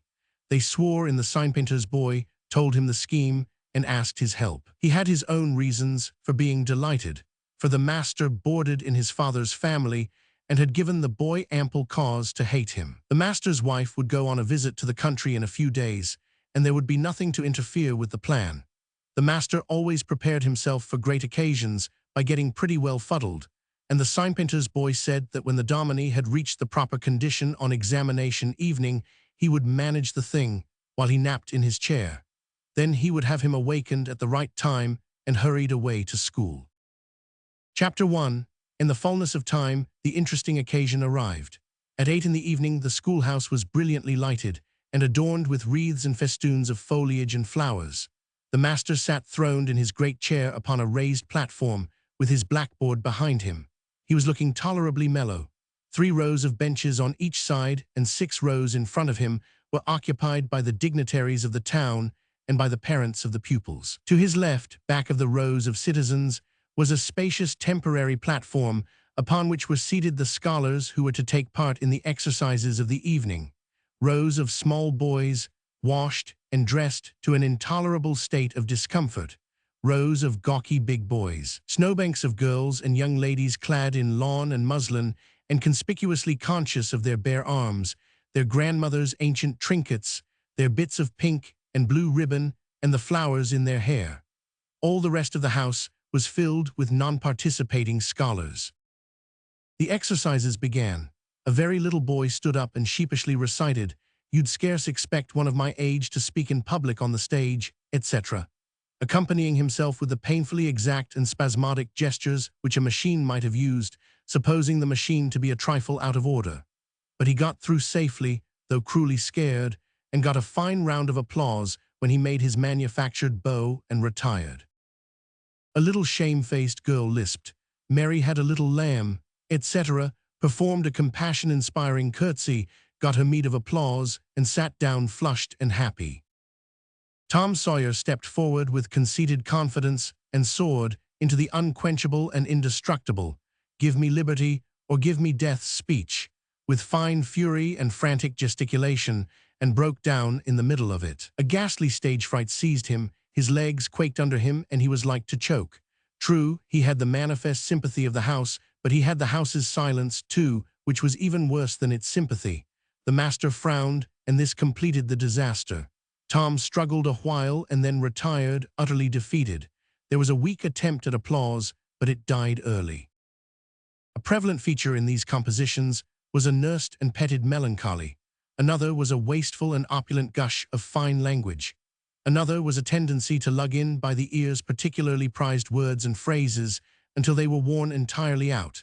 And a peculiarity that conspicuously marked and marred them was the inveterate and intolerable sermon that wagged its crippled tail at the end of each and every one of them. No matter what the subject might be, a brain-racking effort was made to squirm it into some aspect or other that the moral and religious mind could contemplate with edification. The glaring insincerity of these sermons was not sufficient to compass the banishment of the fashion from the schools, and it is not sufficient today. It never will be sufficient while the world stands, perhaps. There is no school in all our land where the young ladies do not feel obliged to close their compositions with a sermon, and you will find that the sermon of the most frivolous and the least religious girl in the school is always the longest and the most relentlessly pious. But enough of this. Homely truth is unpalatable. Chapter 50. Let us return to the examination. The first composition that was read was one entitled, "Is This, Then, Life?" Perhaps the reader can endure an extract from it. In the common walks of life, with what delightful emotions does the youthful mind look forward to some anticipated scene of festivity? Imagination is busy sketching rose-tinted pictures of joy. In fancy, the voluptuous votary of fashion sees herself amid the festive throng, the observed of all observers. Her graceful form, arrayed in snowy robes, is whirling through the mazes of the joyous dance. Her eye is brightest, her step is lightest in the gay assembly. In such delicious fancies time quickly glides by, and the welcome hour arrives for her entrance into the Elysian world, of which she has had such bright dreams. How fairy-like does everything appear to her enchanted vision. Each new scene is more charming than the last. But after a while she finds that beneath this goodly exterior, all is vanity. The flattery which once charmed her soul now grates harshly upon her ear. The ballroom has lost its charms, and with wasted health and embittered heart, she turns away with the conviction that earthly pleasures cannot satisfy the longings of the soul. And so forth and so on. There was a buzz of gratification from time to time during the reading, accompanied by whispered ejaculations of how sweet, how eloquent, so true, etc., and after the thing had closed with a peculiarly afflicting sermon, the applause was enthusiastic. Then arose a slim, melancholy girl, whose face had the interesting paleness that comes of pills and indigestion, and read a poem. 2 stanzas of it will do. A Missouri maiden's farewell to Alabama. Alabama, goodbye, I love thee well. But yet for a while do I leave thee now. Sad, yes, sad thoughts of thee my heart doth swell, and burning recollections throng my brow. For I have wandered through thy flowery woods, have roamed and read near Tallapoosa's stream, have listened to Talissee's warring floods, and wooed on Coosa's side Aurora's beam. Yet shame I not to bear an awful heart, nor blush to turn behind my tearful eyes. Tease from no stranger land I now must part. Tease to no strangers left I yield these sighs. Welcome and home were mine within this state, whose veils I leave, whose spires fade fast from me. And cold must be mine eyes, and heart and teart, when, dear Alabama, they turn cold on thee. There were very few there who knew what teart meant, but the poem was very satisfactory nevertheless. Next appeared a dark-complexioned, black-eyed, black-haired young lady who paused an impressive moment, assumed a tragic expression, and began to read in a measured, solemn tone. A vision. Chapter 500. Arc and tempestuous was night. Around the throne on high not a single star quivered, but the deep intonations of the heavy thunder constantly vibrated upon the ear, whilst the terrific lightning reveled in angry mood through the cloudy chambers of heaven, seeming to scorn the power exerted over its terror by the illustrious Franklin. Even the boisterous winds unanimously came forth from their mystic homes, and blustered about as if to enhance by their aid the wildness of the scene. At such a time, so dark, so dreary, for human sympathy my very spirit sighed, but instead thereof, my dearest friend, my counselor, my comforter and guide. Chapter 1000. Why joy in grief, my second bliss in joy, came to my side. She moved like one of those bright beings pictured in the sunny walks of fancies, eaten by the romantic and young, a queen of beauty, unadorned save by her own transcendent loveliness. So soft was her step, it failed to make even a sound, and but for the magical thrill imparted by her genial touch, as other unobtrusive beauties, she would have glided away unperceived, unsought. A strange sadness rested upon her features, like icy tears upon the robe of December, as she pointed to the contending elements without, and bade me contemplate the 2 beings presented. This nightmare occupied some 10 pages of manuscript, and wound up with a sermon so destructive of all hope to non-Presbyterians that it took the first prize. This composition was considered to be the very finest effort of the evening. The mayor of the village, in delivering the prize to the author of it, made a warm speech in which he said that it was by far the most eloquent thing he had ever listened to, and that Daniel Webster himself might well be proud of it. Chapter 1. T may be remarked in passing that the number of compositions in which the word beauteous was overfondled and human experience referred to as life's page was up to the usual average.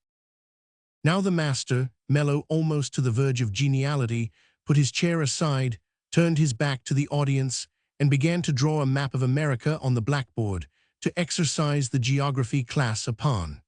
But he made a sad business of it with his unsteady hand, and a smothered titter rippled over the house. He knew what the matter was and set himself to right it. He sponged out lines and remade them, but he only distorted them more than ever, and the tittering was more pronounced. He threw his entire attention upon his work now, as if determined not to be put down by the mirth. He felt that all eyes were fastened upon him. He imagined he was succeeding, and yet the tittering continued. It even manifestly increased. And well it might. There was a garret above, pierced with a scuttle over his head, and down through this scuttle came a cat, suspended around the haunches by a string. She had a rag tied about her head and jaws to keep her from mewing. As she slowly descended, she curved upward and clawed at the string. She swung downward and clawed at the intangible air. The tittering rose higher and higher. The cat was within 6 inches of the absorbed teacher's head, down, a little lower, and she grabbed his wig with her desperate claws, clung to it, and was snatched up into the garret in an instant with her trophy still in her possession. And how the light did blaze abroad from the master's bald pate, for the signpainter's boy had gilded it. That broke up the meeting. The boys were avenged. Vacation had come. Note: the pretended compositions quoted in this chapter are taken without alteration from a volume entitled Prose and Poetry by a Western lady, but they are exactly and precisely after the schoolgirl pattern, and hence are much happier than any mere imitations could be. Chapter 22. Tom joined the new order of cadets of temperance, being attracted by the showy character of their regalia. He promised to abstain from smoking, chewing, and profanity as long as he remained a member. Now he found out a new thing, namely, that to promise not to do a thing is the surest way in the world to make a body want to go and do that very thing. Tom soon found himself tormented with a desire to drink and swear. The desire grew to be so intense that nothing but the hope of a chance to display himself in his red sash kept him from withdrawing from the order. 4th of July was coming, but he soon gave it up before he had worn his shackles over 48 hours, and fixed his hopes upon old Judge Fraser, Justice of the Peace, who was apparently on his deathbed and would have a big public funeral, since he was so high an official. During 3 days, Tom was deeply concerned about the judge's condition and hungry for news of it. Sometimes his hopes ran high, so high that he would venture to get out his regalia and practice before the looking-glass, but the judge had a most discouraging way of fluctuating. At last he was pronounced upon the mend and then convalescent. Tom was disgusted and felt a sense of injury too.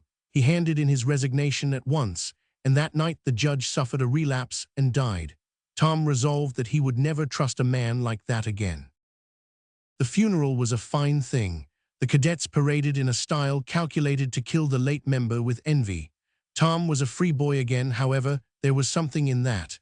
He could drink and swear now, but found to his surprise that he did not want to.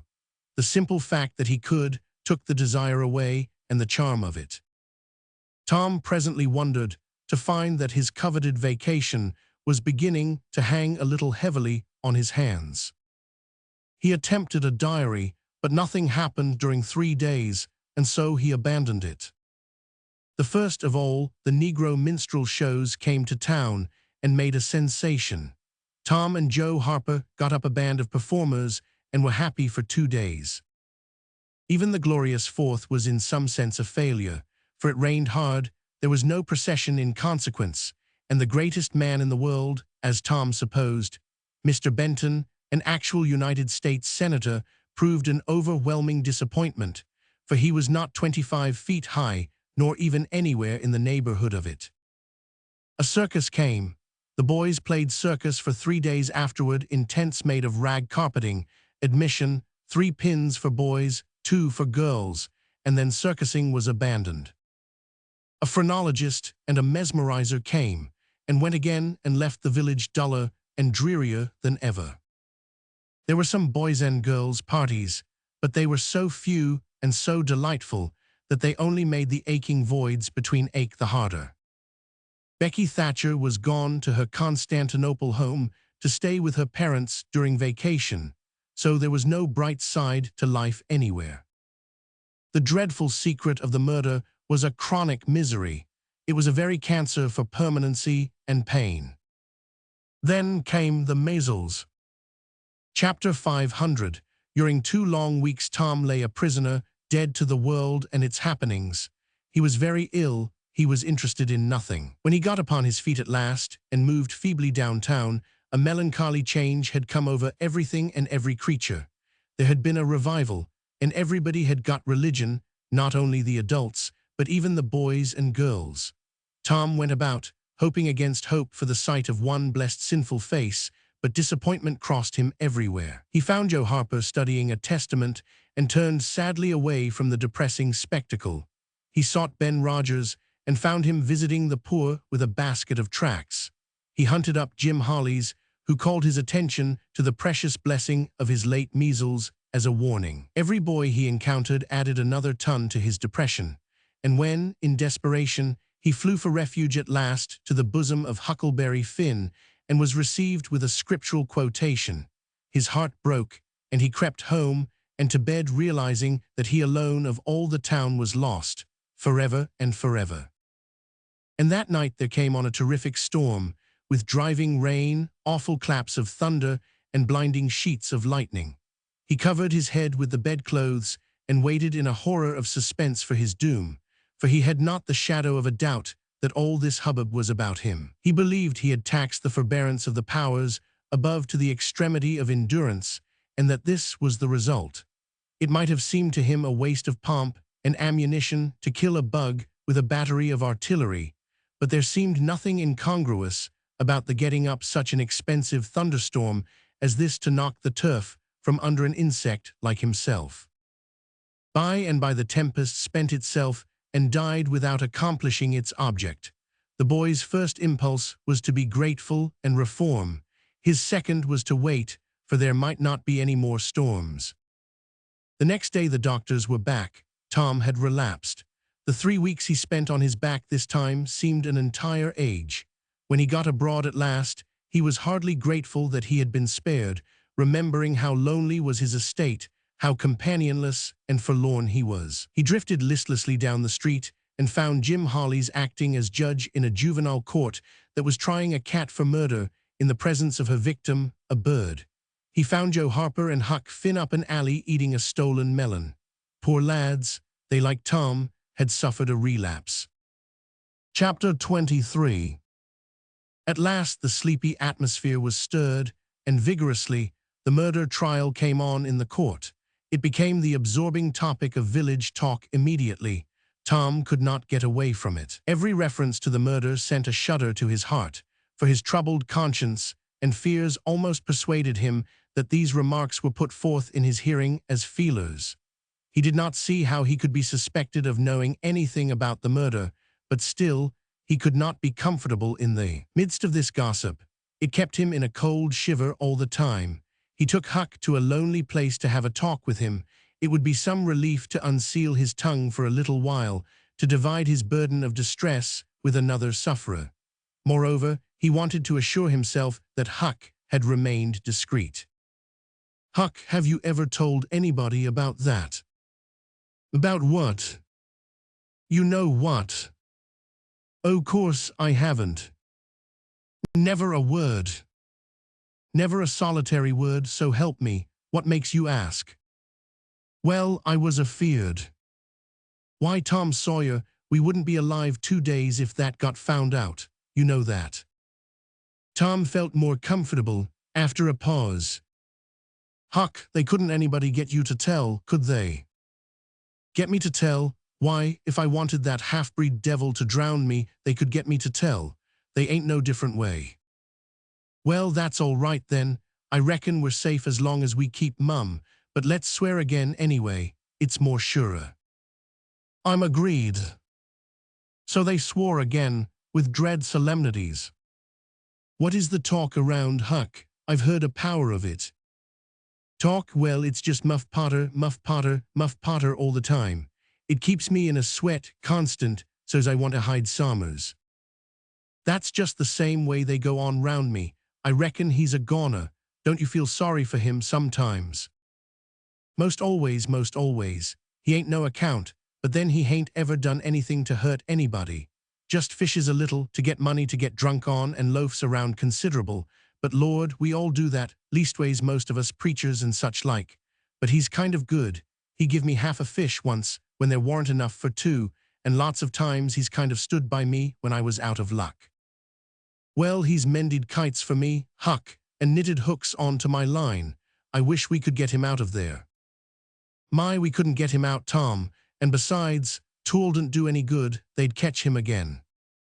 Yes, so they would, but I hate to hear 'em abuse him so like the dickens when he never done that. I do too, Tom.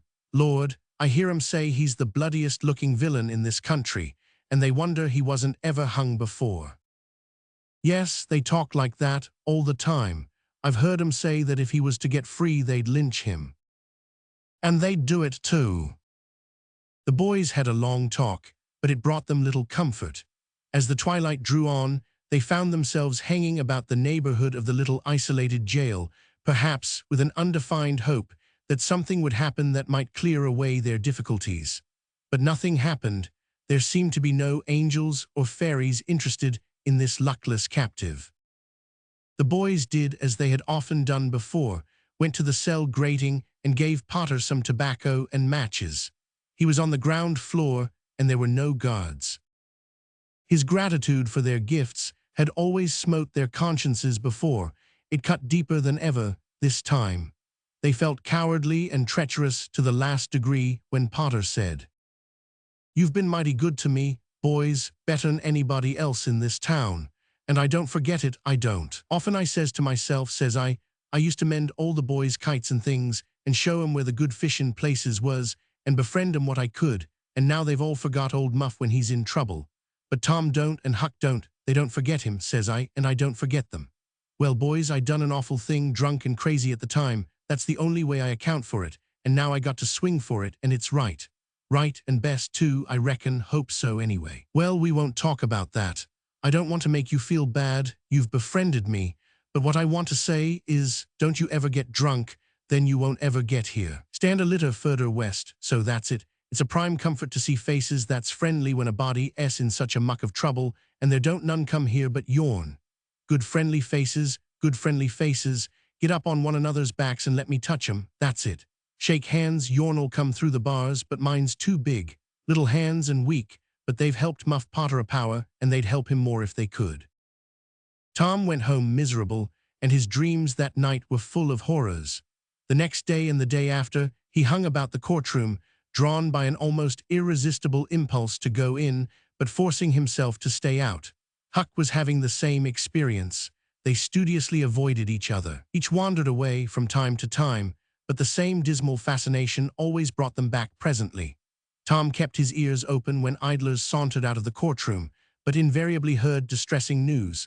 The toils were closing more and more relentlessly around poor Potter.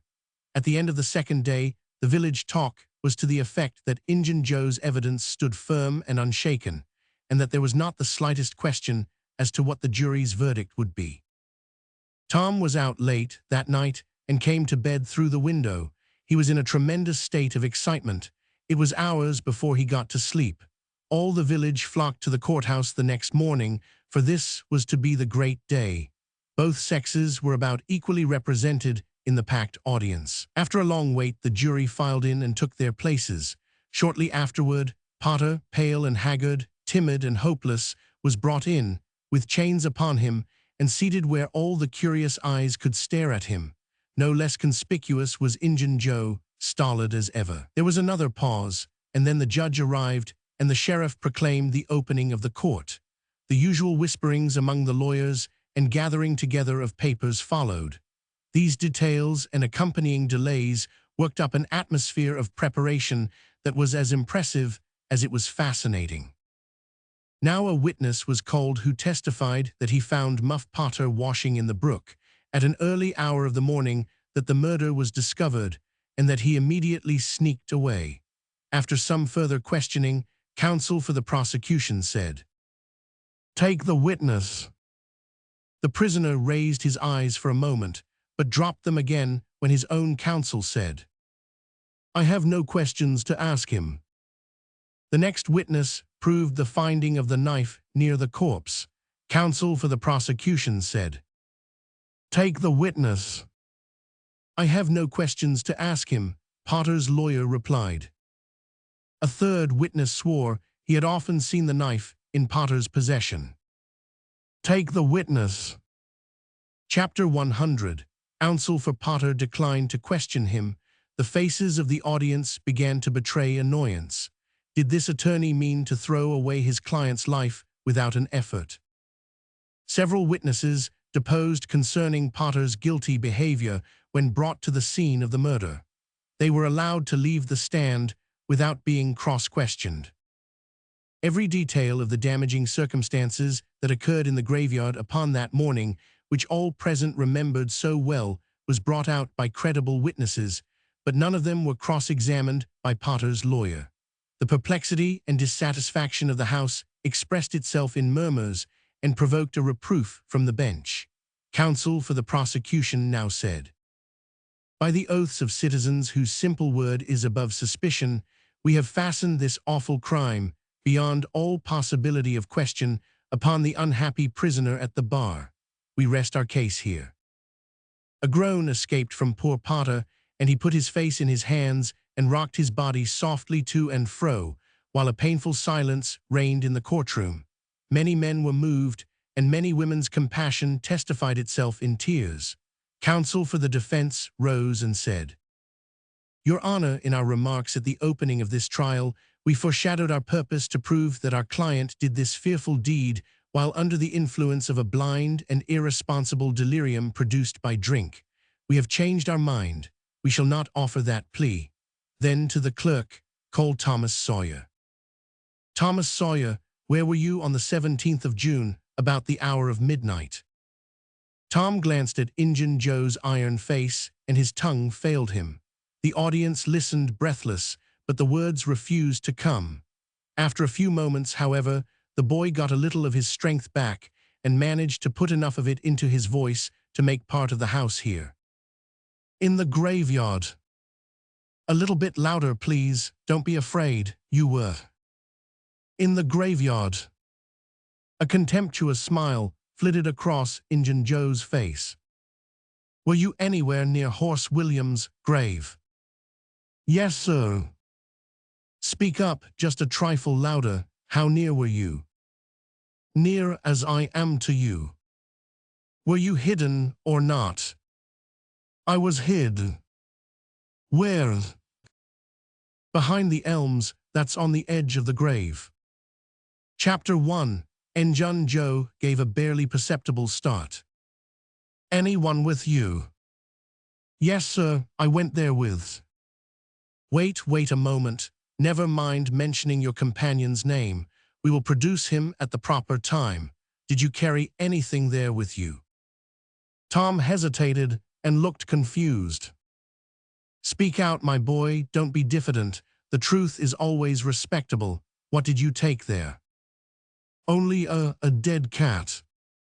There was a ripple of mirth, which the court checked. "We will produce the skeleton of that cat. Now, my boy, tell us everything that occurred. Tell it in your own way. Don't skip anything, and don't be afraid." Tom began hesitatingly at first, but as he warmed to his subject, his words flowed more and more easily. In a little while every sound ceased but his own voice. Every eye fixed itself upon him. With parted lips and bated breath, the audience hung upon his words, taking no note of time, wrapped in the ghastly fascinations of the tale. The strain upon pent emotion reached its climax when the boy said, "And as the doctor fetched the board around and Muff Potter fell, Injun Joe jumped with the knife and—" Chapter 100. Rash. Quick as lightning, the half-breed sprang for a window, tore his way through all opposers, and was gone. Chapter 24. Tom was a glittering hero once more, the pet of the old, the envy of the young. His name even went into immortal print, for the village paper magnified him. There were some that believed he would be president, yet if he escaped hanging. As usual, the fickle, unreasoning world took Muff Potter to its bosom and fondled him as lavishly as it had abused him before. But that sort of conduct is to the world's credit, therefore it is not well to find fault with it. Chapter 500. Eily Muff Potter's gratitude made Tom glad he had spoken, but nightly he wished he had sealed up his tongue. Half the time Tom was afraid Injun Joe would never be captured. The other half he was afraid he would be. He felt sure he never could draw a safe breath again until that man was dead and he had seen the corpse. Rewards had been offered, the country had been scoured, but no Injun Joe was found. One of those omniscient and awe-inspiring marvels, a detective, came up from St. Louis, moused around, shook his head, looked wise, and made that sort of astounding success which members of that craft usually achieve. That is to say, he found a clue. But you can't hang a clue for murder. And so after that detective had got through and gone home, Tom felt just as insecure as he was before.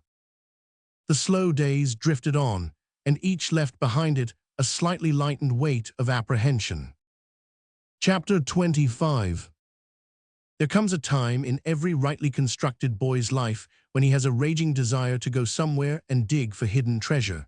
This desire suddenly came upon Tom one day. He sallied out to find Joe Harper, but failed of success. Next, he sought Ben Rogers. He had gone fishing. Presently, he stumbled upon Huck Finn, the red-handed. Huck would answer. Tom took him to a private place and opened the matter to him confidentially. Huck was willing. Huck was always willing to take a hand in any enterprise that offered entertainment and required no capital, for he had a troublesome superabundance of that sort of time which is not money. "Where'll we dig?" said Huck. "Oh, most anywhere." "Why, is it hid all around?" "No, indeed it ain't. It's hid in mighty particular places, Huck, sometimes on islands, sometimes in rotten chests under the end of a limb of an old dead tree, just where the shadow falls at midnight, but mostly under the floor in haunted houses." "Who hides it?" "Why, robbers, of course. Who'd you reckon? Sunday school superintendents." "I don't know. If 'twas mine, I wouldn't hide it.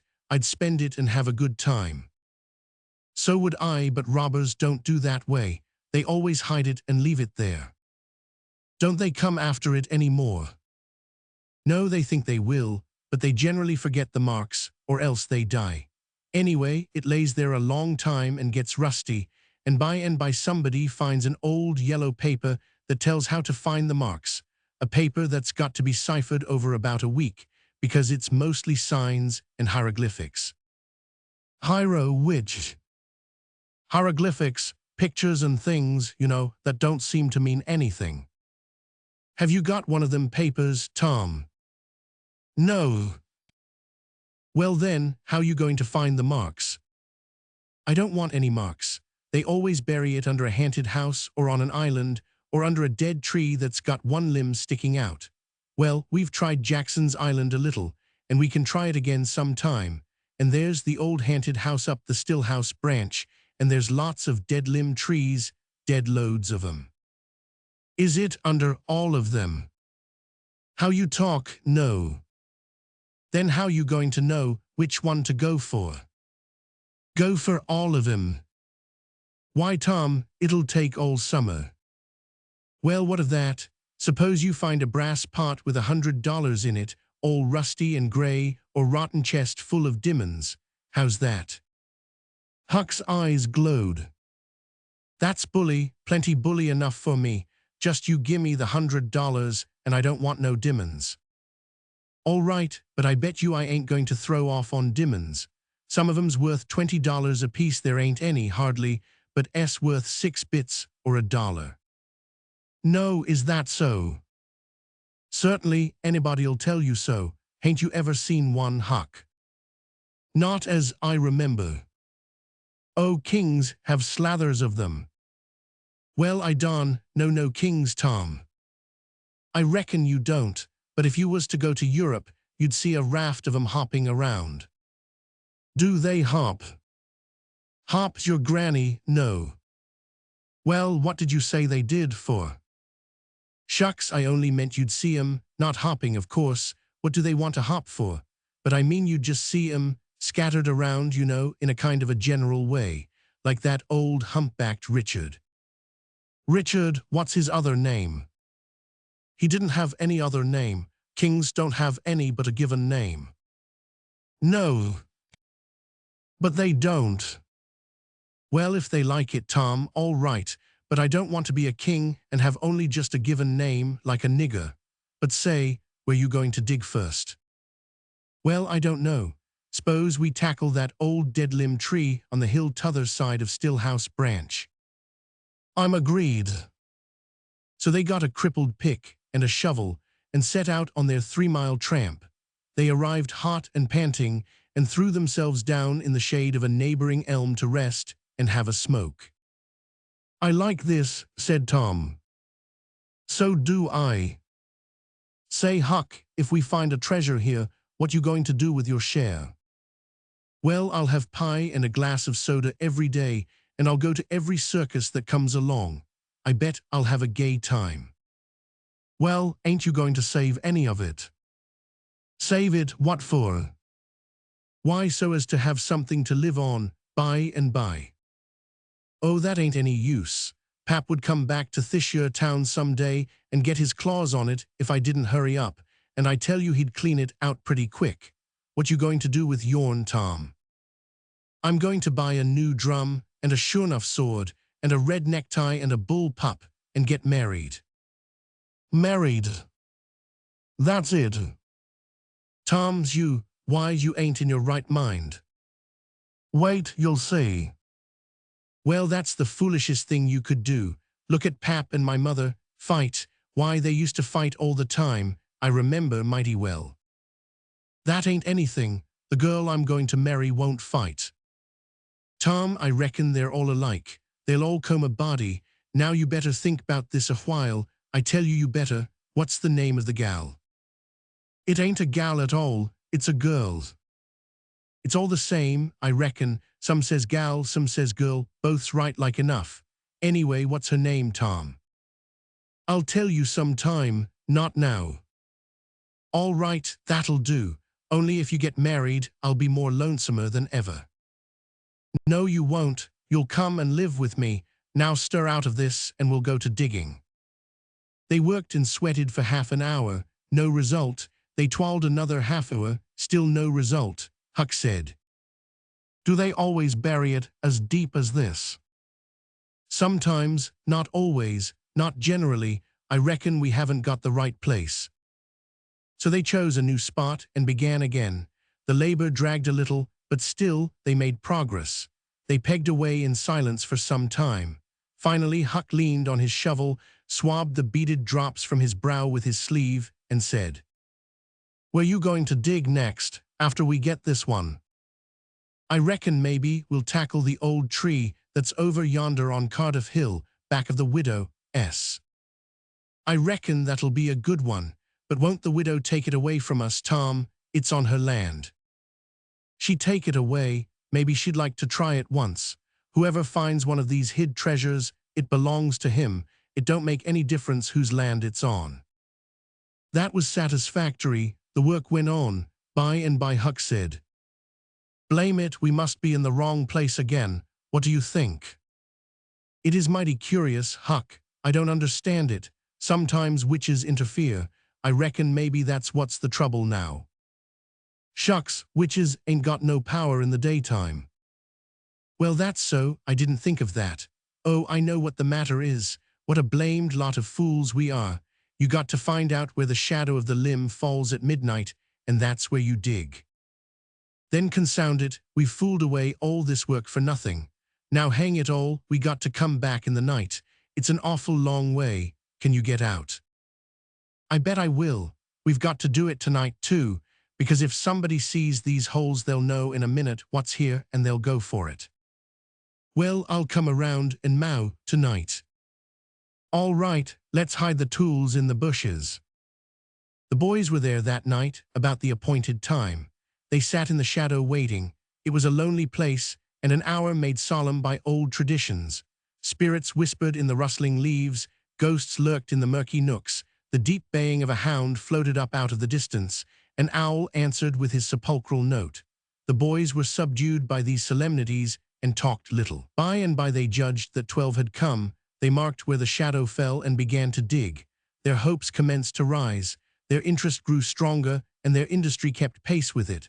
The hole deepened and still deepened, but every time their hearts jumped to hear the pick strike upon something, they only suffered a new disappointment. It was only a stone or a chunk. At last Tom said, "It ain't any use, Huck, we're wrong again." "Well, but we can't be wrong. We spotted the shadow to a dot." "I know it, but then there's another thing." "What's that?" "Why, we only guessed at the time, like enough it was too late or too early." Huck dropped his shovel. "That's it," said he. "That's the very trouble. We got to give this one up. We can't ever tell the right time, and besides this kind of thing's too awful, here this time of night with witches and ghosts a-fluttering around so. I feel as if something's behind me all the time, and I'm afeard to turn around, because maybe there's others in front a-waiting for a chance. I've been creeping all over, ever since I got here." "Well, I've been pretty much so, too, Huck. They most always put in a dead man when they bury a treasure under a tree to look out for it." "Lordy." "Yes, they do. I've always heard that." "Tom, I don't like to fool around much where there's dead people. A body's bound to get into trouble with 'em, sure. I don't like to stir 'em up, either. S'pose this one here was to stick his skull out and say something." "Don't, Tom, it's awful." "Well, it just is. Huck, I don't feel comfortable a bit." "Say, Tom, let's give this place up and try somewheres else." "All right, I reckon we better." "What'll it be?" Tom considered a while and then said, "The haunted house, that's it." "Blame it, I don't like haunted houses, Tom. Why, they're a darn sight worse'n dead people. Dead people might talk, maybe, but they don't come sliding around in a shroud when you ain't noticing and peep over your shoulder all of a sudden and grit their teeth, the way a ghost does. I couldn't stand such a thing as that, Tom, nobody could." "Yes, but Huck, ghosts don't travel around only at night. They won't hinder us from digging there in the daytime." "Well, that's so, but you know mighty well people don't go about that haunted house in the day nor the night." "Well, that's mostly because they don't like to go where a man's been murdered, anyway, but nothing's ever been seen around that house except in the night. Just some blue lights slipping by the windows, no regular ghosts." "Well, where you see one of them blue lights flickering around, Tom, you can bet there's a ghost mighty close behind it. It stands to reason, because you know that they don't anybody but ghosts use 'em." "Yes, that's so. But anyway, they don't come around in the daytime, so what's the use of our being afeard?" "Well, all right. We'll tackle the haunted house if you say so, but I reckon it's taking chances." They had started down the hill by this time.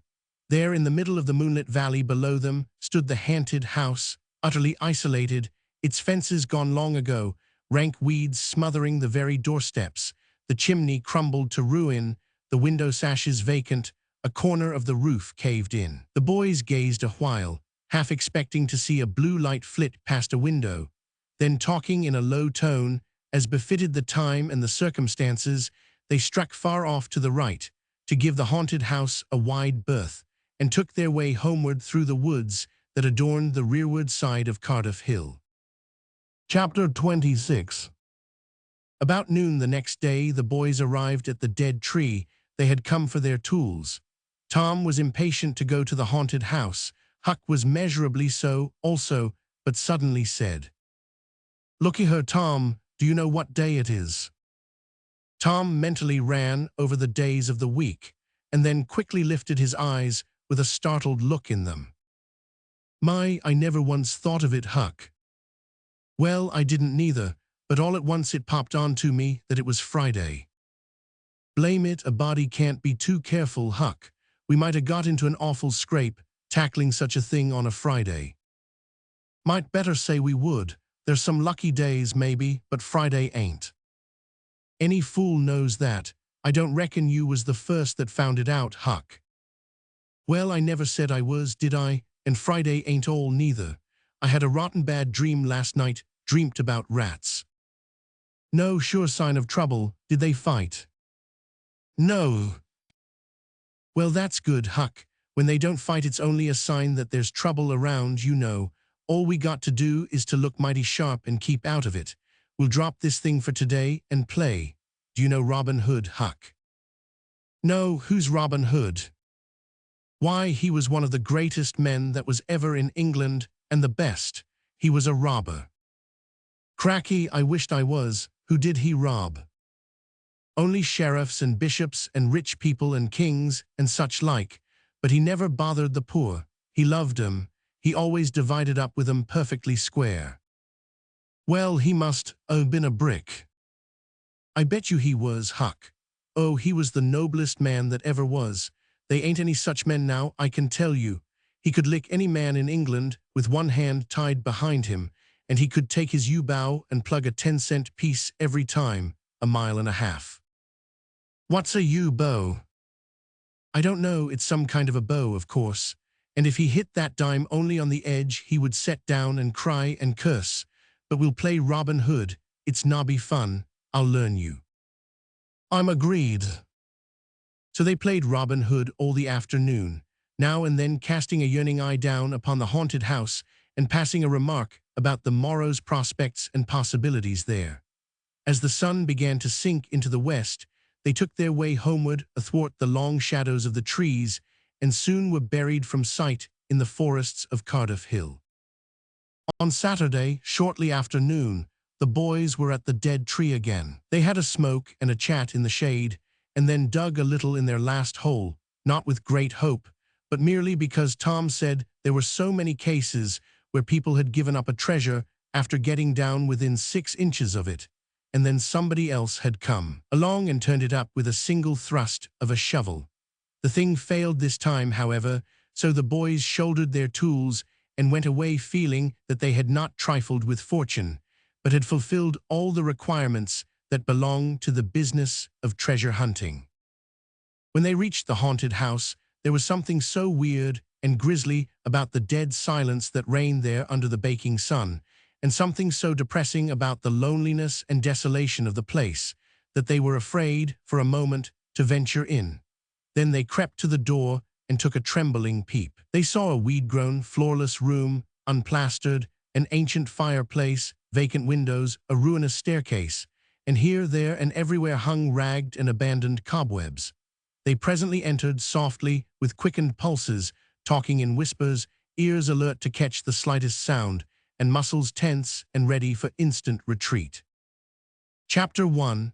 In a little while familiarity modified their fears, and they gave the place a critical and interested examination, rather admiring their own boldness and wondering at it, too. Next, they wanted to look upstairs. This was something like cutting off retreat, but they got to daring each other, and of course there could be but one result. They threw their tools into a corner and made the ascent. Up there were the same signs of decay. In one corner they found a closet that promised mystery, but the promise was a fraud. There was nothing in it. Their courage was up now and well in hand. They were about to go down and begin work when... "S.H.," said Tom. "What is it?" whispered Huck, blanching with fright. "S.H. there, hear it." "Yes, oh my, let's run." "Keep still, don't you budge. They're coming right toward the door." The boys stretched themselves upon the floor with their eyes to knot-holes in the planking, and lay waiting in a misery of fear. "They've stopped, no coming. Here they are. Don't whisper another word, Huck. My goodness, I wish I was out of this." 2 men entered. Each boy said to himself, "There's the old deaf and dumb Spaniard that's been about town once or twice lately, never saw t'other man before." T'other was a ragged, unkempt creature, with nothing very pleasant in his face. The Spaniard was wrapped in a serape. He had bushy white whiskers, long white hair flowed from under his sombrero, and he wore green goggles. When they came in, T'other was talking in a low voice. They sat down on the ground, facing the door, with their backs to the wall, and the speaker continued his remarks. His manner became less guarded, and his words more distinct as he proceeded. "No," said he, "I've thought it all over and I don't like it. It's dangerous." "Dangerous," grunted the deaf and dumb Spaniard to the vast surprise of the boys. "Milksop." This voice made the boys gasp and quake. It was Injun Joe's. There was silence for some time. Then Joe said, "What's any more dangerous than that job up yonder, but nothing's come of it." "That's different, away up the river so, and not another house about. 'Twon't ever be known that we tried, anyway, long as we didn't succeed." "Well, what's more dangerous than coming here in the daytime? Anybody would suspicion us that saw us." "I know that, but there warn't any other place as handy after that fool of a job. I want to quit this shanty. I wanted to yesterday, only it warn't any use trying to stir out of here with those infernal boys playing over there on the hill right in full view." Those infernal boys quaked again under the inspiration of this remark and thought how lucky it was that they had remembered it was Friday and concluded to wait a day. They wished in their hearts they had waited a year. The two men got out some food and made a luncheon. After a long and thoughtful silence, Injun Joe said, "Look here, lad, you go back up the river where you belong. Wait there till you hear from me. I'll take the chances on dropping into this town just once more for a look. We'll do that dangerous job after I've spied around a little and think things look well for it. Then for Texas, we leg it together." This was satisfactory. Both men presently fell to yawning, and Injun Joe said, "I'm dead for sleep. It's your turn to watch." He curled down in the weeds and soon began to snore. His comrade stirred him once or twice, and he became quiet. Presently the watcher began to nod. His head drooped lower and lower. Both men began to snore now. The boys drew a long, grateful breath. Tom whispered, "Now's our chance come." Huck said, "I can't. I'd die if they was to wake." Tom urged. Huck held back. At last Tom rose slowly and softly and started alone. But the first step he made rung such a hideous creak from the crazy floor that he sank down almost dead with fright. He never made a second attempt. The boys lay there counting the dragging moments till it seemed to them that time must be done and eternity growing gray, and then they were grateful to note that at last the sun was setting. Now one snore ceased. Injun Joe sat up, stared around, smiled grimly upon his comrade, whose head was drooping upon his knees, stirred him up with his foot and said, "Here, you're a watchman, ain't you? All right, though nothing s happened." "My, have I been asleep?" "Oh, partly. Nearly time for us to be moving, pard. What'll we do with what little swag we've got left?" "I don't know. Leave it here as we've always done, I reckon. No use to take it away till we start south. 650 in silver's something to carry." "Well, all right. It won't matter to come here once more." "No, but I'd say come in the night, as we used to do. It's better." "Yes, but look here. It may be a good while before I get the right chance at that job. Accidents might happen. 'Tain't in such a very good place. We'll just regularly bury it, and bury it deep." "Good idea," said the comrade, who walked across the room, knelt down, raised one of the rearward hearthstones, and took out a bag that jingled pleasantly.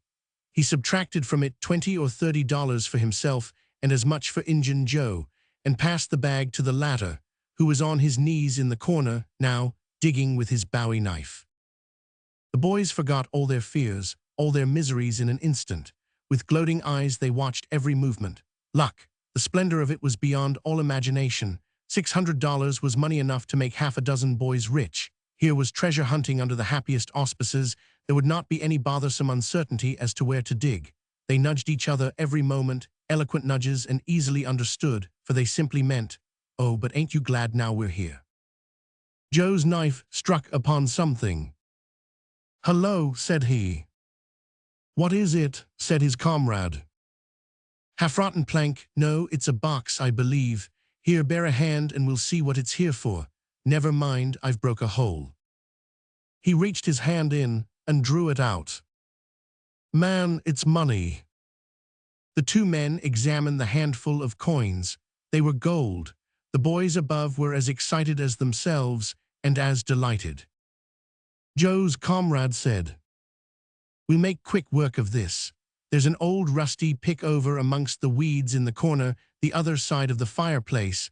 I saw it a minute ago." He ran and brought the boys' pick and shovel. Injun Joe took the pick, looked it over critically, shook his head, muttered something to himself, and then began to use it. The box was soon unearthed. It was not very large, it was iron-bound, and had been very strong before the slow years had injured it.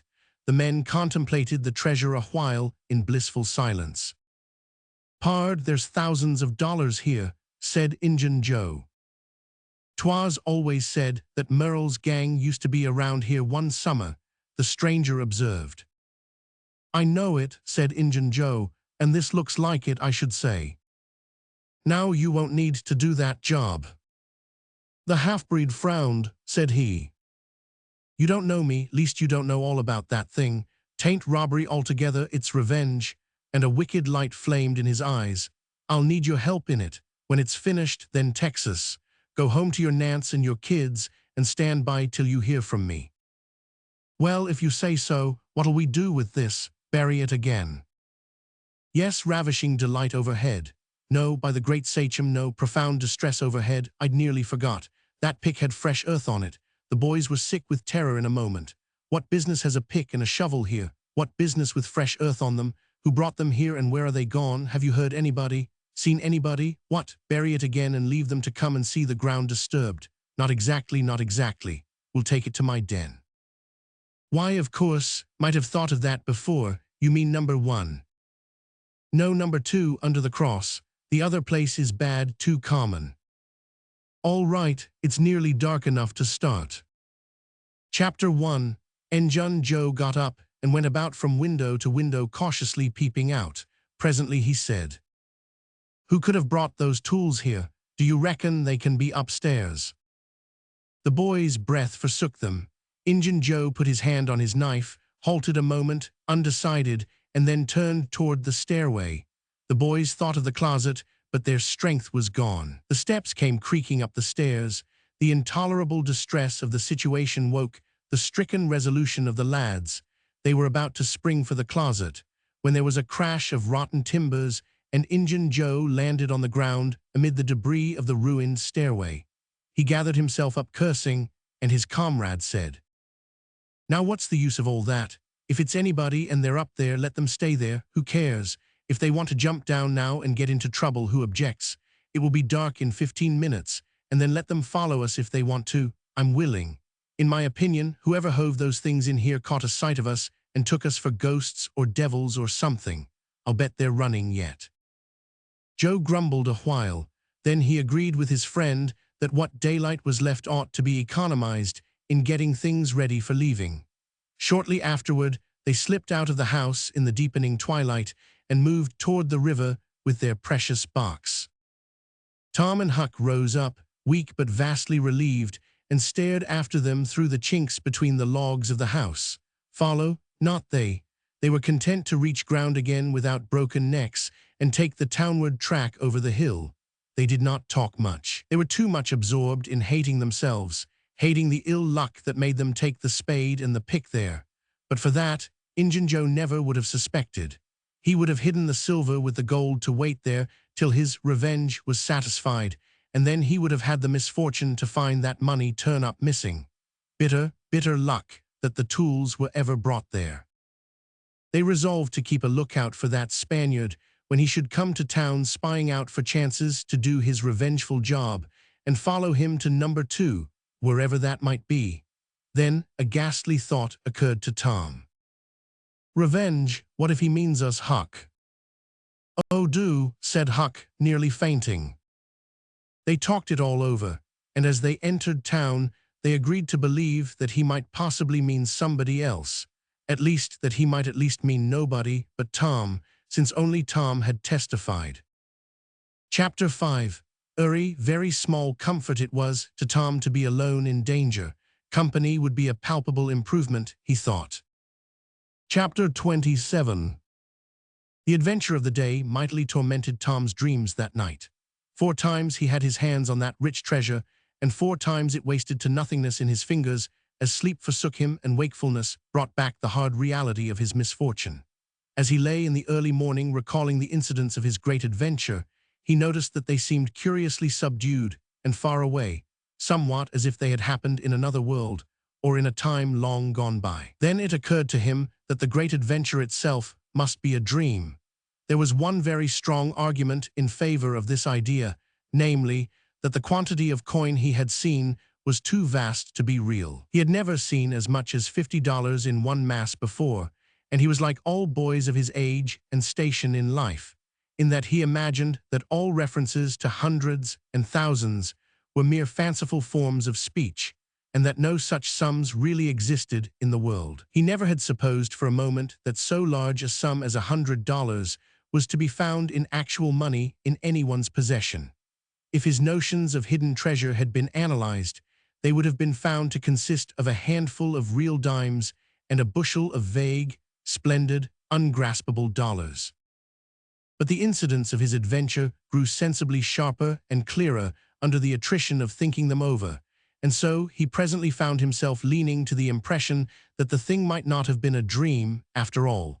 This uncertainty must be swept away. He would snatch a hurried breakfast and go and find Huck. Huck was sitting on the gunwale of a flatboat, listlessly dangling his feet in the water and looking very melancholy. Tom concluded to let Huck lead up to the subject. If he did not do it, then the adventure would be proved to have been only a dream. "Hello, Huck." "Hello, yourself."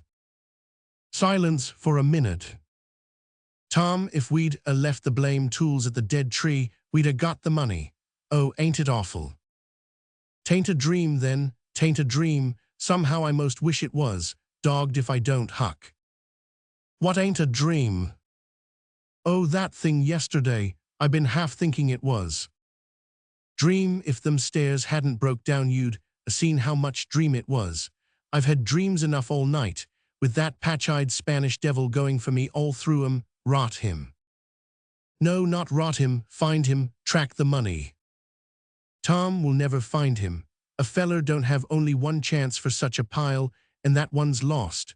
I'd feel mighty shaky if I was to see him anyway." "Well, so'd I, but I'd like to see him anyway, and track him out to his number 2. "Number 2, yes, that's it. I've been thinking 'bout that, but I can't make nothing out of it. What do you reckon it is?" "I don't know, it's too deep. Say, Huck, maybe it's the number of a house." "Goodies, no, Tom, that ain't it. If it is, it ain't in this one-horse town. They ain't no numbers here." "Well, that's so. Lemme think a minute. Here it's the number of a room in a tavern, you know." "Oh, that's the trick. They ain't only 2 taverns. We can find out quick." "You stay here, Huck, till I come." Tom was off at once. He did not care to have Huck's company in public places. He was gone half an hour. He found that in the best tavern, number 2 had long been occupied by a young lawyer and was still so occupied. In the less ostentatious house, number 2 was a mystery. The tavern keeper's young son said it was kept locked all the time, and he never saw anybody go into it or come out of it except at night. He did not know any particular reason for this state of things, had some little curiosity, but it was rather feeble, had made the most of the mystery by entertaining himself with the idea that that room was haunted, had noticed that there was a light in there the night before. "That's what I've found out, Huck. I reckon that's the very number 2 we're after." "I reckon it is, Tom. Now what you going to do?" "Lemme think." Tom thought a long time, then he said, "I'll tell you. The back door of that number 2 is the door that comes out into that little close alley between the tavern and the old rattle-trap of a brick store. Now you get hold of all the doorkeys you can find, and I'll nip all of Auntie S, and the first dark night we'll go there and try 'em. And mind you, keep a lookout for Injun Joe, because he said he was going to drop into town and spy around once more for a chance to get his revenge. If you see him, you just follow him, and if he don't go to that number 2, that ain't the place." "Lordy, I don't want to follow him by myself." "Why, it'll be night sure. He mightn't ever see you, and if he did, maybe he'd never think anything." "Well, if it's pretty dark, I reckon I'll track him. I don't know. I don't know, I'll try. You bet I'll follow him, if it's dark, Huck. Why, he might have found out he couldn't get his revenge and be going right after that money. It's so, Tom, it's so. I'll follow him, I will, by jingoes. Now you're talking, don't you ever weaken, Huck, and I won't. Chapter 28. That night Tom and Huck were ready for their adventure. They hung about the neighborhood of the tavern until after 9, one watching the alley at a distance and the other the tavern door. Nobody entered the alley or left it. Nobody resembling the Spaniard entered or left the tavern door. The night promised to be a fair one, so Tom went home with the understanding that if a considerable degree of darkness came on, Huck was to come and mow, whereupon he would slip out and try the keys. But the night remained clear, and Huck closed his watch and retired to bed in an empty sugar hogshead about 12. Tuesday the boys had the same ill luck, also Wednesday, but Thursday night promised better. Tom slipped out in good season with his aunt's old tin lantern and a large towel to blindfold it with. He hid the lantern in Huck's sugar hogshead, and the watch began. An hour before midnight the tavern closed up, and its lights, the only ones thereabouts, were put out. No Spaniard had been seen. Nobody had entered or left the alley. Everything was auspicious. The blackness of darkness reigned. The perfect stillness was interrupted only by occasional mutterings of distant thunder. Tom got his lantern, lit it in the hogshead, wrapped it closely in the towel, and the two adventurers crept in the gloom toward the tavern. Huck stood sentry, and Tom felt his way into the alley. Then there was a season of waiting anxiety that weighed upon Huck's spirits like a mountain. He began to wish he could see a flash from the lantern. It would frighten him, but it would at least tell him that Tom was alive yet. It seemed hours since Tom had disappeared. Surely he must have fainted. Maybe he was dead. Maybe his heart had burst under terror and excitement. In his uneasiness, Huck found himself drawing closer and closer to the alley, fearing all sorts of dreadful things and momentarily expecting some catastrophe to happen that would take away his breath. There was not much to take away, for he seemed only able to inhale it by thimblefuls, and his heart would soon wear itself out, the way it was beating. Suddenly there was a flash of light, and Tom came tearing by him. "Run," said he, "run for your life." He needn't have repeated it. Once was enough. Huck was making 30 or 40 miles an hour before the repetition was uttered. The boys never stopped till they reached the shed of a deserted slaughterhouse at the lower end of the village. Just as they got within its shelter, the storm burst and the rain poured down. As soon as Tom got his breath, he said, "Huck, it was awful. I tried 2 of the keys just as soft as I could, but they seemed to make such a power of racket that I couldn't hardly get my breath. I was so scared. They wouldn't turn in the lock, either. Well, without noticing what I was doing, I took hold of the knob, and open comes the door. It warn't locked. I hopped in and shook off the towel, and great Caesar's ghost." What you see, Tom?" "Huck, I most stepped onto Injun Joe's hand." "No." "Yes, he was lying there, sound asleep on the floor, with his old patch on his eye and his arms spread out." "Lordy, what did you do? Did he wake up?" "No, never budged. Drunk, I reckon. I just grabbed that towel and started." "I'd never thought of the towel, I bet." "Well, I would. My aunt would make me mighty sick if I lost it." "Say, Tom, did you see that box?" "Huck, I didn't wait to look around. I didn't see the box. I didn't see the cross. I didn't see anything but a bottle and a tin cup on the floor by Injun Joe. Yes, I saw 2 barrels and lots more bottles in the room. Don't you see now? What's the matter with that haunted room?" "How?" "Why, it's haunted with whiskey. Maybe all the temperance taverns have got a haunted room. Hey, Huck." "Well, I reckon maybe that's so. Who'd a thought such a thing? But say, Tom, now's a mighty good time to get that box, if Injun Joe's drunk." "It is that. You try it." Huck shuddered. "Well, no, I reckon not." "And I reckon not, Huck. Only 1 bottle alongside of Injun Joe ain't enough. If there'd been 3, he'd be drunk enough, and I'd do it." There was a long pause for reflection, and then Tom said, "Looky here, Huck, let's not try that thing any more till we know Injun Joe's not in there. It's too scary. Now, if we watch every night, we'll be dead sure to see him go out some time or other, and then we'll snatch that box quicker'n lightning." "Well, I'm agreed. I'll watch the whole night long, and I'll do it every night too, if you'll do the other part of the job." "All right, I will. All you got to do is to trot up Hooper Street a block and mow, and if I'm asleep, you throw some gravel at the window, and that'll fetch me." "Agreed, and good as wheat."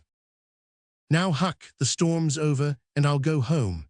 It'll begin to be daylight in a couple of hours. You go back and watch that long, will you?" "I said I would, Tom, and I will. I'll haunt that tavern every night for a year. I'll sleep all day, and I'll stand watch all night." "That's all right. Now, where you going to sleep?" "In Ben Rogers' hayloft. He lets me, and so does his pap's nigger man, Uncle Jake. I tote water for Uncle Jake whenever he wants me to, and any time I ask him, he gives me a little something to eat if he can spare it. That's a mighty good nigger, Tom. He likes me because I don't ever act as if I was above him. Sometime I've set right down and eat with him. But you needn't tell that. A body's got to do things when he's awful hungry he wouldn't want to do as a steady thing." "Well, if I don't want you in the daytime, I'll let you sleep. I won't come bothering around. Any time you see something's up, in the night, just skip right around and mow." Chapter 29. The first thing Tom heard on Friday morning was a glad piece of news. Judge Thatcher's family had come back to town the night before. Both Injun Joe and the treasure sunk into secondary importance for a moment, and Becky took the chief place in the boy's interest. He saw her, and they had an exhausting good time playing hispy and gully keeper with a crowd of their schoolmates. The day was completed and crowned in a peculiarly satisfactory way. Becky teased her mother to appoint the next day for the long-promised and long-delayed picnic, and she consented. The child's delight was boundless, and Tom's not more moderate. The invitations were sent out before sunset, and straightway the young folks of the village were thrown into a fever of preparation and pleasurable anticipation. Tom's excitement enabled him to keep awake until a pretty late hour, and he had good hopes of hearing Huck's mow, and of having his treasure to astonish Becky and the picnickers with next day, but he was disappointed. No signal came that night. Chapter 1000. Morning came, eventually, and by 10 or 11 o'clock, a giddy and rollicking company were gathered at Judge Thatcher's, and everything was ready for a start. It was not the custom for elderly people to mar the picnics with their presence. The children were considered safe enough under the wings of a few young ladies of 18 and a few young gentlemen of 23 or thereabouts. The old steam ferryboat was chartered for the occasion. Presently, the gay throng filed up the main street laden with provision baskets. Sid was sick and had to miss the fun. Mary remained at home to entertain him. The last thing Mrs. Thatcher said to Becky was, "You'll not get back till late. Perhaps you'd better stay all night with some of the girls that live near the ferry landing, child." "Then I'll stay with Sussy Harper, Mama." "Very well, and mind and behave yourself, and don't be any trouble." Presently, as they tripped along, Tom said to Becky, "Say, I'll tell you what we'll do. Instead of going to Joe Harper's, we'll climb right up the hill and stop at the Widow Douglas. She'll have ice cream. She has it most every day, dead loads of it, and she'll be awful glad to have us." "Oh, that will be fun." Then Becky reflected a moment and said, "But what will Mama say? How'll she ever know?" The girl turned the idea over in her mind and said reluctantly, "I reckon it's wrong, but shucks, your mother won't know, and so what's the harm? All she wants is that you'll be safe, and I bet you she'd said go there if she'd thought of it. I know she would." The Widow Douglas' splendid hospitality was a tempting bait. It and Tom's persuasions presently carried the day, so it was decided to say nothing to anybody about the night's program. Presently it occurred to Tom that maybe Huck might come this very night and give the signal. The thought took a deal of the spirit out of his anticipations. Still, he could not bear to give up the fun at Widow Douglas. And why should he give it up, he reasoned? The signal did not come the night before, so why should it be any more likely to come tonight? The sure fun of the evening outweighed the uncertain treasure, and boylike, he determined to yield to the stronger inclination and not allow himself to think of the box of money another time that day. 3 miles below town, the ferryboat stopped at the mouth of a woody hollow and tied up. The crowd swarmed ashore, and soon the forest distances and craggy heights echoed far and near with shoutings and laughter. All the different ways of getting hot and tired were gone through with, and by the rovers straggled back to camp fortified with responsible appetites, and then the destruction of the good things began. After the feast, there was a refreshing season of rest and chat in the shade of spreading oaks. By and by somebody shouted, "Who's ready for the cave?" Everybody was. Bundles of candles were procured, and straightway there was a general scamper up the hill. The mouth of the cave was up the hillside, an opening shaped like a letter A. Its massive oaken door stood unbarred. Within was a small chamber, chilly as an ice house, and walled by nature with solid limestone that was dewy with a cold sweat. It was romantic and mysterious to stand here in the deep gloom and look out upon the green valley shining in the sun. But the impressiveness of the situation quickly wore off, and the romping began again. The moment a candle was lighted, there was a general rush upon the owner of it.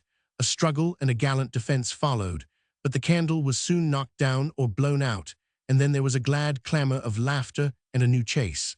But all things have an end. By and by the procession went filing down the steep descent of the main avenue, the flickering rank of lights dimly revealing the lofty walls of rock, almost to their point of junction 60 feet overhead.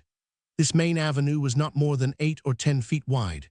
Every few steps other lofty and still narrower crevices branched from it on either hand, for MacDougall's cave was but a vast labyrinth of crooked aisles that ran into each other and out again and led nowhere. It was said that one might wander days and nights together through its intricate tangle of rifts and chasms and never find the end of the cave, and that he might go down and still down into the earth, and it was just the same labyrinth. Under labyrinth, and no end to any of them.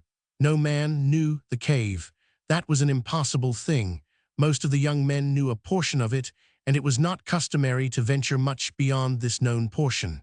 Tom Sawyer knew as much of the cave as anyone. The procession moved along the main avenue some 3/4 of a mile, and then groups and couples began to slip aside into branch avenues, fly along the dismal corridors, and take each other by surprise at points where the corridors joined again. Parties were able to elude each other for the space of half an hour without going beyond the known ground. By and by, one group after another came straggling back to the mouth of the cave, panting, hilarious, smeared from head to foot with tallow drippings, daubed with clay, and entirely delighted with the success of the day. Then they were astonished to find that they had been taking no note of time, and that night was about at hand. The clanging bell had been calling for half an hour. However, this sort of close to the day's adventures was romantic and therefore satisfactory. When the ferryboat with her wild freight pushed into the stream, nobody cared sixpence for the wasted time but the captain of the craft. Huck was already upon his watch when the ferryboat's lights went glinting past the wharf. He heard no noise on board, for the young people were as subdued and still as people usually are who are nearly tired to death.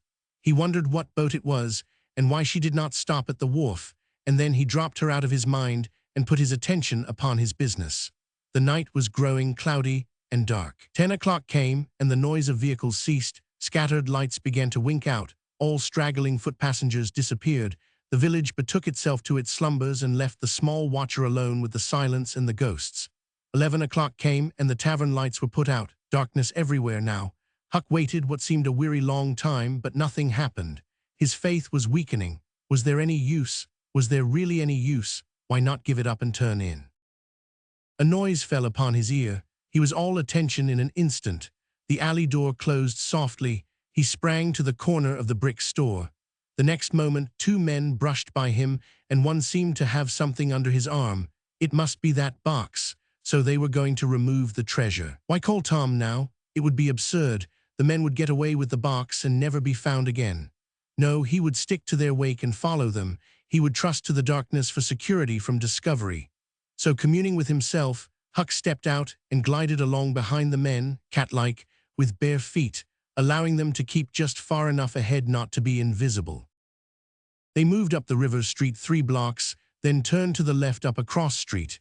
They went straight ahead then, until they came to the path that led up Cardiff Hill. This they took. They passed by the old Welshman's house, halfway up the hill, without hesitating, and still climbed upward. Good, thought Huck, they will bury it in the old quarry. But they never stopped at the quarry. They passed on, up the summit. They plunged into the narrow path between the tall sumac bushes and were at once hidden in the gloom. Huck closed up and shortened his distance now, for they would never be able to see him. He trotted along a while, then slackened his pace, fearing he was gaining too fast, moved on a piece, then stopped altogether, listened, no sound, none save that he seemed to hear the beating of his own heart.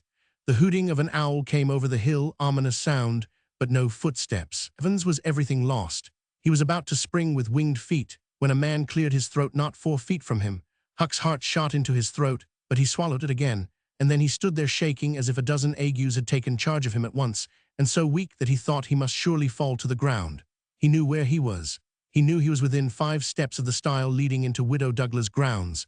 Very well, he thought, let them bury it there. It won't be hard to find. Now there was a voice, a very low voice, Injun Joe's. Damn her, maybe she's got company. There's lights, late as it is. I can't see any. This was that stranger's voice, the stranger of the haunted house. A deadly chill went to Huck's heart. This, then, was the revenge job. His thought was to fly. Then he remembered that the Widow Douglas had been kind to him more than once, and maybe these men were going to murder her.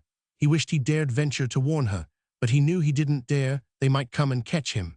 He thought all this and more in the moment that elapsed between the stranger's remark and Injun Joe's next, which was, "Because the bush is in your way. Now this way, now you see, don't you?" "Yes, well, there is company there, I reckon.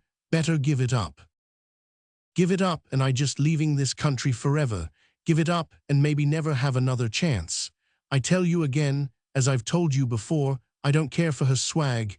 You may have it. But her husband was rough on me. Many times he was rough on me, and mainly he was the justice of the peace that jugged me for a vagrant.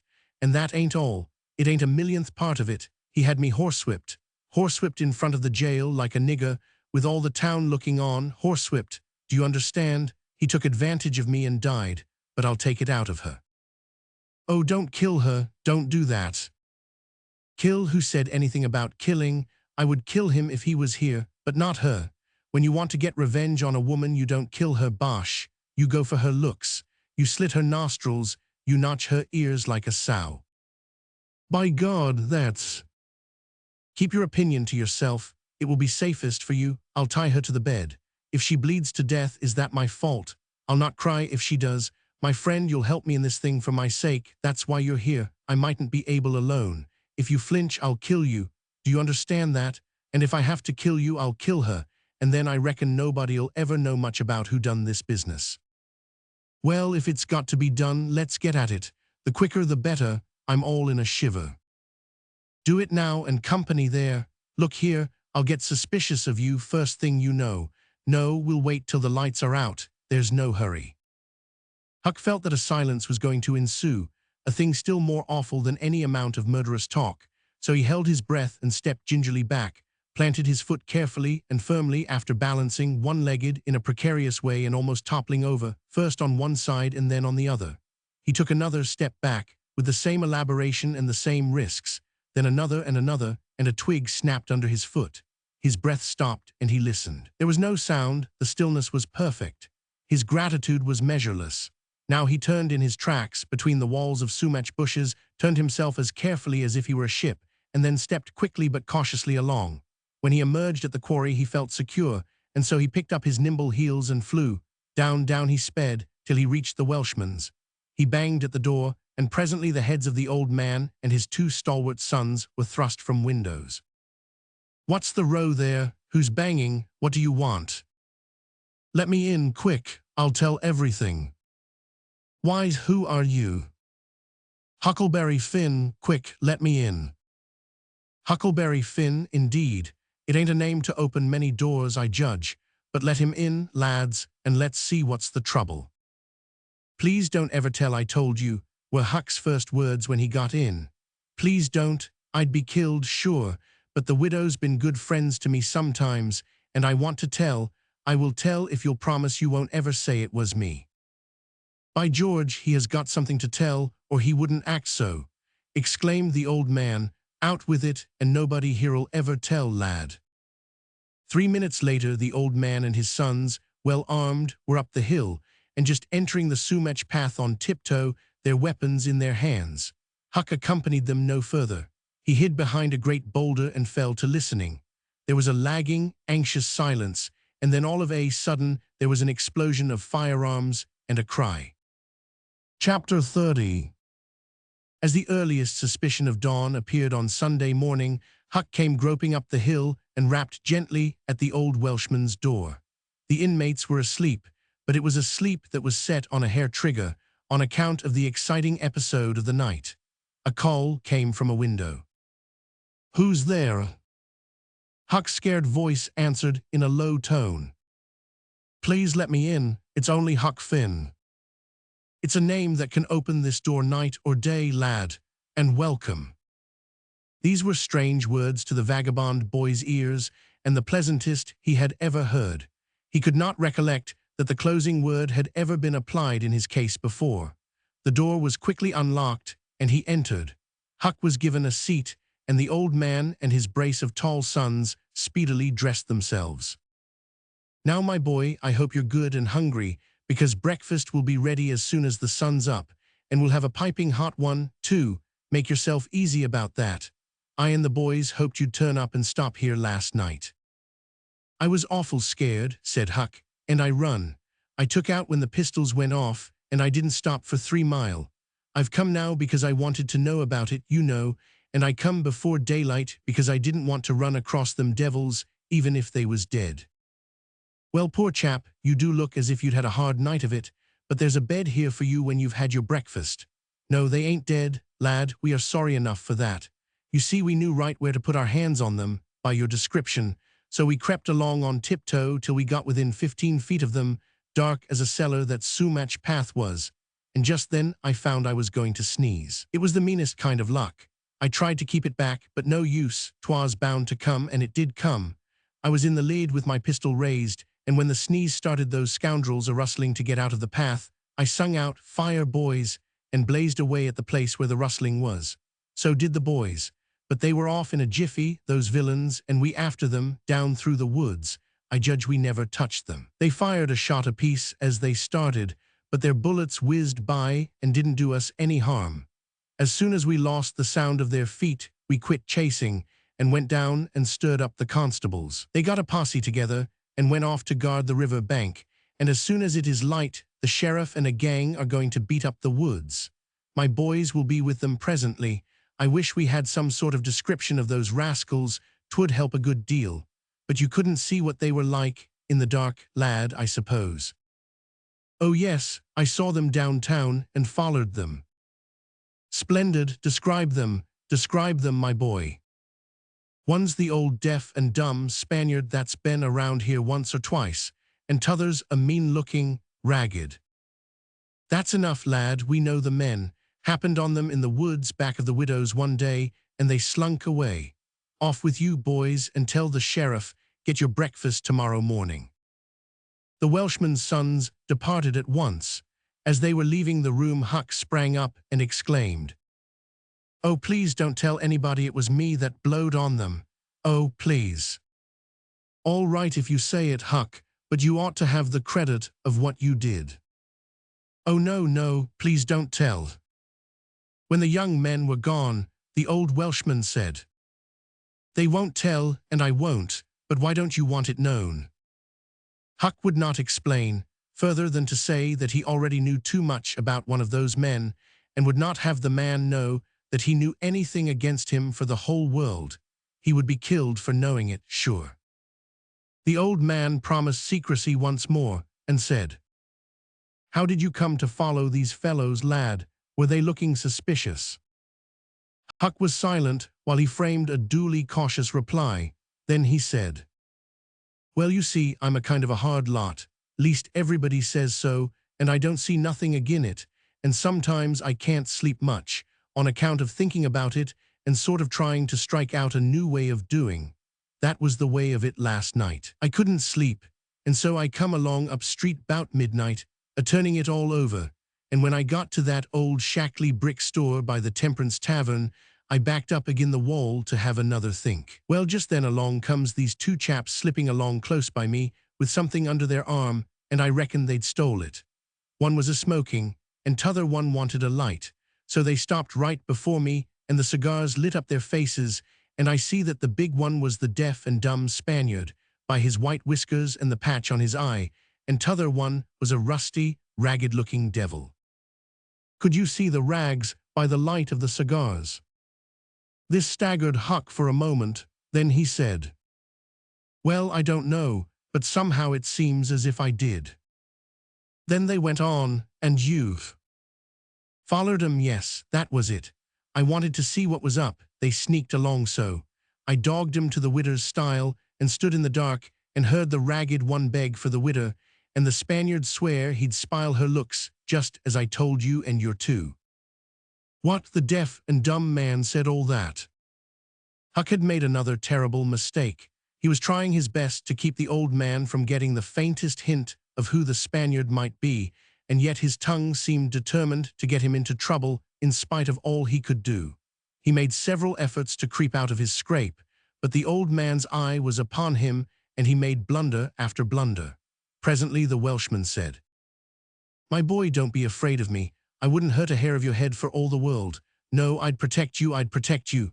This Spaniard is not deaf and dumb. You've let that slip without intending it. You can't cover that up now. You know something about that Spaniard that you want to keep dark. Now trust me, tell me what it is, and trust me, I won't betray you." Huck looked into the old man's honest eyes a moment, then bent over and whispered in his ear, "'Tain't a Spaniard, it's Injun Joe." The Welshman almost jumped out of his chair. In a moment he said, "It's all plain enough now. When you talked about notching ears and slitting noses, I judged that that was your own embellishment, because white men don't take that sort of revenge. But an Injun, that's a different matter altogether." Chapter 500. During breakfast the talk went on, and in the course of it, the old man said that the last thing which he and his sons had done before going to bed was to get a lantern and examine the stile and its vicinity for marks of blood. They found none, but captured a bulky bundle of what? Chapter 1.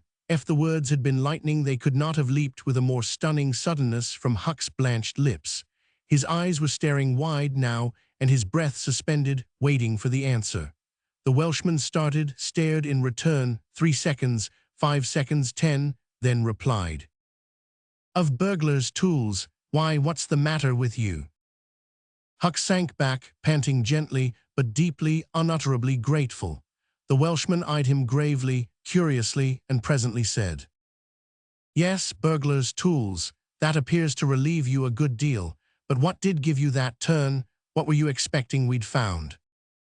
Huck was in a close place. The inquiring eye was upon him.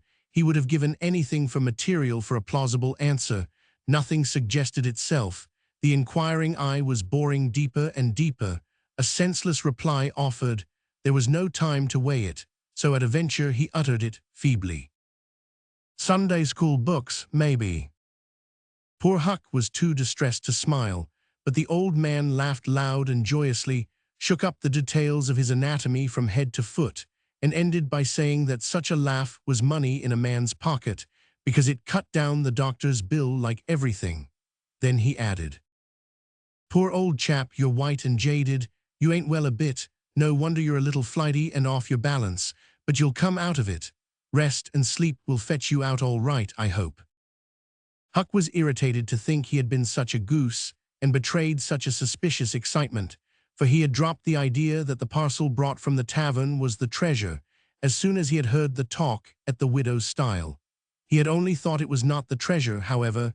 He had not known that it wasn't, and so the suggestion of a captured bundle was too much for his self-possession. But on the whole he felt glad the little episode had happened, for now he knew beyond all question that that bundle was not the bundle, and so his mind was at rest and exceedingly comfortable.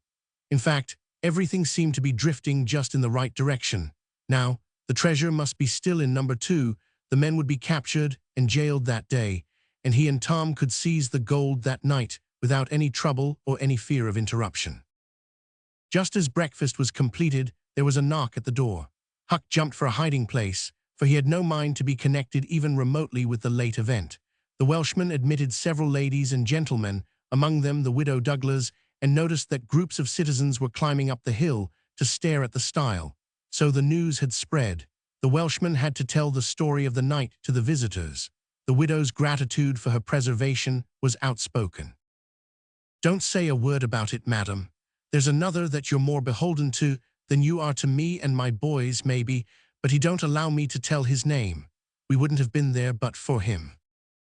Of course, this excited a curiosity so vast that it almost belittled the main matter, but the Welshman allowed it to eat into the vitals of his visitors, and through them be transmitted to the whole town, for he refused to part with his secret. When all else had been learned, the widow said, "I went to sleep reading in bed and slept straight through all that noise. Why didn't you come and wake me?" "We judged it warn't worthwhile. Those fellows warn't likely to come again. They hadn't any tools left to work with, and what was the use of waking you up and scaring you to death? My 3 Negro men stood guard at your house all the rest of the night. They've just come back." Chapter 1000. Or visitors came, and the story had to be told and retold for a couple of hours more. There was no Sabbath school during day school vacation, but everybody was early at church. The stirring event was well canvassed. News came that not a sign of the 2 villains had been yet discovered. When the sermon was finished, Judge Thatcher's wife dropped alongside of Mrs. Harper as she moved down the aisle with the crowd and said, "Is my Becky going to sleep all day? I just expected she would be tired to death." "Your Becky?" "Yes," with a startled look. "Didn't she stay with you last night?" "Why, no." Chapter 1000. Arrests. Thatcher turned pale and sank into a pew just as Aunt Polly, talking briskly with a friend, passed by. Aunt Polly said, "Good morning, Mrs. Thatcher. Good morning, Mrs. Harper. I've got a boy that's turned up missing. I reckon my Tom stayed at your house last night, one of you, and now he's afraid to come to church. I've got to settle with him." Chapter 1000. Arrests. Thatcher shook her head feebly and turned paler than ever. "He didn't stay with us," said Mrs. Harper, beginning to look uneasy. A marked anxiety came into Aunt Polly's face. "Joe Harper, have you seen my Tom this morning?" "No." "When did you see him last?" Joe tried to remember, but was not sure he could say. The people had stopped moving out of church. Whispers passed along, and a boding uneasiness took possession of every countenance. Children were anxiously questioned, and young teachers. They all said they had not noticed whether Tom and Becky were on board the ferryboat on the homeward trip. It was dark. No one thought of inquiring if anyone was missing. One young man finally blurted out his fear that they were still in the cave. Mrs. Thatcher swooned away. Aunt Polly fell to crying and wringing her hands. The alarm swept from lip to lip, from group to group, from street to street, and within 5 minutes the bells were wildly clanging and the whole town was up. The Cardiff Hill episode sank into instant insignificance. The burglars were forgotten, horses were saddled, skiffs were manned, the ferryboat ordered out, and before the horror was half an hour old, 200 men were pouring down high road and river toward the cave. All the long afternoon the village seemed empty and dead. Many women visited Aunt Polly and Mrs. Thatcher and tried to comfort them. They cried with them too, and that was still better than words. All the tedious night the town waited for news, but when the morning dawned at last, all the word that came was, "Send more candles and send food." Mrs. Thatcher was almost crazed, and Aunt Polly also. Judge Thatcher sent messages of hope and encouragement from the cave, but they conveyed no real cheer. The old Welshman came home toward daylight, spattered with candle grease, smeared with clay, and almost worn out. He found Huck still in the bed that had been provided for him and delirious with fever. The physicians were all at the cave, so the widow Douglas came and took charge of the patient. She said she would do her best by him because, whether he was good, bad, or indifferent, he was the Lord's, and nothing that was the Lord's was a thing to be neglected. The Welshman said Huck had good spots in him, and the widow said, "You can depend on it, that's the Lord's mark. He don't leave it off, he never does, puts it somewhere on every creature that comes from his hands. Early in the forenoon, parties of jaded men began to straggle into the village, but the strongest of the citizens continued searching. All the news that could be gained was that remotenesses of the cavern were being ransacked that had never been visited before, that every corner and crevice was going to be thoroughly searched, that wherever one wandered through the maze of passages, lights were to be seen flitting hither and thither in the distance, and shoutings and pistol shots sent their hollow reverberations to the ear down the somber aisles. In one place, far from the section usually traversed by tourists, the names Becky and Tom had been found traced upon the rocky wall with candle smoke, and near at hand, a grease-soiled bit of ribbon. Mrs. Thatcher recognized the ribbon and cried over it. She said it was the last relic she should ever have of her child, and that no other memorial of her could ever be so precious, because this one parted latest from the living body before the awful death came. Some said that now and then in the cave, a faraway speck of light would glimmer, and then a glorious shout would burst forth, and a score of men go trooping down the echoing aisle, and then a sickening disappointment always followed. The children were not there. It was only a searcher's light. 3 dreadful days and nights dragged their tedious hours along, and the village sank into a hopeless stupor. No one had heart for anything. The accidental discovery just made that the proprietor of the Temperance Tavern kept liquor on his premises scarcely fluttered the public pulse, tremendous as the fact was. In a lucid interval, Huck feebly led up to the subject of taverns and finally asked, dimly dreading the worst, if anything had been discovered at the Temperance Tavern since he had been ill. Yes, said the widow. Huck started up in bed, wild-eyed. What was it? Liquor, and the place has been shut up. Lie down, child, what a turn you did give me. Only tell me just one thing, only just one, please. Was it Tom Sawyer that found it? The widow burst into tears. Hush, hush, child, hush. I've told you before you must not talk. You are very, very sick. Then nothing but liquor had been found. There would have been a great powwow if it had been the gold. So the treasure was gone forever, but what could she be crying about? Curious that she should cry. These thoughts worked their dim way through Huck's mind, and under the weariness they gave him, he fell asleep. The widow said to herself, there he's asleep, poor wreck. Tom Sawyer find it, pity but somebody could find Tom Sawyer. Ah, there ain't many left now that's got hope enough or strength enough either to go on searching. Chapter 31. Becky responded to his call, and they made a smoke mark for future guidance and started upon their quest. They wound this way and that, far down into the secret depths of the cave, made another mark, and branched off in search of novelties to tell the upper world about. In one place they found a spacious cavern, from whose ceiling depended a multitude of shining stalactites of the length and circumference of a man's leg. They walked all about it, wondering and admiring, and presently left it by one of the numerous passages that opened into it. This shortly brought them to a bewitching spring, whose basin was encrusted with a frostwork of glittering crystals.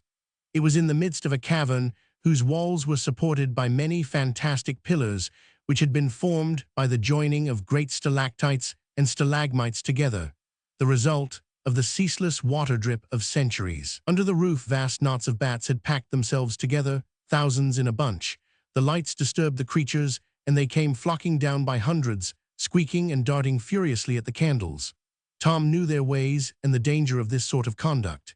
He seized Becky's hand and hurried her into the first corridor that offered, and none too soon, for a bat struck Becky's light out with its wing while she was passing out of the cavern. The bats chased the children a good distance, but the fugitives plunged into every new passage that offered, and at last got rid of the perilous things.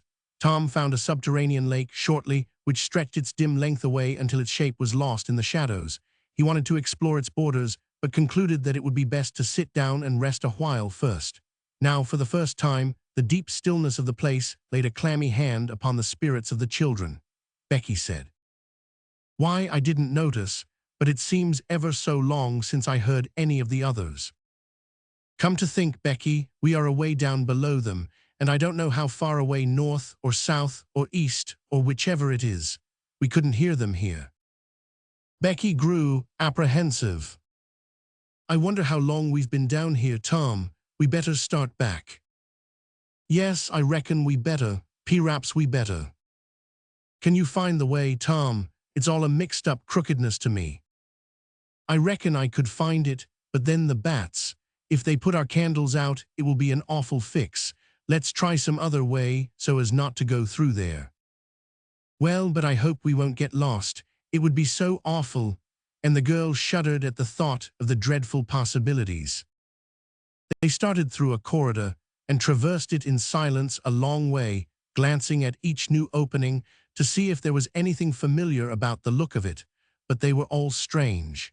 Every time Tom made an examination, Becky would watch his face for an encouraging sign, and he would say cheerily, "Oh, it's all right. This ain't the one, but we'll come to it right away." But he felt less and less hopeful with each failure, and presently began to turn off into diverging avenues at sheer random, in desperate hope of finding the one that was wanted. He still said it was all right, but there was such a leaden dread at his heart that the words had lost their ring and sounded just as if he had said, "All is lost." Becky clung to his side in an anguish of fear and tried hard to keep back the tears, but they would come. At last she said, "Oh, Tom, never mind the bats. Let's go back that way. We seem to get worse and worse off all the time." "Listen," said he. Profound silence, silence so deep that even their breathings were conspicuous in the hush. Tom shouted. The call went echoing down the empty aisles and died out in the distance in a faint sound that resembled a ripple of mocking laughter. "Oh, don't do it again, Tom. It is too horrid," said Becky. "It is horrid, but I better, Becky. They might hear us, you know," and he shouted again. The might was even a chillier horror than the ghostly laughter. It so confessed a perishing hope. The children stood still and listened, but there was no result. Tom turned upon the back track at once and hurried his steps. It was but a little while before a certain indecision in his manner revealed another fearful fact to Becky. He could not find his way back. "Oh, Tom, you didn't make any marks." "Becky, I was such a fool, such a fool. I never thought we might want to come back. No, I can't find the way. It's all mixed up." Tom, we're lost. We're lost. We never can get out of this awful place. Oh, why did we ever leave the others?" She sank to the ground and burst into such a frenzy of crying that Tom was appalled with the idea that she might die or lose her reason. He sat down by her and put his arms around her. She buried her face in his bosom. She clung to him. She poured out her terrors, her unavailing regrets, and the far echoes turned them all to jeering laughter. Tom begged her to pluck up hope again, and she said she could not. He fell to blaming and abusing himself for getting her into this miserable situation. This had a better effect. She said she would try to hope again. She would get up and follow wherever he might lead, if only he would not talk like that any more. For he was no more to blame than she said. So they moved on again, aimlessly, simply at random.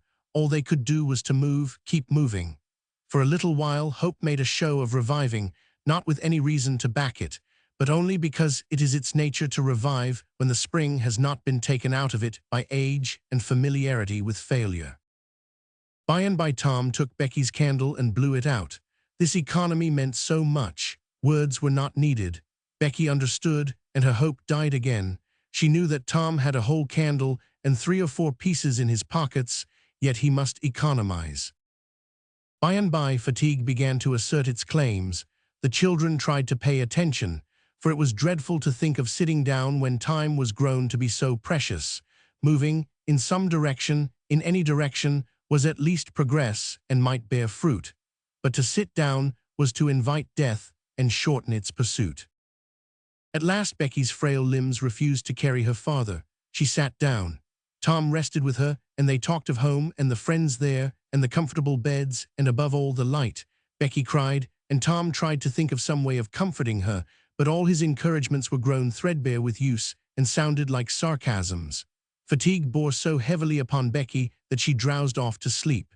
Tom was grateful. He sat looking into her drawn face and saw it grow smooth and natural under the influence of pleasant dreams, and by a smile dawned and rested there.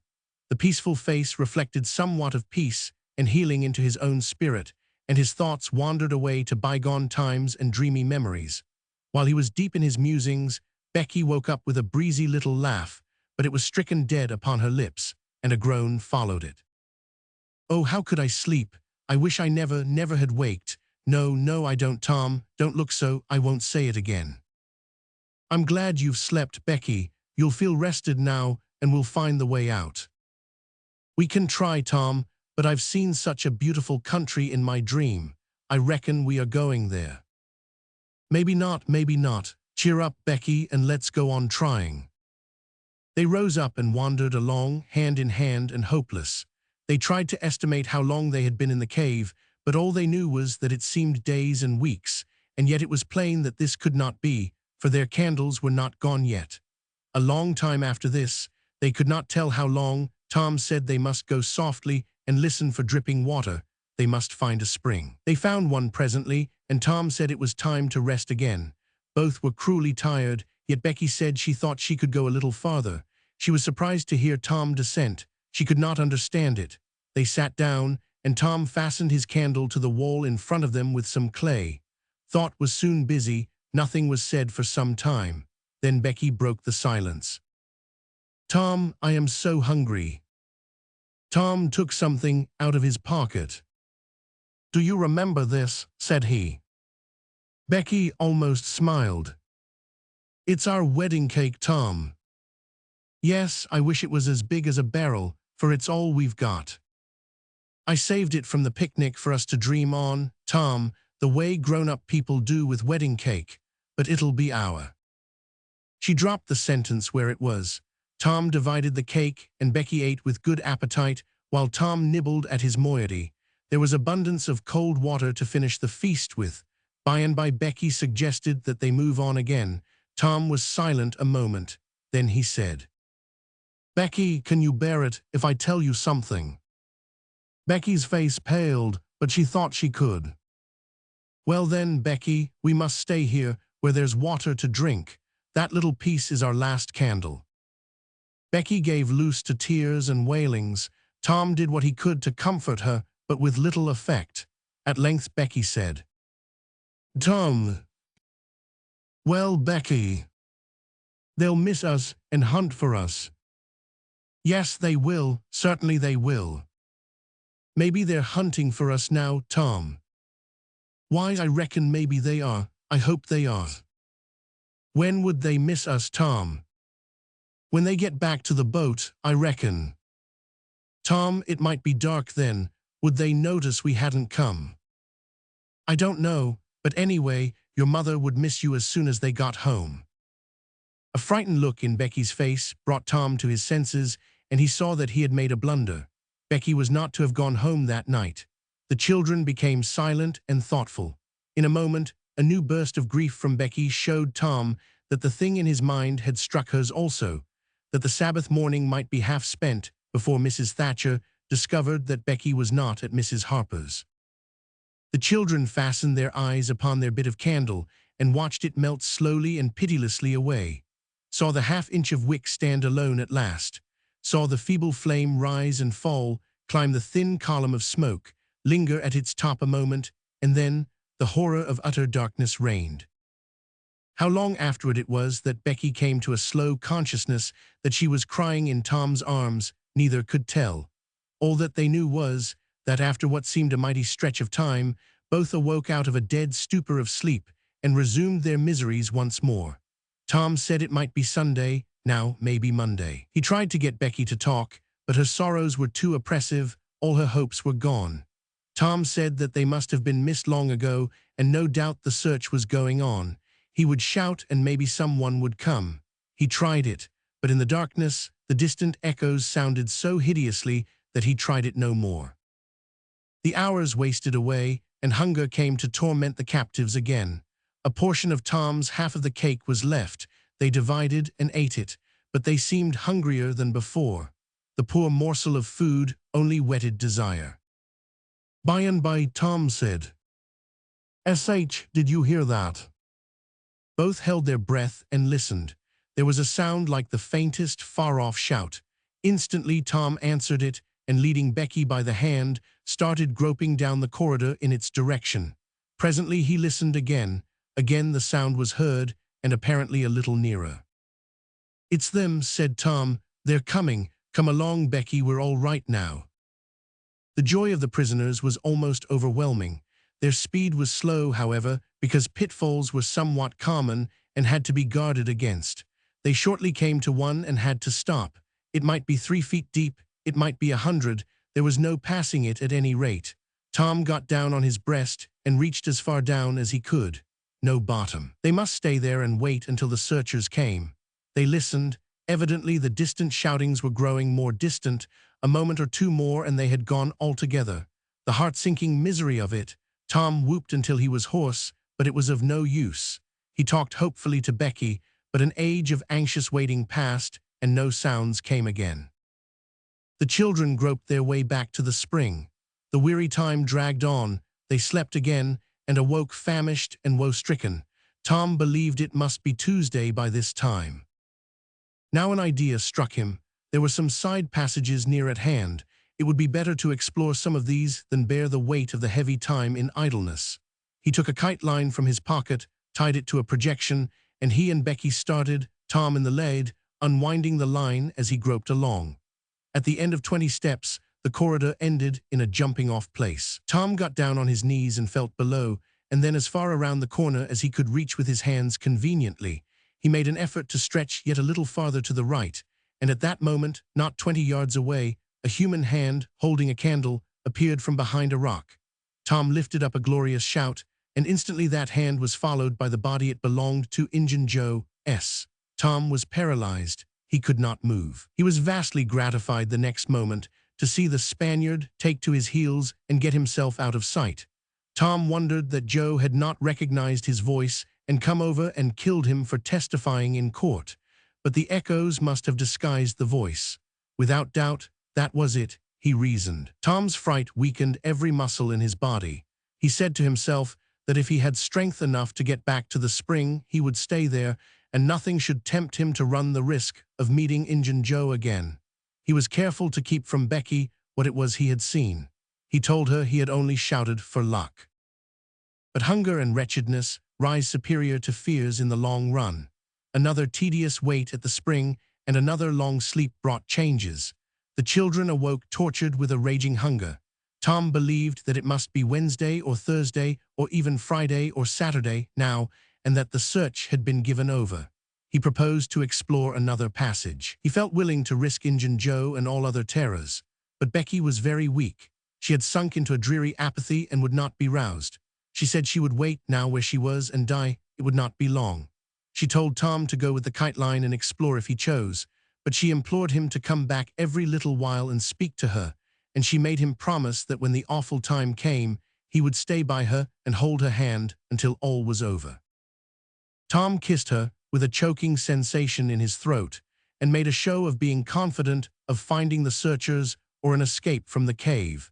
Then he took the kite line in his hand and went groping down one of the passages on his hands and knees, distressed with hunger and sick with bodings of coming doom. Chapter 32. Tuesday afternoon came and waned to the twilight. The village of St. Petersburg still mourned. The lost children had not been found. Public prayers had been offered up for them, and many a private prayer that had the petitioner's whole heart in it. But still, no good news came from the cave. The majority of the searchers had given up the quest and gone back to their daily avocations, saying that it was plain the children could never be found. Mrs. Thatcher was very ill, and a great part of the time delirious. People said it was heartbreaking to hear her call her child, and raise her head and listen a whole minute at a time, then lay it wearily down again with a moan. Aunt Polly had drooped into a settled melancholy, and her gray hair had grown almost white. The village went to its rest on Tuesday night, sad and forlorn. Away in the middle of the night, a wild peal burst from the village bells, and in a moment the streets were swarming with frantic half-clad people who shouted, "Turn out! Turn out! They're found! They're found!" Tin pans and horns were added to the din. The population massed itself and moved toward the river, met the children coming in an open carriage drawn by shouting citizens, thronged around it, joined its homeward march, and swept magnificently up the main street, roaring huzzah after huzzah. The village was illuminated. Nobody went to bed again. It was the greatest night the little town had ever seen. During the first half-hour, a procession of villagers filed through Judge Thatcher's house, seized the saved ones and kissed them, squeezed Mrs. Thatcher's hand, tried to speak but couldn't, and drifted out raining tears all over the place. Aunt Polly's happiness was complete, and Mrs. Thatcher's nearly so. It would be complete, however, as soon as the messenger dispatched with the great news to the cave should get the word to her husband. Tom lay upon a sofa with an eager auditory about him and told the history of the wonderful adventure, putting in many striking additions to adorn it withal, and closed with a description of how he left Becky and went on an exploring expedition, how he followed 2 avenues as far as his kite line would reach, how he followed a third to the fullest stretch of the kite line, and was about to turn back when he glimpsed a far-off speck that looked like daylight, dropped the line and groped toward it, pushed his head and shoulders through a small hole, and saw the broad Mississippi rolling by. And if it had only happened to be night, he would not have seen that speck of daylight and would not have explored that passage any more. He told how he went back for Becky and broke the good news, and she told him not to fret her with such stuff, for she was tired and knew she was going to die and wanted to. He described how he labored with her and convinced her, and how she almost died for joy when she had groped to where she actually saw the blue speck of daylight, how he pushed his way out at the hole and then helped her out, how they sat there and cried for gladness, how some men came along in a skiff and Tom hailed them and told them their situation and their famished condition, how the men didn't believe the wild tale at first, because, said they, you are 5 miles down the river below the valley the cave is in, then took them aboard, rowed to a house, gave them supper, made them rest till 2 or 3 hours after dark, and then brought them home. Before day dawn, Judge Thatcher and the handful of searchers with him were tracked out, in the cave, by the twine clues they had strung behind them, and informed of the great news. 3 days and nights of toil and hunger in the cave were not to be shaken off at once, as Tom and Becky soon discovered. They were bedridden all of Wednesday and Thursday, and seemed to grow more and more tired and worn all the time. Tom got about a little on Thursday, was downtown Friday, and nearly as whole as ever Saturday, but Becky did not leave her room until Sunday, and then she looked as if she had passed through a wasting illness. Tom learned of Huck's sickness and went to see him on Friday, but could not be admitted to the bedroom. Neither could he on Saturday or Sunday. He was admitted daily after that, but was warned to keep still about his adventure and introduce no exciting topic. The widow Douglas stayed by to see that he obeyed. At home, Tom learned of the Cardiff Hill event, also that the ragged man's body had eventually been found in the river near the ferry landing. He had been drowned while trying to escape, perhaps. About a fortnight after Tom's rescue from the cave, he started off to visit Huck, who had grown plenty strong enough now to hear exciting talk, and Tom had some that would interest him, he thought. Judge Thatcher's house was on Tom's way, and he stopped to see Becky. The judge and some friends set Tom to talking, and someone asked him ironically if he wouldn't like to go to the cave again. Tom said he thought he wouldn't mind it. The judge said, "Well, there are others just like you, Tom. I've not the least doubt, but we have taken care of that. Nobody will get lost in that cave anymore." "Why?" "Because I had its big door sheathed with boiler iron 2 weeks ago and triple locked, and I've got the keys." Tom turned as white as a sheet. "What's the matter, boy? Here, run somebody, fetch a glass of water." The water was brought and thrown into Tom's face. "Ah, now you're all right. What was the matter with you, Tom?" "Oh, Judge, Injun Joe's in the cave." Chapter 33. Within a few minutes, the news had spread, and a dozen skiff-loads of men were on their way to McDougal's cave, and the ferryboat, well filled with passengers, soon followed. Tom Sawyer was in the skiff that bore Judge Thatcher. When the cave door was unlocked, a sorrowful sight presented itself in the dim twilight of the place. Injun Joe lay stretched upon the ground, dead, with his face close to the crack of the door, as if his longing eyes had been fixed, to the latest moment, upon the light and the cheer of the free world outside. Tom was touched, for he knew by his own experience how this wretch had suffered. His pity was moved, but nevertheless he felt an abounding sense of relief and security, now, which revealed to him in a degree which he had not fully appreciated before how vast a weight of dread had been lying upon him since the day he lifted his voice against this bloody-minded outcast. Chapter 1. Injun Joe's Bowie knife lay close by, its blade broken in two. The great foundation beam of the door had been chipped and hacked through, with tedious labor, useless labor too it was, for the native rock formed a sill outside it, and upon that stubborn material the knife had wrought no effect. The only damage done was to the knife itself. But if there had been no stony obstruction, there the labor would have been useless still, for if the beam had been wholly cut away, Injun Joe could not have squeezed his body under the door, and he knew it. So he had only hacked that place in order to be doing something, in order to pass the weary time, in order to employ his tortured faculties. Ordinarily, one could find half a dozen bits of candle stuck around in the crevices of this vestibule, left there by tourists, but there were none now. The prisoner had searched them out and eaten them. He had also contrived to catch a few bats, and these, also, he had eaten, leaving only their claws. The poor unfortunate had starved to death. In one place, near at hand, a stalagmite had been slowly growing up from the ground for ages, builded by the water drip from a stalactite overhead. The captive had broken off the stalagmite, and upon the stump had placed a stone, wherein he had scooped a shallow hollow to catch the precious drop that fell once in every 3 minutes with the dreary regularity of a clock tick, a dessert spoonful once in 24 hours. That drop was falling when the pyramids were new, when Troy fell, when the foundations of Rome were laid, when Christ was crucified, when the conqueror created the British Empire, when Columbus sailed, when the massacre at Lexington was news. Chapter 1. Tea is falling now. It will still be falling when all these things shall have sunk down the afternoon of history and the twilight of tradition and been swallowed up in the thick night of oblivion. Has everything a purpose and a mission? Did this drop fall patiently during 5,000 years to be ready for this flitting human insect's need? And has it another important object to accomplish 10,000 years to come? No matter. It is many and many a year since the hapless half-breed scooped out the stone to catch the priceless drops, but to this day the tourist stares longest at that pathetic stone and that slow-dropping water when he comes to see the wonders of MacDougall's cave.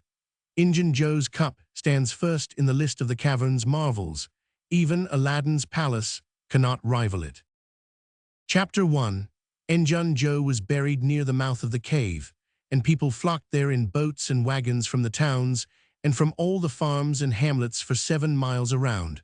They brought their children and all sorts of provisions, and confessed that they had had almost as satisfactory a time at the funeral as they could have had at the hanging.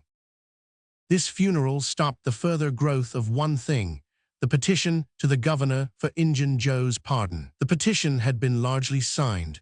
Many tearful and eloquent meetings had been held, and a committee of sappy women been appointed to go in deep mourning and wail around the governor, and implore him to be a merciful ass and trample his duty underfoot. Injun Joe was believed to have killed 5 citizens of the village, but what of that? If he had been Satan himself, there would have been plenty of weaklings ready to scribble their names to a pardon petition and drip a tear on it from their permanently impaired and leaky waterworks. The morning after the funeral, Tom took Huck to a private place to have an important talk. Huck had learned all about Tom's adventure from the Welshman and the widow Douglas by this time, but Tom said he reckoned there was one thing they had not told him. That thing was what he wanted to talk about now. Huck's face saddened. He said, "I know what it is. You got into number 2 and never found anything but whiskey. Nobody told me it was you, but I just knowed it must a been you soon as I heard 'bout that whiskey business, and I knowed you hadn't got the money because you'd got at me some way or other and told me even if you was mum to everybody else. Tom, something S always told me we'd never get holt of that swag." "Why, Huck, I never told on that tavern keeper. You know his tavern was all right the Saturday I went to the picnic. Don't you remember you was to watch there that night?" "Oh yes, why, it seems 'bout a year ago. It was that very night that I followed Injun Joe to the widow's."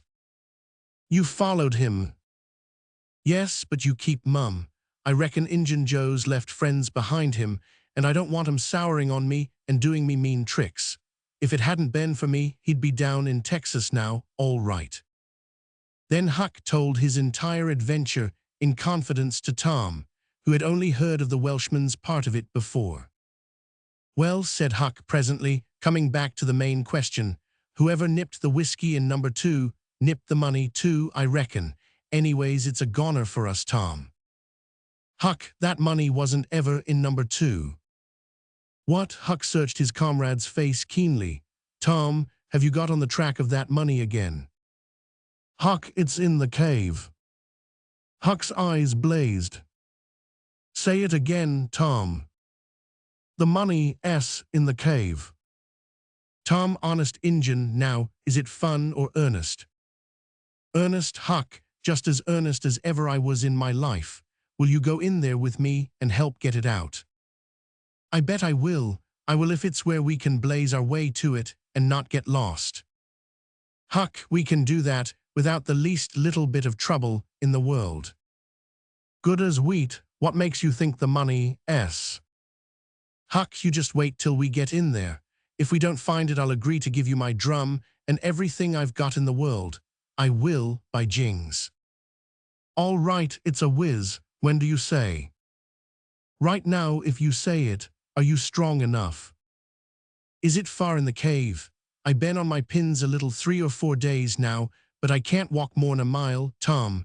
Least I don't think I could." "It's about 5 mile into there the way anybody but me would go, Huck, but there's a mighty short cut that they don't anybody but me know about. Huck, I'll take you right to it in a skiff. I'll float the skiff down there, and I'll pull it back again all by myself. You needn't ever turn your hand over." "Let's start right off, Tom." "All right, we want some bread and meat, and our pipes, and a little bag or two, and 2 or 3 kite strings, and some of these newfangled things they call lucifer matches. I tell you, many's the time I wished I had some when I was in there before." A trifle after noon, the boys borrowed a small skiff from a citizen who was absent and got under way at once. When they were several miles below Cave Hollow, Tom said, "Now you see this bluff here looks all alike all the way down from the Cave Hollow. No houses, no woodyards, bushes all alike. But do you see that white place up yonder where there's been a landslide? Well, that's one of my marks. We'll get ashore now." They landed. "Now, Huck, where we're standing you could touch that hole I got out of with a fishing pole. See if you can find it." Huck searched all the place about and found nothing. Tom proudly marched into a thick clump of sumac bushes and said, "Here you are, look at it, Huck. It's the snuggest hole in this country. You just keep mum about it. All along I've been wanting to be a robber, but I knew I'd got to have a thing like this, and where to run across it was the bother.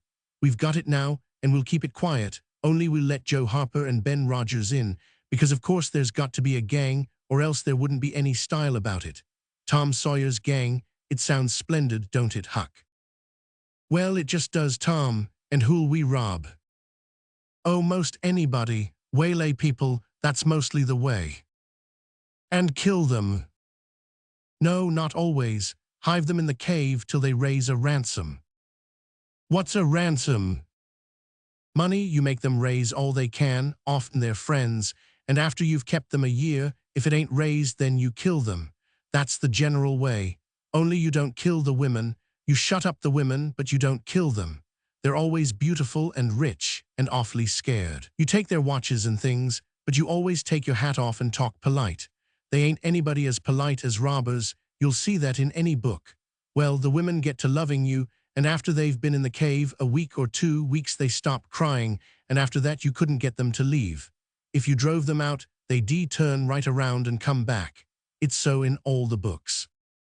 "Why, it's real bully, Tom. I believe it's better to be a pirate." "Yes, it's better in some ways, because it's close to home and circuses and all that." By this time everything was ready, and the boys entered the hole, Tom in the lead. They twirled their way to the farther end of the tunnel, then made their spliced kite strings fast and moved on. A few steps brought them to the spring, and Tom felt a shudder quiver all through him. He showed Huck the fragment of candlewick perched on a lump of clay against the wall, and described how he and Becky had watched the flames struggle and expire. The boys began to quiet down to whispers now, for the stillness and gloom of the place oppressed their spirits. They went on, and presently entered and followed Tom's other corridor until they reached the jumping-off place. The candles revealed the fact that it was not really a precipice, but only a steep clay hill 20 or 30 feet high. Tom whispered, "Now I'll show you something, Huck." He held his candle aloft and said, "Look as far around the corner as you can. Do you see that? There, on the big rock over yonder, done with candle smoke. Tom, it's a cross.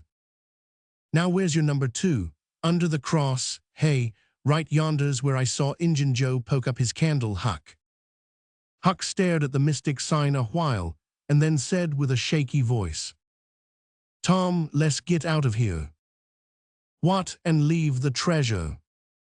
"Yes, leave it. Injun Joe's ghost is round about there, certain." "No it ain't, Huck, no it ain't. It would haunt the place where he died, away out at the mouth of the cave, 5 mile from here." "No, Tom, it wouldn't. It would hang round the money. I know the ways of ghosts, and so do you." Tom began to fear that Huck was right. Misgivings gathered in his mind. But presently an idea occurred to him. "Looky here, Huck, what fools we're making of ourselves. Injun Joe's ghost ain't a-going to come around where there's a cross." The point was well taken. It had its effect. "Tom, I didn't think of that. But that's so. It's luck for us, that cross is. I reckon we'll climb down there and have a hunt for that box." Tom went first, cutting rude steps in the clay hill as he descended. Huck followed. 4 avenues opened out of the small cavern which the great rock stood in. The boys examined 3 of them with no result. They found a small recess in the one nearest the base of the rock, with a pallet of blankets spread down in it, also an old suspender, some bacon rind, and the well-gnawed bones of 2 or 3 fowls, but there was no money box. The lads searched and researched this place, but in vain. Tom said. He said under the cross, "Well, this comes nearest to being under the cross. It can't be under the rock itself, because that sets solid on the ground." They searched everywhere once more, and then sat down discouraged. Huck could suggest nothing. By and by Tom said, "Looky here, Huck, there's footprints and some candle grease on the clay about one side of this rock, but not on the other sides. Now what's that for? I bet you the money is under the rock. I'm going to dig in the clay." "That ain't no bad notion, Tom," said Huck with animation. Tom's real Barlow was out at once, and he had not dug 4 inches before he struck wood. "Hey, Huck, you hear that?" Huck began to dig and scratch now. Some boards were soon uncovered and removed. They had concealed a natural chasm which led under the rock. Tom got into this and held his candle as far under the rock as he could, but said he could not see to the end of the rift. He proposed to explore. He stooped and passed under. The narrow way descended gradually. He followed its winding course, first to the right, then to the left, Huck at his heels. Tom turned a short curve by and by and exclaimed, "My goodness, Huck, looky here." Chapter 1. T was the treasure box, sure enough, occupying a snug little cavern, along with an empty powder keg, a couple of guns in leather cases, 2 or 3 pairs of old moccasins, a leather belt, and some other rubbish well soaked with the water drip. "Got it at last," said Huck, plowing among the tarnished coins with his hand. "My, but we're rich, Tom." "Huck, I always reckoned we'd get it. It's just too good to believe, but we have got it sure. Say, let's not fool around here. Let's snake it out. Lemme see if I can lift the box." Chapter 1. T weighed about 50 pounds. Tom could lift it, after an awkward fashion, but could not carry it conveniently. "I thought so," he said. "They carried it like it was heavy that day at the haunted house. I noticed that. I reckon I was right to think of fetching the little bags along." The money was soon in the bags, and the boys took it up to the cross rock. "Now let's fetch the guns and things," said Huck. "No, Huck, leave them there. They're just the tricks to have when we go to robbing. We'll keep them there all the time, and we'll hold our orgies there too. It's an awful snug place for orgies." "What orgies?" "I don't know, but robbers always have orgies, and of course we've got to have them too. Come along, Huck, we've been in here a long time. It's getting late, I reckon. I'm hungry too. We'll eat and smoke when we get to the skiff. They presently emerged into the clump of sumac bushes, looked warily out, found the coast clear, and were soon lunching and smoking in the skiff. As the sun dipped toward the horizon, they pushed out and got under way. Tom skimmed up the shore through the long twilight, chatting cheerily with Huck, and landed shortly after dark. "Now, Huck," said Tom, "we'll hide the money in the loft of the widow's woodshed, and I'll come up in the morning and we'll count it and divide, and then we'll hunt up a place out in the woods for it, where it will be safe. Just you lay quiet here and watch the stuff till I run and hook Benny Taylor's little wagon. I won't be gone a minute." He disappeared and presently returned with the wagon, put the 2 small sacks into it, threw some old rags on top of them, and started off, dragging his cargo behind him. When the boys reached the Welshman's house, they stopped to rest. Just as they were about to move on, the Welshman stepped out and said, "Hallo, who's that?" "Huck and Tom Sawyer." "Good, come along with me, boys. You are keeping everybody waiting. Here, hurry up, trot ahead. I'll haul the wagon for you. Why, it's not as light as it might be. Got bricks in it, or old metal?" "Old metal," said Tom. "I judged so. The boys in this town will take more trouble and fool away more time hunting up 6 bits worth of old iron to sell to the foundry than they would to make twice the money at regular work. But that's human nature. Hurry along, hurry along." The boys wanted to know what the hurry was about. "Never mind, you'll see when we get to the Widow Douglas," Huck said with some apprehension, for he was long used to being falsely accused. "Mr. Jones, we haven't been doing nothing." The Welshman laughed. "Well, I don't know, Huck, my boy, I don't know about that. Ain't you and the widow good friends?" "Yes, well, she's been good friends to me anyway." "All right, then, what do you want to be afraid for?" This question was not entirely answered in Huck's slow mind before he found himself pushed, along with Tom, into Mrs. Douglas' drawing room. Mr. Jones left the wagon near the door and followed. The place was grandly lighted, and everybody that was of any consequence in the village was there. The Thatchers were there, the Harpers, the Rogerses, Aunt Polly, Sid, Mary, the minister, the editor, and a great many more, and all dressed in their best. The widow received the boys as heartily as anyone could well receive 2 such-looking beings. They were covered with clay and candle grease. Aunt Polly blushed crimson with humiliation and frowned and shook her head at Tom. Nobody suffered half as much as the 2 boys did, however, Mr. Jones said. "Tom wasn't at home yet, so I gave him up. But I stumbled on him and Huck right at my door, and so I just brought them along in a hurry." "And you did just right," said the widow. "Come with me, boys." She took them to a bedchamber and said, "Now wash and dress yourselves. Here are 2 new suits of clothes, shirts, socks, everything complete. They're Huck's. No thanks, Huck. Mr. Jones bought one and I the other, but they'll fit both of you. Get into them. We'll wait. Come down when you are slicked up enough." Then she left. Chapter 34.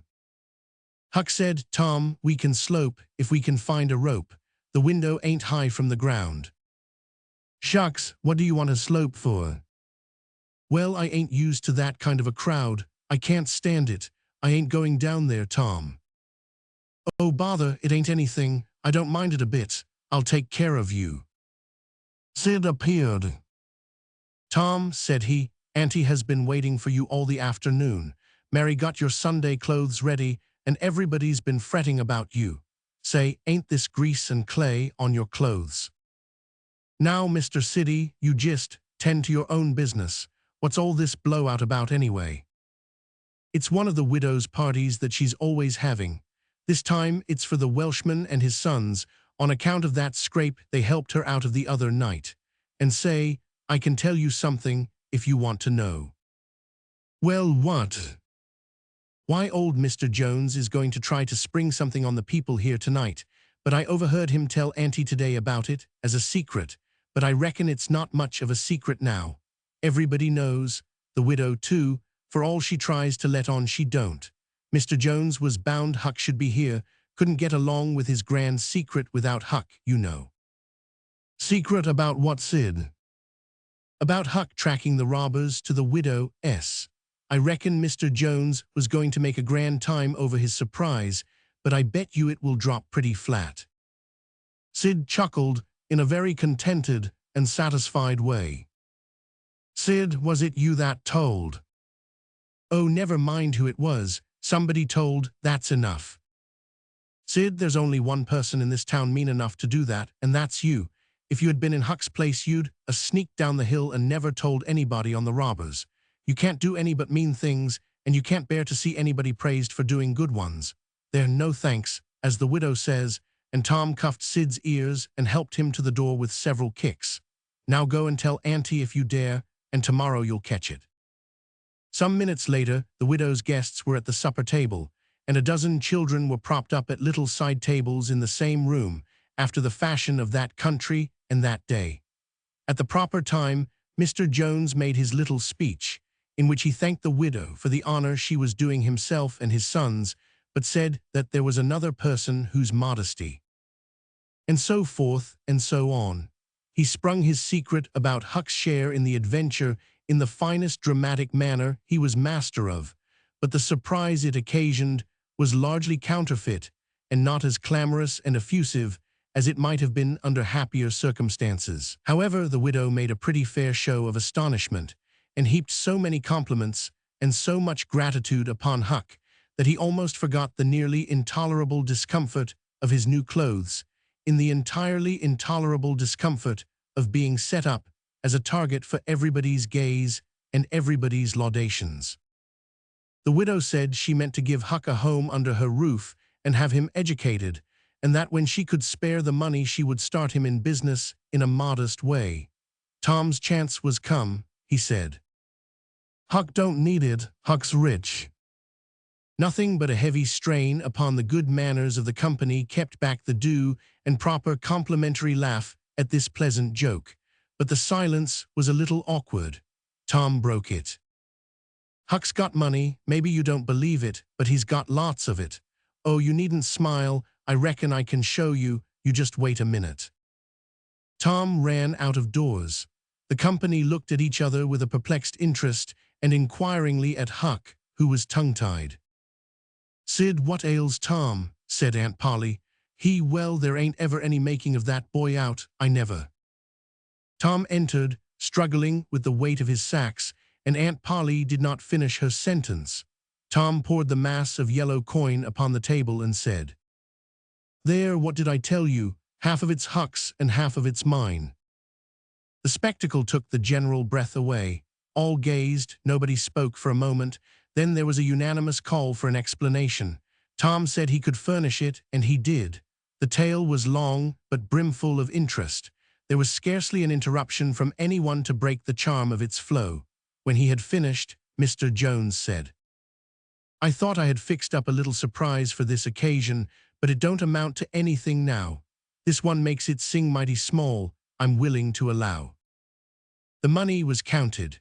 The sum amounted to a little over $12,000. It was more than anyone present had ever seen at one time before, though several persons were there who were worth considerably more than that in property. Chapter 35. The reader may rest satisfied that Tom's and Huck's windfall made a mighty stir in the poor little village of St. Petersburg. So vast a sum, all in actual cash, seemed next to incredible. It was talked about, gloated over, glorified, until the reason of many of the citizens tottered under the strain of the unhealthy excitement. Every haunted house in St. Petersburg and the neighboring villages was dissected, plank by plank, and its foundations dug up and ransacked for hidden treasure, and not by boys, but men, pretty grave, unromantic men, too, some of them. Wherever Tom and Huck appeared, they were courted, admired, stared at. The boys were not able to remember that their remarks had possessed weight before, but now their sayings were treasured and repeated. Everything they did seemed somehow to be regarded as remarkable. They had evidently lost the power of doing and saying commonplace things. Moreover, their past history was raked up and discovered to bear marks of conspicuous originality. The village paper published biographical sketches of the boys.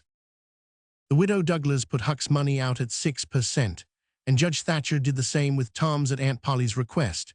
Each lad had an income now that was simply prodigious, $1 for every weekday in the year and half of the Sundays. It was just what the minister got. No, it was what he was promised. He generally couldn't collect it. $1.25 a week would board, lodge, and school a boy in those old simple days, and clothe him and wash him too, for that matter.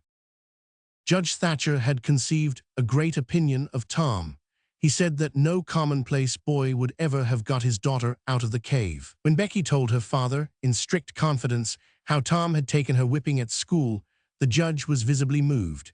And when she pleaded grace for the mighty lie which Tom had told in order to shift that whipping from her shoulders to his own, the judge said, with a fine outburst, that it was a noble, a generous, magnanimous lie, a lie that was worthy to hold up its head and march down through history breast to breast with George Washington's lauded truth about the hatchet.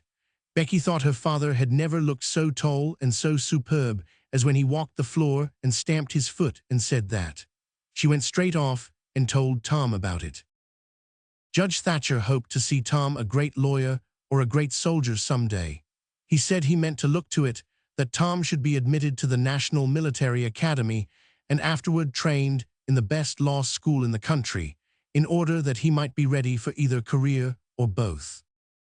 Huck Finn's wealth and the fact that he was now under the widow Douglas' protection introduced him into society, dragged him into it, hurled him into it, and his sufferings were almost more than he could bear. The widow's servants kept him clean and neat, combed and brushed, and they bedded him nightly in unsympathetic sheets that had not one little spot or stain which he could press to his heart and know for a friend. He had to eat with a knife and fork. He had to use napkin, cup, and plate. He had to learn his book. He had to go to church. He had to talk so properly that speech was become insipid in his mouth. Whithersoever he turned, the bars and shackles of civilization shut him in and bound him hand and foot. He bravely bore his miseries 3 weeks, and then one day turned up missing. For 48 hours, the widow hunted for him everywhere in great distress. The public were profoundly concerned. They searched high and low. They dragged the river for his body. Early the third morning, Tom Sawyer wisely went poking among some old empty hogsheads down behind the abandoned slaughterhouse, and in one of them he found the refugee. Huck had slept there. He had just breakfasted upon some stolen odds and ends of food, and was lying off now in comfort with his pipe. He was unkempt, uncombed, and clad in the same old ruin of rags that had made him picturesque in the days when he was free and happy. Tom rooted him out, told him the trouble he had been causing, and urged him to go home. Huck's face lost its tranquil content and took a melancholy cast. He said, "Don't talk about it, Tom. I've tried it, and it don't work. It don't work, Tom. It ain't for me. I ain't used to it. The widow's good to me and friendly, but I can't stand them ways. She makes me get up just at the same time every morning. She makes me wash. They comb me all to thunder. She won't let me sleep in the woodshed. I got to wear them blamed clothes that just smothers me, Tom. They don't seem to any air get through 'em somehow, and they're so rotten nice that I can't set down, nor lay down, nor roll around. Anywheres I hain't slid on a cellar door for, well, it 'pears to be years. I got to go to church and sweat and sweat. I hate them ornery sermons. I can't catch a fly in there, I can't chaw. I got to wear shoes all Sunday. The widow eats by a bell. She goes to bed by a bell. She gets up by a bell. Everything's so awful reglar a body can't stand it." "Well, everybody does that way, Huck." "Tom, it don't make no difference. I ain't everybody and I can't stand it. It's awful to be tied up so. And grub comes too easy. I don't take no interest in victuals that way. I got to ask to go a-fishing. I got to ask to go in a-swimming. Derned if I hain't got to ask to do everything. Well, I'd got to talk so nice it wasn't no comfort. I'd got to go up in the attic and rip out a while every day to get a taste in my mouth, or I'd 'a' died, Tom. The widow wouldn't let me smoke. She wouldn't let me yell. She wouldn't let me gape, nor stretch, nor scratch before folks. Then with a spasm of special irritation and injury, and Dad fetch it, she prayed all the time. I never see such a woman. I had to shove, Tom, I just had to. And besides, that school's going to open, and I'd 'a' had to go to it. Well, I wouldn't stand that, Tom. Looky here, Tom, being rich ain't what it's cracked up to be. It's just worry and sweat, and a wishing you was dead all the time. Now these clothes suits me, and this barrel suits me, and I ain't ever going to shake 'em any more.